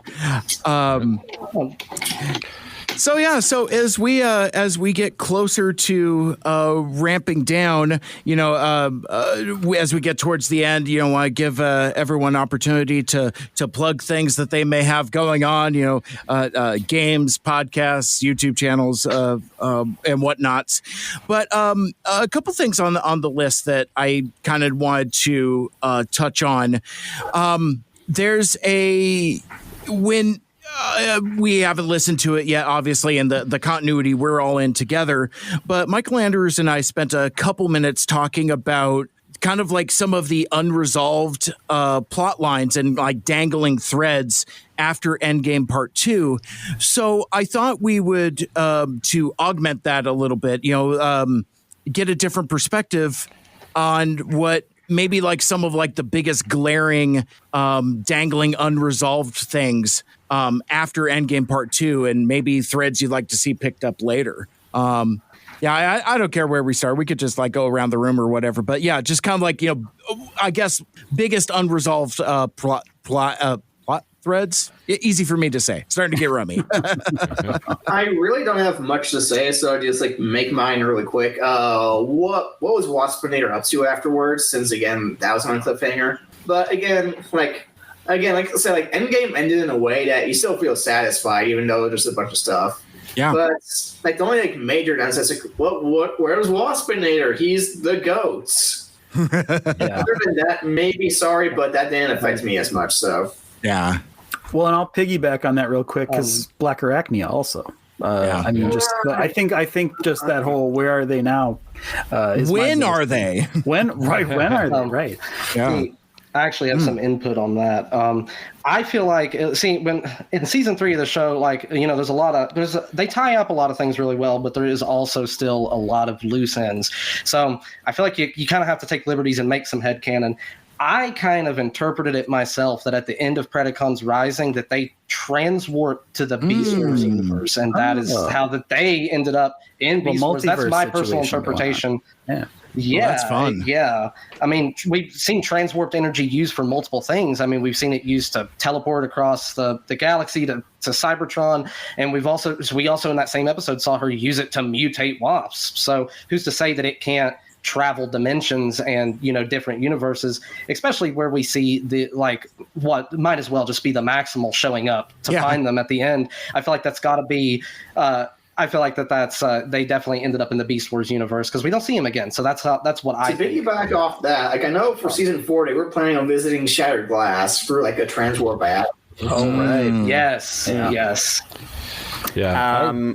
I would love to see a heroic Corey Burton. Yeah. That'd be fun. I'm still sorry we never got the Marauder Megatron. Oh, the Marauder Megatron is so cool. Still not over that. Literally saw a picture of it earlier on today, and I was just like, I mean, I'm glad some things didn't happen because I know that Hasbro was pushing to have it like they had an original plan where Black Arachnia would be the main villain, and then Hasbro said we wanted to be more tied into the live action movie, so like they were going to swap out a bunch of characters so it would have the original 2007 roster and have all their color changed to match the movies. So like give me a Bayverse painted Ratchet. But they were going to do it, and like they had Marty Eisenberg was so annoyed about like not the movie thing, but being told what to do with it. Basically, he put in a line where Optimus was complaining about having to draw flames on himself. But you know, like Hasbro was putting a lot more like interference on what would have been season 4 if it hadn't been cancelled. But like the Marauder Megatron, just what we've heard about, like he was going to be a triple change. It was going to play into the multiple personality thing. It was just like, it's such a good looking design. I can't believe a third party company hasn't done one yet. But yeah, that's the one I wish we'd really gotten. Like Black Arachnia, Shattered Glass, would have loved them, but like I just like, tell me how he became that. Yeah, I'll give you that. Yeah, I like that. There's a couple of things, I guess, that stand out to me that don't get really resolved by the end of the season. This one, I'm not sure if it gets resolved or not. Maybe I missed something, but I feel like we don't really get a resolution on if RC actually does get to come back to being normal again, or if she's still, like, we do see a little bit of that implied that Ratchet's able to help her, but I think the last time we see her is when Sari gives him the settings for the EMP, and he's like, all right, give me the settings. And then, correct me if I'm wrong, but I think that might be the last time that we even see anything going on between RC and everything. Correct, yeah. So that's kind of unresolved. Obviously, we don't get a clear cut and dry answer about how a protoform ended up in Sumdak's lab. I feel like that explanation is kind of rushed because it's just like, Sari sees a protoform. Oh, this is where I came from. Let's move on and wrap I other just things up. realized, how did the protoforms end up on the Nemesis? Lockdown took them from Yokitron's vault. Yeah. Oh, okay. See our unreleased episode for just some information on that. Oh yeah, that is part 2, isn't it? Yeah. But Sorry, sorry. One other thing. oh no, that's fine. You're fine.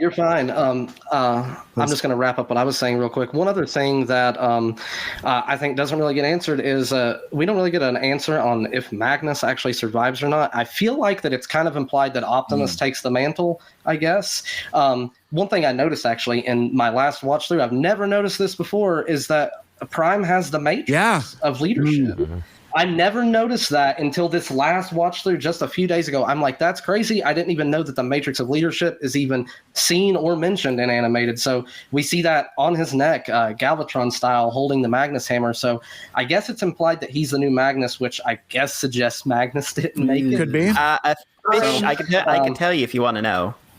Because it's in the Bakon comic, and that was written by Eisenberg, and he did say, like, it's where he was going.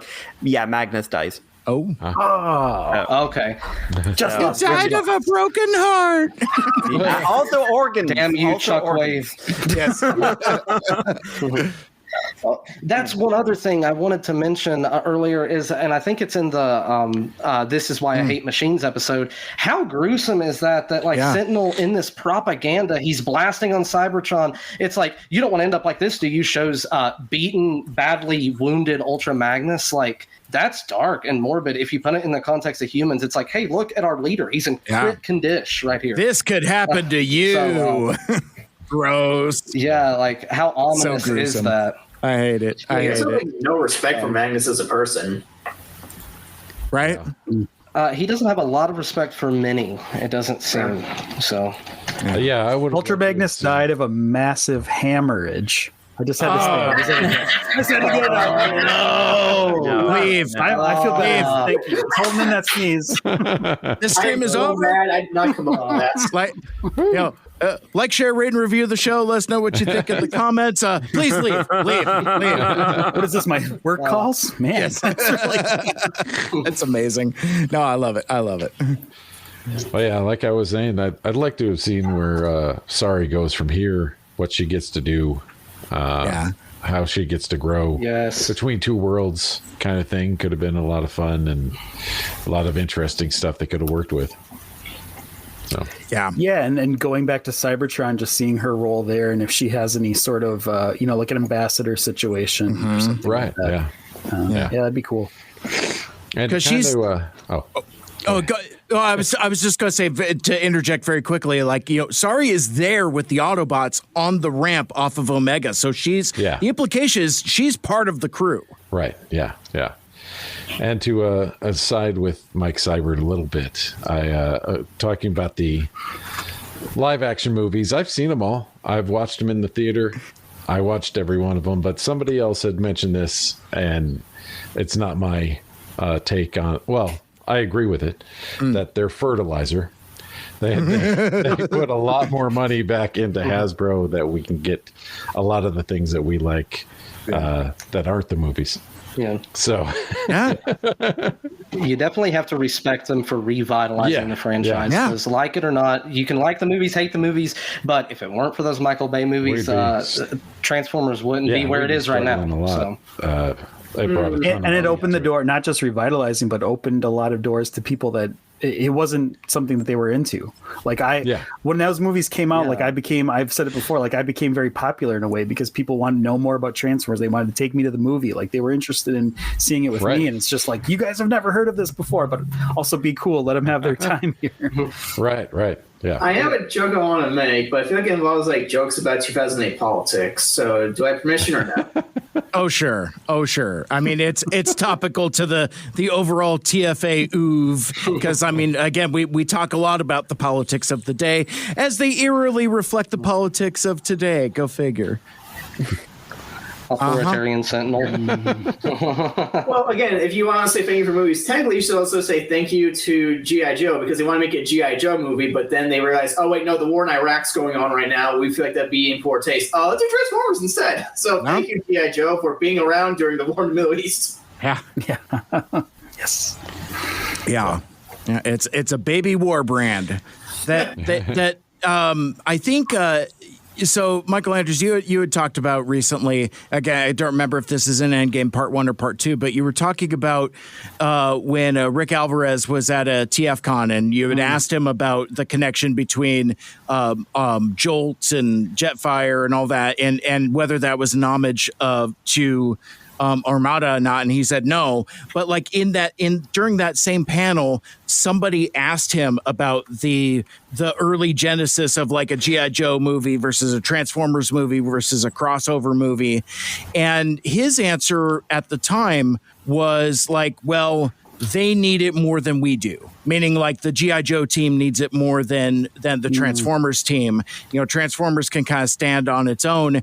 And the thing that he said, and this is the phrasing that I just mentioned, but like it sticks with me a lot, is like he says like, well, the problem with G.I. Joe is that it's a baby war brand.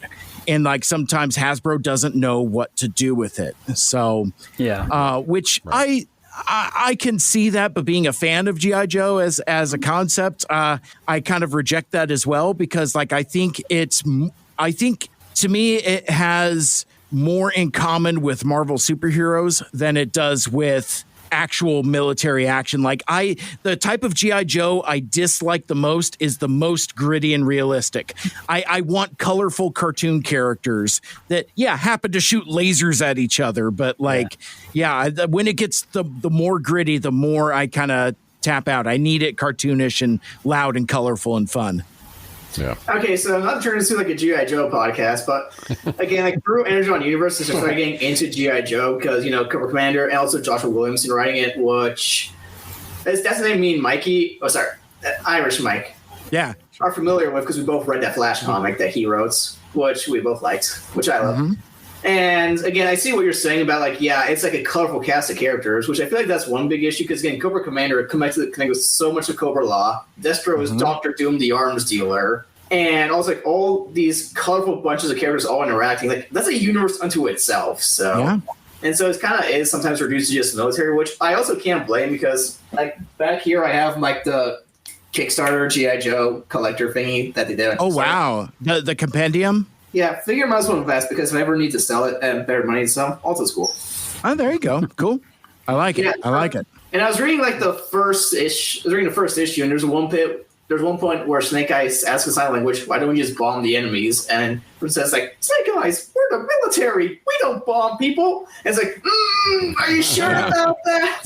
It's kind of hilarious because like the moment Larry Hama started being like, "No, I need to lock in. I'm going to make this my job and give a fuck." So like, I do understand like the concern about like, yeah, it is like a war bond, like a war franchise, but also so much colorful characters and goofiness. Yeah. And how like they focus on one, but it's actually a lot more of the other. Correct. Yeah. I think I prefer my G.I. Joe silly than serious. That's just me. Kind of drifting here. But let's see. Matt, did you have a favorite unresolved plot post Endgame? I would say how things are left between Sorry and Isaac. Yeah. Yeah. I wish there was at least one more scene with the two of them before she leaves for Cybertron. Something. Yeah.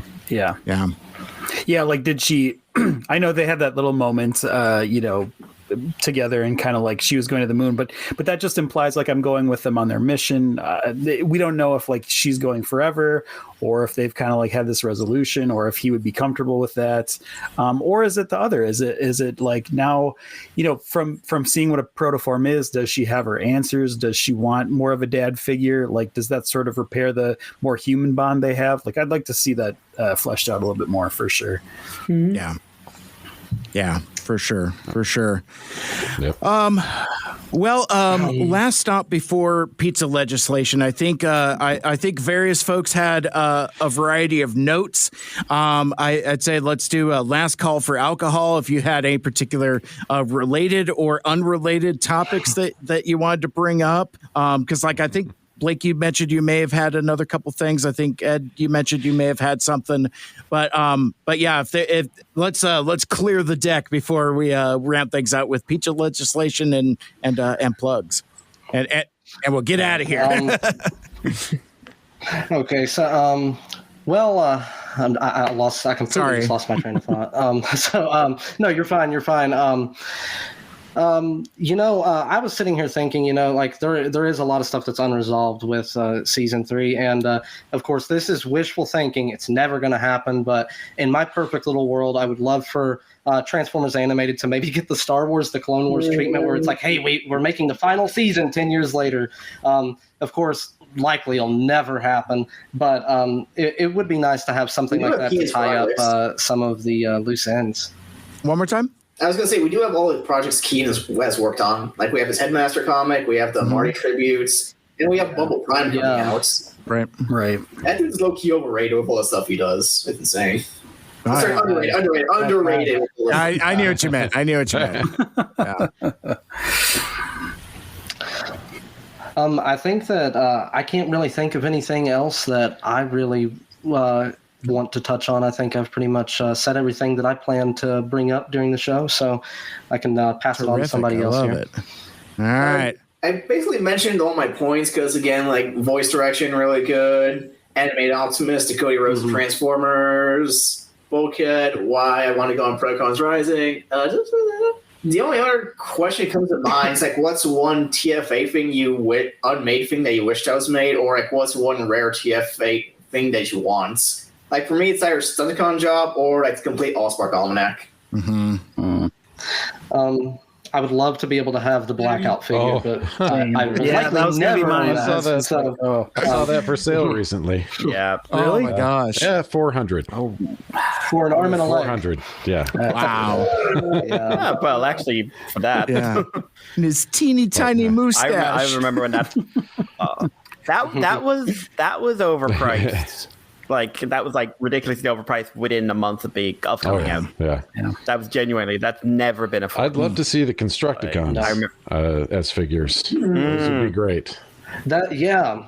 Even Dirt so many Boss. characters in the show. I want a Dirt Boss. Yeah. You got a problem? Come on, Hasbro, make it happen. Legacy, please. Give us the characters we didn't get figures of in 2008. I think they would. I'm Link. totally with you. I think they'd sell really well. I think that's for sure. I mean, I want Spitter. Spitter so cool. Yeah. Yeah, for sure. Yeah, absolutely. Yeah, I mean, so like I like I said, I haven't really gotten into the vintage toys, so it's hard for me to say. But like, yeah, I would like to see this the contemporary animated legacy type of stuff continue. I'd like to see more of it. And now that like, you know, you've got a couple different good representations of like Bumblebee and Optimus to the point where now they're doing like recolors and stuff. I think they're kind of getting their footing on kind of like that sweet spot aesthetically. So, you know, like all the characters that we talked about earlier, I mean, like there isn't anybody that I wouldn't like to see a new take on, that kind of thing. But yeah, I mean, it goes without saying, you know, I mean, I guess my weird thing for me would be the almanac. You know, it's which it's incidentally, I didn't bring it with me today, but like I recently picked up a copy of the Allspark Almanac, not to be confused with the complete Allspark Almanac, and not to be confused with the Allspark Almanac Volume 2. The thing that people don't know, because I got it for like $10 shipped from a used bookstore. Right. It's small. Like it's almost like it's not quite digest sized, but it's close. It's like it's smaller than typical comic book size. And it's cool. It's fun. I haven't really dug too much into it, but like I unwrapped the package and I'm just like, oh, now I see why this was $10. So I'll be interested to dig into it more. But yeah, it's that kind of threw me off a little bit. Whereas I think Allspark Almanac 2 is more normal size, and obviously Complete Almanac is deluxe sized, and all of that other stuff. But yeah, I mean, I guess if we're talking about like animated Holy Grails, I mean, it's, you know, I mean, way to be basic and late to the party. But yeah, that would be it for me. Yeah. Skybound, please reprint that. You take so much money. So. On the subject of legacy and toys, I just wanted to say it would be really cool if I'd like to see a modern take on the Shockwave figure, to see how that they would tackle the quadruple changing feature in a modern time. It'd probably be a leader, and I would probably buy it. So yeah, for sure. Stuart, you had a couple more points left, yeah? Oh yeah. So try and get through them quick. I love a confident but fill up your copies, folks. Buckle up. It's right. There's going to be charts. There's going to be graphs. He spent this entire time crafting his presentation. He's like, behold, it's my private blend. Like, prepare to be disappointed. No, jumping off that with toys, I would love to see a Slipstream in scale with the other Seekers. Yes. Yeah. Even if it's not animated style, but like, yeah, one of those. Someone who isn't a Windblade recolor. Windblade or I bought that because Deluxe. I like Slipstream. Yeah. Sure. Yeah. But yeah, probably my favorite figure is one I didn't get for myself, and this kind of goes into the fandom a bit. I think Alpha Magnus brought up Puggles on one episode. Yeah. And I had won a commission from her and gotten a TFA Prowl made for my wife. She made a little TFA Prowl. So I have that. Well, my wife has that. So that one was pretty neat. Pretty neat to have. But yeah, one of the things we didn't dive into too much because we mentioned Ultra Magnus doesn't get a whole lot of time, but he, I think it's a really good example of him being a competent leader, recognizing that Optimus needs to go off with a crew. He needs to start leading a team, and he needs to keep Sentinel next to him, Ultra Magnus, because he needs to keep an eye on that guy because his instincts are not good. Yeah. And when he tells Optimus, don't be a hero, it's not in your programming, I took that as, don't follow those heroic instincts. You need to be a good leader. You need to learn to be a good leader and lead this team and encourage them to follow their better instincts and work on their flaws. But that's what a good leader is. He's not trying to be a hero all the time, whereas on the other side of that, Sentinel is looking for the power and the respect over trying to be a good leader. And that's why he would rather have Sentinel next to him and not off on his own doing his nonsense. I see him clicking with Mike now. So I am locked in, dude, because this goes all the way back to Peter Cullen's characterization of the Optimus Prime character. And obviously we've heard Mr. Cullen tell the story many, many, many times, but it's always like, he talks to his brother, was a combat vet, and he tells him, he's like, well, now Peter, if you're going to voice this character, make him a hero. Make him a real hero, not like, puffed out chest, whatever Peter's brother tells him. He's like, just like be strong enough to be gentle. And Stuart, you just locked that into where it's like when Ultra Magnus tells Optimus, it's like, don't be a hero. It's not in your programming. I always thought he was just throwing shade at him, but what he's telling him is to be a real hero. Being a fake hero is not in your programming. Don't be like Sentinel, be your own guy. Yeah, I love that. I love that. I'm adopting that viewpoint from now on. That's how. Yeah, and it kind of rewrites Sentinel as like the kid in class that gets his desk moved to the front to be by the teacher, right? Like, yes. Keep an eye on him more. And just to add on top of that, I could say that Optimus just misconstrued what Magnus was saying. And so that's why he's insecure. It's kind of like he's thinking, oh no, Magnus is telling me I can't be a hero, but Magnus is saying, no, don't try and be like Sentinel. Try and be yourself. You are worthy enough as you are. And he says, I see that in you, Optimus. I know you are worthy. I have to punish you because that's how it goes. Yeah. But I know you are capable. It's like that Optimus being forced to lead this maintenance crew. That's his optics quest given to him by Magnus. Yeah. Right. Yeah. That's his learning experience so that he can learn how to properly be a leader. Because Magnus sees that in him. Yeah. Just like Yokotron sees it in how to Prowl. manage better because, again, when he's in charge of the crew, he has to take command because if he lets Bumblebee do whatever he wants, Bumblebee's going to get himself killed. If he's not careful about Bulkhead's going to accidentally damage something. Yeah. And we see what happens when Sentinel tries to outrank him and he gets them all into some deep shit. When Optimus had everything under control, Sentinel's ego gets in the way. Yeah, and to fold it back into another anime, one of my favorite quotes about leadership is from Ghost in the Shell, which is, leadership is about solving problems. The day the soldiers stop bringing you their problems is the day you stop leading them. They have either lost confidence that you can help or concluded that you don't care. Either case is a failure of leadership. And with that, I think that was what Optimus needed to learn, was how to help his crew solve their problems. And he, Ultra Magnus recognized that in him. And with Sentinel, he knew that he hadn't gotten to that point or wasn't capable of learning that lesson about leadership yet. And that's why he wanted to keep him nearby as well. So, yeah, that's good. Wow. I was going to say kind of when you first brought that up like that, right, it was just clicking. What a tragedy is that Optimus did misinterpret what he was saying as sort of shade, as kind of Mike Seibert took it, and then based his whole career on that forever and ever. And then now, if Ultra Magnus is in fact dead, that's just that's just a chip on his shoulder he's kind of stuck with. And I love a good tragedy, so that's right where my brain goes. But oh man, that's heavy for Optimus. Yeah.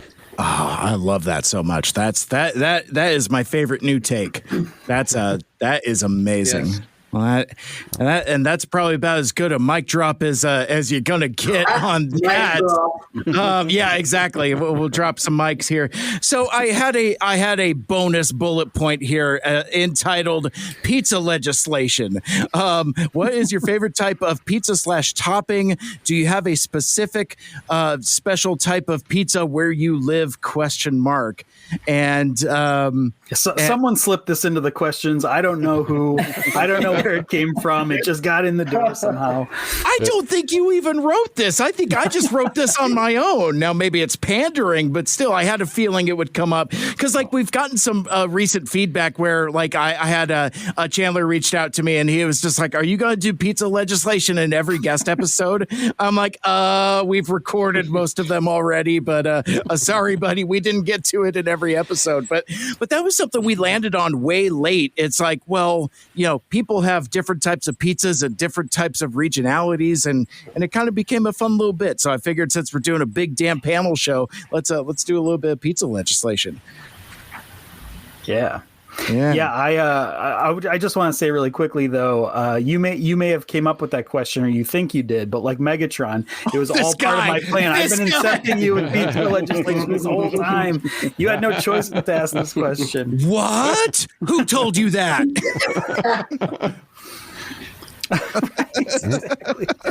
That's amazing. I mean, we can keep it a little free form. I am kind of curious, but maybe I just want to kick it off with Irish Mike over there. What's the pizza situation? Generic and uneventful. Perfect.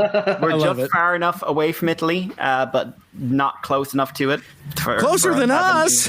Yeah, but if you look at it from like British Standard Time, but no, I like personally I just like anything with garlic on it. But ooh, that's a good choice. But yeah, I'm afraid there's not like some weird Irish variant of pizza. Just like the top of the morning to you. To be fair, if there was, we wouldn't sell it because we said no one says that. No one says that. Right. I just like clarify. No one says that.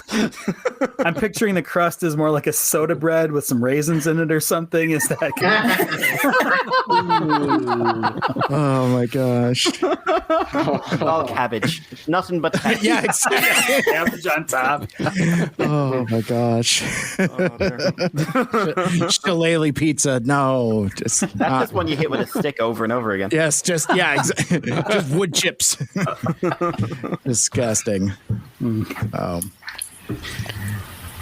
Anybody else have a pizza favorite? Yeah, what's Oh, sorry.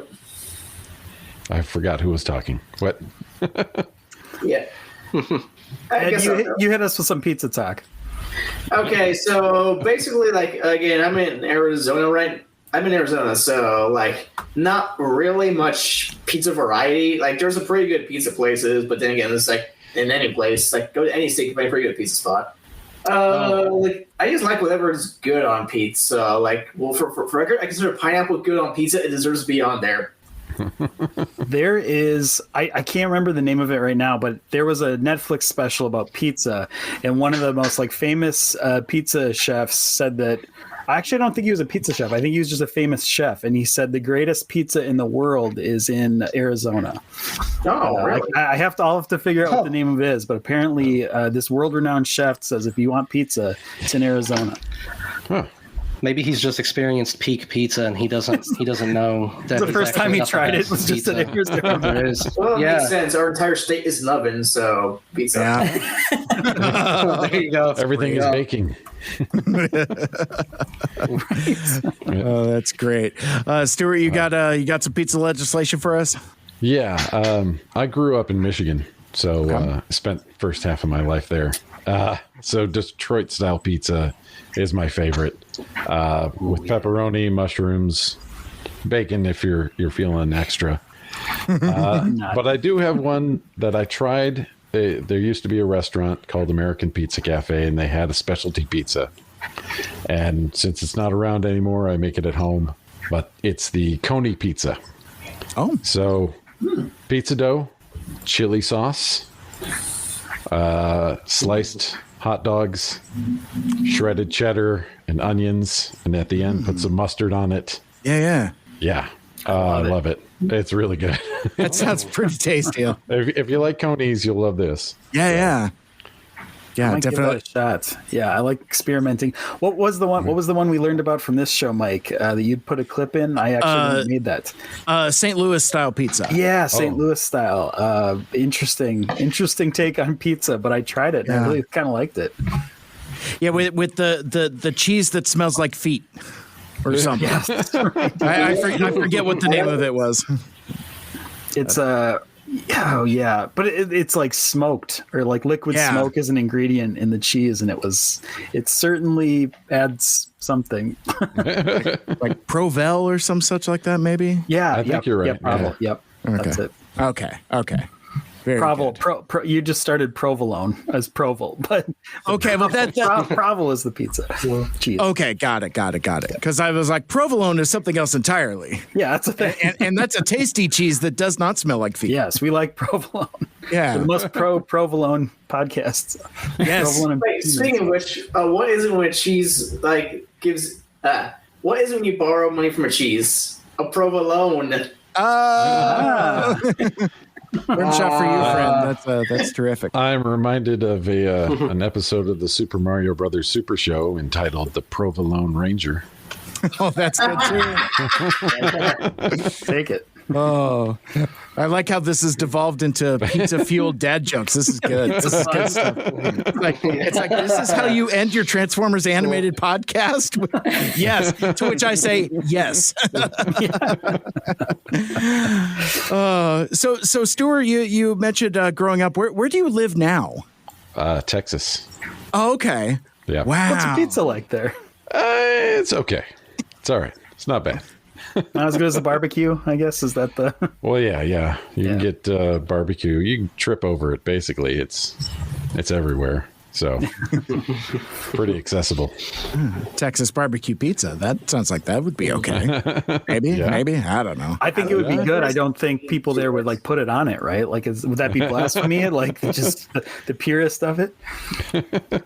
No, they probably eat it. They probably get rid of the bread, the crust. Yeah. There you go. It's all about the meat. Yeah. I forget My the cheese, sister- actually, now that I think about it. And Yeah. What was that, Matt? My sister likes a buffalo or barbecue, either barbecue or buffalo chicken pizza. So, I mean, Ooh, oh yeah, I like that both sounds of those. good. That sounds we good. live in New Jersey, so we've got the best pizza. Oh, I didn't Tell know if I me, knew that about you. That's awesome. yeah. Tell me more. What makes it the best? It's something with our water. For whatever reason, Something in the water. in our bagels, Yeah. the best. I've heard that.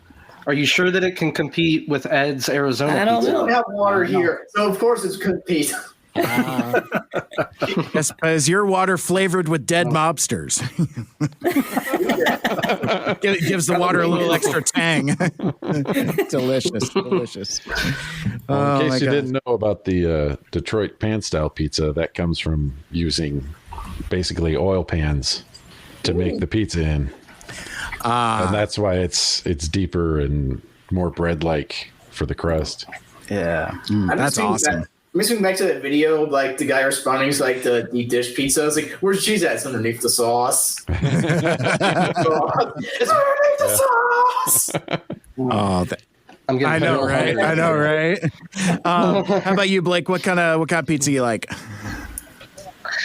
You know, I like a good meat lover's pizza. Yeah. Just throw all the meat on it, maybe some stuffed crust. You know, as far as like local pizza places, if you ever find yourself in the neck of the woods of the Tri-Cities in Tennessee, there's this great place called Greg's Pizza. I always love to get it when I can. It's kind of like a treat to go get that. I have family that lives out of state, and when they come in, they always got to make sure to go to Greg's. Got to get a Greg's Pizza because they don't have it out there. But yeah, Greg's Pizza, that's probably one of the best pizza places around here. But I like a good meat lover's pizza. Yeah, some hamburgers, yeah. some sausage, Canadian bacon, and you can't go wrong with some stuffed I'm no crust. pizza snob. I'm right with you with stuffed crust. And the more places that do it, I'd love to Yes. take a tour of stuffed crust. Like, keep it coming.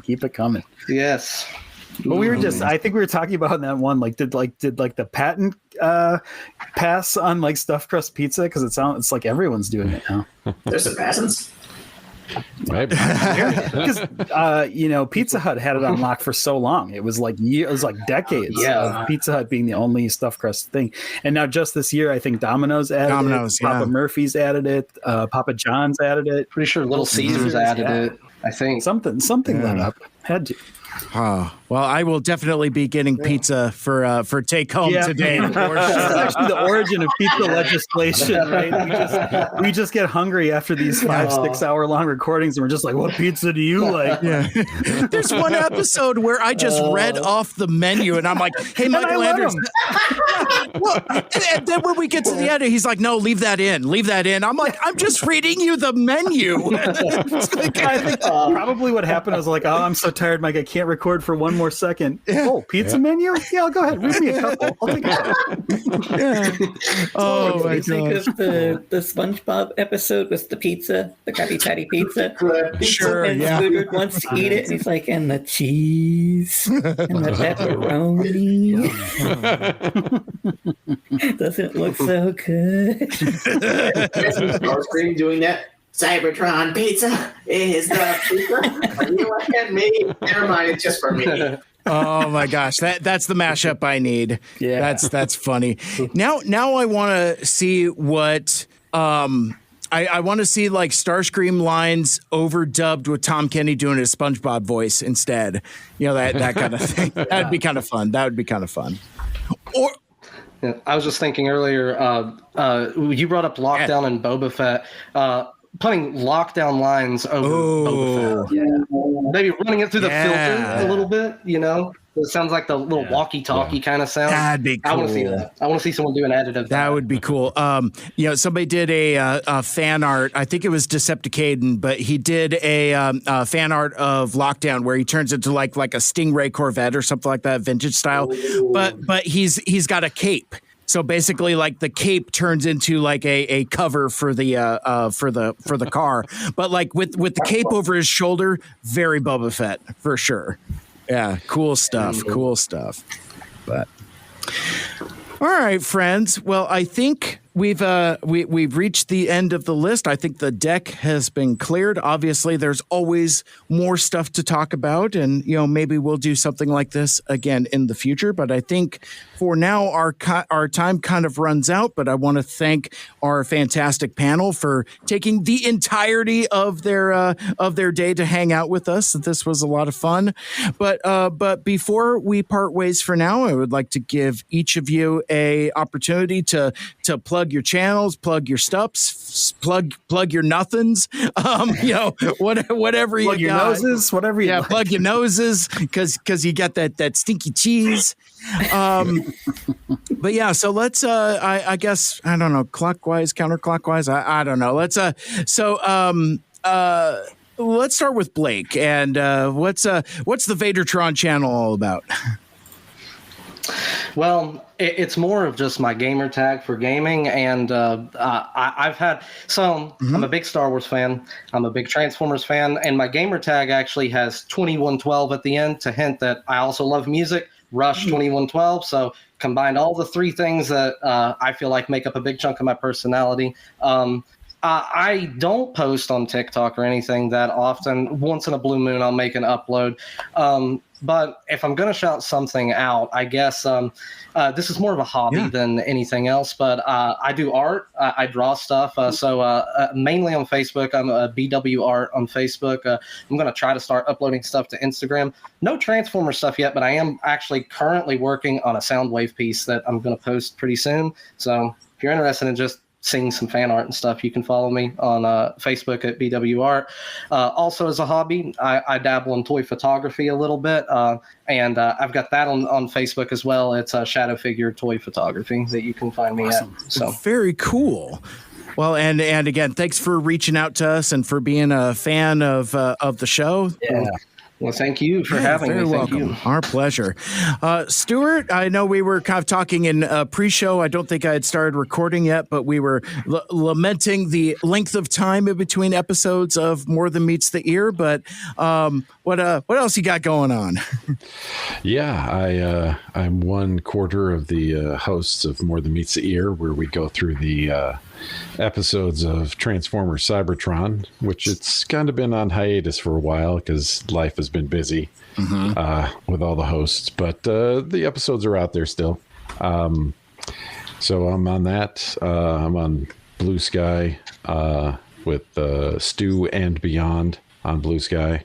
And get ready for the spin-off podcast of this with two mics, where I have never watched any of the Fast and Furious movies, nor have I watched any Mission Impossible movies. Oh my gosh. Wow. Yeah, You must have so much time in your life to do stuff. Like, no wonder you Movies are so long. right. But no, I had to. Maybe that won't happen, but who knows? But yeah, that's about all I got going on right now. That's awesome. Well, and you occasionally voice trailers for Transformers Reanimated? Yeah. Yoshi and Greg have me do their promo trailers every once in a while. They have a good rotating group of announcers for their little trailers there, and I do a little voice work on occasion, so you might hear me every once in a while. I'll post that stuff on Blue Sky. So that's awesome. Yeah. I feel like you could do a really good Beast Wars Megatron impression just by hearing. I do a little bit. You got kind of the cadence a little bit. Yeah. Oh, Yeah. like you, pussycat. Yes. Chills, dude. Chills. Good stuff, man. That is amazing. Well, Ed, you're always you think a lot, and you're always processing burnout. But anything in particular you want to call attention to, social medias or any other things you'd like to plug? Kind of like, if you hear back on previous two Mike Furious episodes, you notice that Mike Seibert talked about like how I rambled on about Skybound Transformers to him. Yeah. I'm putting that in video essay format. I'm just still working on that. I'm not sure when it'll be done. It'll be done sometime in the future. Cool. So I guess I'll just like message Mike about that. And also, like, I guess I have Twitter, but I'm trying to use that less and less because we know why. Yeah. For reasons. We all know why. Yeah. So if you don't find me, you can find me on Blue Sky as Ed Thinks a Lot. Just that. And I used to post a lot on TikTok, but then I got super depressed. So you can find some stuff I posted on TikTok under your same name, Ed Thinks a Lot. Awesome. And other than that, like, nothing really. Maybe something in the future, but I'm waiting to hear back from someone else. And again, like when I post my video essay, that's going to be kind of like a soft start for future YouTube stuff. So that's going to be like my episode 0 in a sense. And then I'll Sure. start in full force when I have like 5 videos done on a variety of subjects. So if you liked what you heard my rambling, if you like my ramblings, be maybe excited about something in the future. Also, I'm writing a story in a zine that my friend is hosting, and that story should be out like next year. The zine should be out next year, so look forward to that. The zine's about Seekers, so yeah. Oh, okay, cool. Nice. I need more of those charts. No kidding. No charts this time. Some Venn diagrams. He came prepared, more prepared than anyone else. He's like, let me whip out the power. You need like a Ed Charts a Lot account or something. You might like my video essay, like similar style. Yeah, awesome. Man, all I know is that I saw Optimus Sentinel and Black Arachnia in a triangle, and I'm like, yes. Yes. Glad it's not just me. And that's like, oh no, actual insightful discourse as opposed to dirty stuff. But yeah, just Mike Seibert's hands going like this right on the other screen. You know, if we had more time and we were feeling frisky, I'd be like, what's your favorite TFA ship? But I don't think we could do that. That would just break it. It's too much. It's like, we still have a lot of integrity here. Let's just I don't know about all that, but we have a little integrity here. Yeah, there you go. In your defense, Mike, Sentinel does have like a long phallic object as a weapon. So. There you go. It's amazing. I love it. All right. Well, broken lance. Broken lance. The euphemism we didn't know know we needed. Where's Lita when you need her? Yeah. Irish Mike, what is, we'll go back to the intro. All of those things are very true. But like of all of the things, what would you like to promote and talk about with us here? And thank you so much for taking the time. This was an absolute blast. No. It's great to hang out with you. Absolutely loved it. Yeah, this was a long time coming. There was a time that I was going to be on Moonbase 2 back in the day, and that didn't pan out schedule wise. And so yeah, I'm glad this finally worked out. This is a long time coming. Very glad to have it. God, Moonbase 2, I haven't talked about that in a while. Okay, so if you want to find me on the socials, I'm usually under Irish Paleo on the various ones. I don't use them much anymore in general, just because I don't have the time. I read them a lot. I don't post much as I used to. I still use my like semi-professional account on Twitter a bit, but that's mostly just to keep people's attention. So I'm on Blue Sky, I'm on Twitter, I'm on Instagram, whatever, but I just don't expect me to be like as active as I used to be when I was telling everyone I'm right and you're all wrong. If you want to keep up with what I'm doing, I'm mostly writing a book at the moment. Again, sequel book. So check out paleogames.com if you want to see my work on there. We're taking pre-orders. We're still taking pre-orders on that. Won't be out for another year or so, but we're still jamming away. And I've got more of those in the idea phase, so keep an eye out. I've got a few different ideas coming, that's kind of my big thing at the moment. I don't have time for anything else. I work full time and I do all the other nonsense I'm doing. So, that's I love it. That's awesome. Matty B. Matthew Barberio, as always, thank you so much for being our number one super fan. I would say our first fan. Very much appreciate it. And, you've helped us get that early momentum to be like, oh, wow, this is actually clicking with people. So yeah, we'll always credit you for kind of, it's interesting when like you put something out there and you don't know what the reaction is going to be. You don't know who's going to find stuff a year or two later. So it's always kind of bumpy starting off something fresh and new right off the bat. But Matt, I always want to thank you for being part of our show, being our friend, and for being our first bestest friend. But beyond that, do you have anything you would like to plug or promote, social medias or otherwise? You can follow. I have a Transformers fan page on Facebook. Transformers Fans Unite. I don't post too much, but once in a while I'll share something from maybe an official Transformers account or whatever. And I've also got Batman: Gotham's Dark Detective that I'm continuing to work on. Yeah, that's moving right along quite nicely. Is that your? Sorry to break in. Is that your audio drama? Mm-hmm. Is that what that's going? Yeah, I'm excited for that. It's we're working on script for episode 7 now. Wow, nice. So we're trucking along. Cool. Yeah, you can follow all that on it. I'm on pretty much every social media with that one, just under Batman: Gotham's Dark Detective. Cool. And I want to say thank you to both of you for doing this podcast and letting me be a part of it. This was the first time I was ever a guest on a podcast. Was this one? I'm very grateful for that. Yeah, thank you. You put up with me for a while. Yeah. You put up with us for a long time every episode. I'm sure No, that's you did a brilliant job. It has been an absolute joy. Thank you. Yeah. Thank you. That's very sweet of you to say. Really appreciate it. Yeah, thanks again for having me on too, since this is my first podcast, so. And also, thanks for being willing to put my bullshit, Mike Seibert, because not notice to you, Andrew. I haven't met you in person. I met him, and he knows exactly what I'm all about. And went, so keep this guy on. I love it. Good stuff, friends. Well, that's gosh. I think we almost did it. Oh, hey, wait a second. Hang on. Somebody else has got to do some plugs. Hey, Michael Andrews. I have been off your back for the entirety of season 3, but it's time, friend.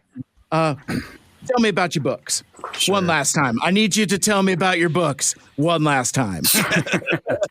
Yeah, a little bit of an author side hustle. I wrote a couple books in a series called Coming of Mage and A War of the Mages. It's sort of this mashup of like 80s John Hughes type stuff with, I used to say Harry Potter, but now Harry Potter sucks, which is fine by me because I never really loved it. I just used to pitch it.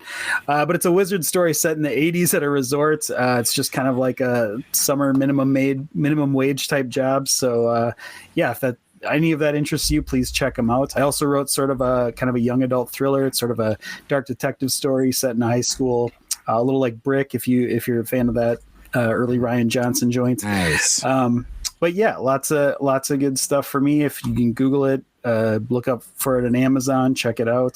Mm-hmm. I'm at Michael Andrews, Michael with a K on everything. Locked that name in so you can find me there. And nothing too much to plug. I mean, you've heard me talk about myself for a few years now, so I don't really need to plug anything. But this has just been really great, an opportunity, and meeting you guys. Some of you guys just meeting you today for the first time. That's really cool. I kind of asked Mike Seibert when we started this project if I could just be a little disconnected from like the numbers and the listening, because I did a podcast previous before this, and I was really invested in that and who's listening, downloads, and all this thing, and it got really kind of bogged down in those details. But I just I've been going in a void, and then all of a sudden we start getting all this mail, and we start getting comments, and we start getting people listening and responding to us, and it's like, oh my gosh, like I have listeners, like that's so cool. So as jokey as I can be, as little taking little digs at y'all, I love you guys. It's so cool that you're here, and it's so cool that you take your time to listen to us every couple weeks. Yeah. It's incredibly satisfying. It's again, it's hard to put yourself out there. And, a weird thing happens when you put stuff out into the void and then it starts resonating with folks. That's when the imposter syndrome really kicks in, because it's like, oh man.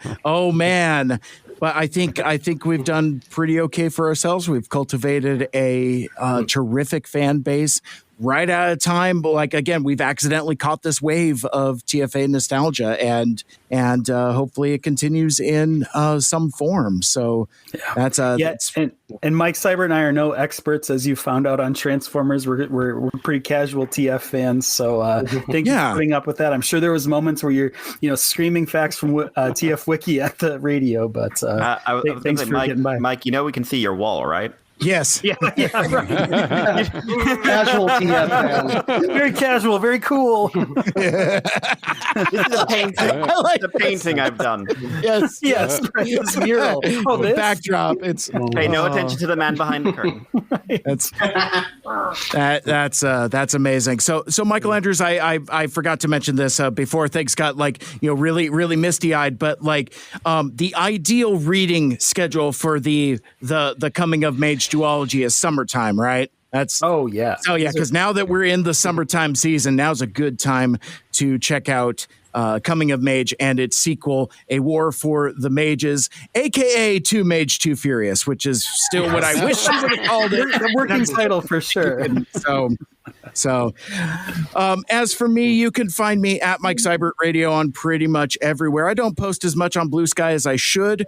Once they add the feature to add photos to DMs, that's probably going to be the last factor for me to migrate over entirely. Like I DM with folks, and I do a lot of React pictures, and that's not there yet. But I still do stuff on Instagram and Facebook, and I am mostly prolific on the Bird site because I still have the app on my phone, and it's just an old comfy shoe. But fuck that guy. So you can find me at Mike Seibert Radio pretty much everywhere. And coming up, I will be at Cybfest Northwest, our little Transformers convention here in the Pacific Northwest. That is going to be happening on July 12th at the Kent Commons Community Center. We will be welcoming guests, the voice of Starscream, Frank Todaro, and the voice of Shockwave in Transformers 1, Jason Canopsy Alexis Alvarez. So we're excited to have those as our guests. Also, we'll have our new exclusive figure from Blue Forge this year. It's called Condor, and it's a Cybertronian Laserbeak that is an all new mold, new craft from Alex and Blue Forge, kind of in the tradition of Carbot Darcy from last year, and it's a cassette that scales with all of your Soundwave and Blaster cassettes, so don't even worry about that. But yeah, Cybertronian Laserbeak coming to Cybfest Northwest Condor, we're calling him. So that is going to be a lot of fun, and it's going to be the return of coloring contests, transforming contests, trivia, all of your favorite panels. I will be there walking around the floor. If you find me, I'll give you a Two Mikes Too Furious button. And it's just going to be a great time here in the Seattle area. So if you want a reason to come hang out, come fly out to Seattle in July, and we'll hang out. Now I got published this episode before that, so now I've put a timestamp on it. But that's all good. But yeah, friends, I think for now, this is, I hear the semisonic really coming in the background. It's like, everybody's gathering their jackets, but this is it for now. We are talking about doing other assorted projects in the future, but it will be further and fewer between. And yeah, it's just, it's time to recharge and let more folks come back and find this. So, maybe like once another bump of TFA nostalgia happens, the Two Mics will be there to cover it. But for now, I just want to thank everybody for taking the time to listen and to hang out with us. It means the world. And until next time, till all are one, make good choices and eat good pizza and all the rest. Yeah. And happy Ghostbusters Day. And happy Ghostbusters Day. Happy Ghostbusters Day. I love that we conclude our Transformers podcast. We've done enough Ghostbusters content, though, so I suppose that is... so it's like, I'll throw that in there. It's been talked about enough, It's true. I agree. For sure. I agree. All right, friends. Well, want to be a part of the show? Send us an email, 2mikes2furious@gmail.com. You can also comment on episodes on Spotify and on YouTube. Follow us on Blue Sky individually at Mike Seibert Radio and at Michael Andrews, respectively, and follow the podcast on Twitter, Facebook, and Instagram at 2mikes2furious.